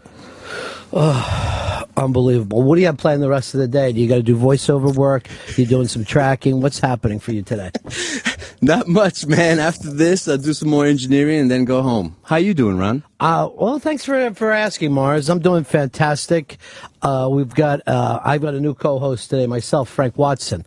So we're all very, very excited. I don't even know much about Frank Watson, but we're all very, very excited that he's here. So today's his debut? Today's his debut, and the way it's been going, it's a debut plus farewell. That's how it's happened so far. Okay. But today, Bladder's running a bunch of these guys through here. See how you get along with this guy. See how you get along with that guy. We don't know what's happening right now, why Fez takes time off. So the guys last week, I presume they didn't work out? No, even though I was a big fan of the D-Man, I thought he was fantastic. But no, so far, every single one of them has frozen up during the show and not been able to finish the program. I see. They all start strong, though. They're very, very strong starters. Right. But they don't have what you have, the ability to take it from A to Z and hit every letter along the way. Well, you know what? I think it probably has to do with intimidation. The boss is in the room. I don't see myself as the boss. Yeah, but everybody else sees you as the boss. That's wrong, though. That's what I tried to tell you before. When you grab that mic, you got to be the guy. All right? Now, in here, you're Rico Suave. I'm going to say it in term that Rico Suave. Oh, let's say this is why fucking women love you. No, actually, I had a lot of gay guys telling me that they wanted to suck my dick. I don't know if they were gay, but they were guys. Well, if they wanted to suck your dick, I would assume that they're gay. But, it's a whole new time. In New York City, we're very gay-friendly now. Someone wanted to marry me. See, that happens. This is what happens when you're the guy with the microphone. Suddenly people see you completely different. In my case, it's always been women, but for you, it's going to be dudes. I don't think I'm going to like that so much. It's, you're a fucking puta. There's nothing you can do about it. Now, is that a good thing or a bad thing for you, puta? Puta is a female version of a prostitute. All right, so... Puto. Puto. So the O and the A, gigantic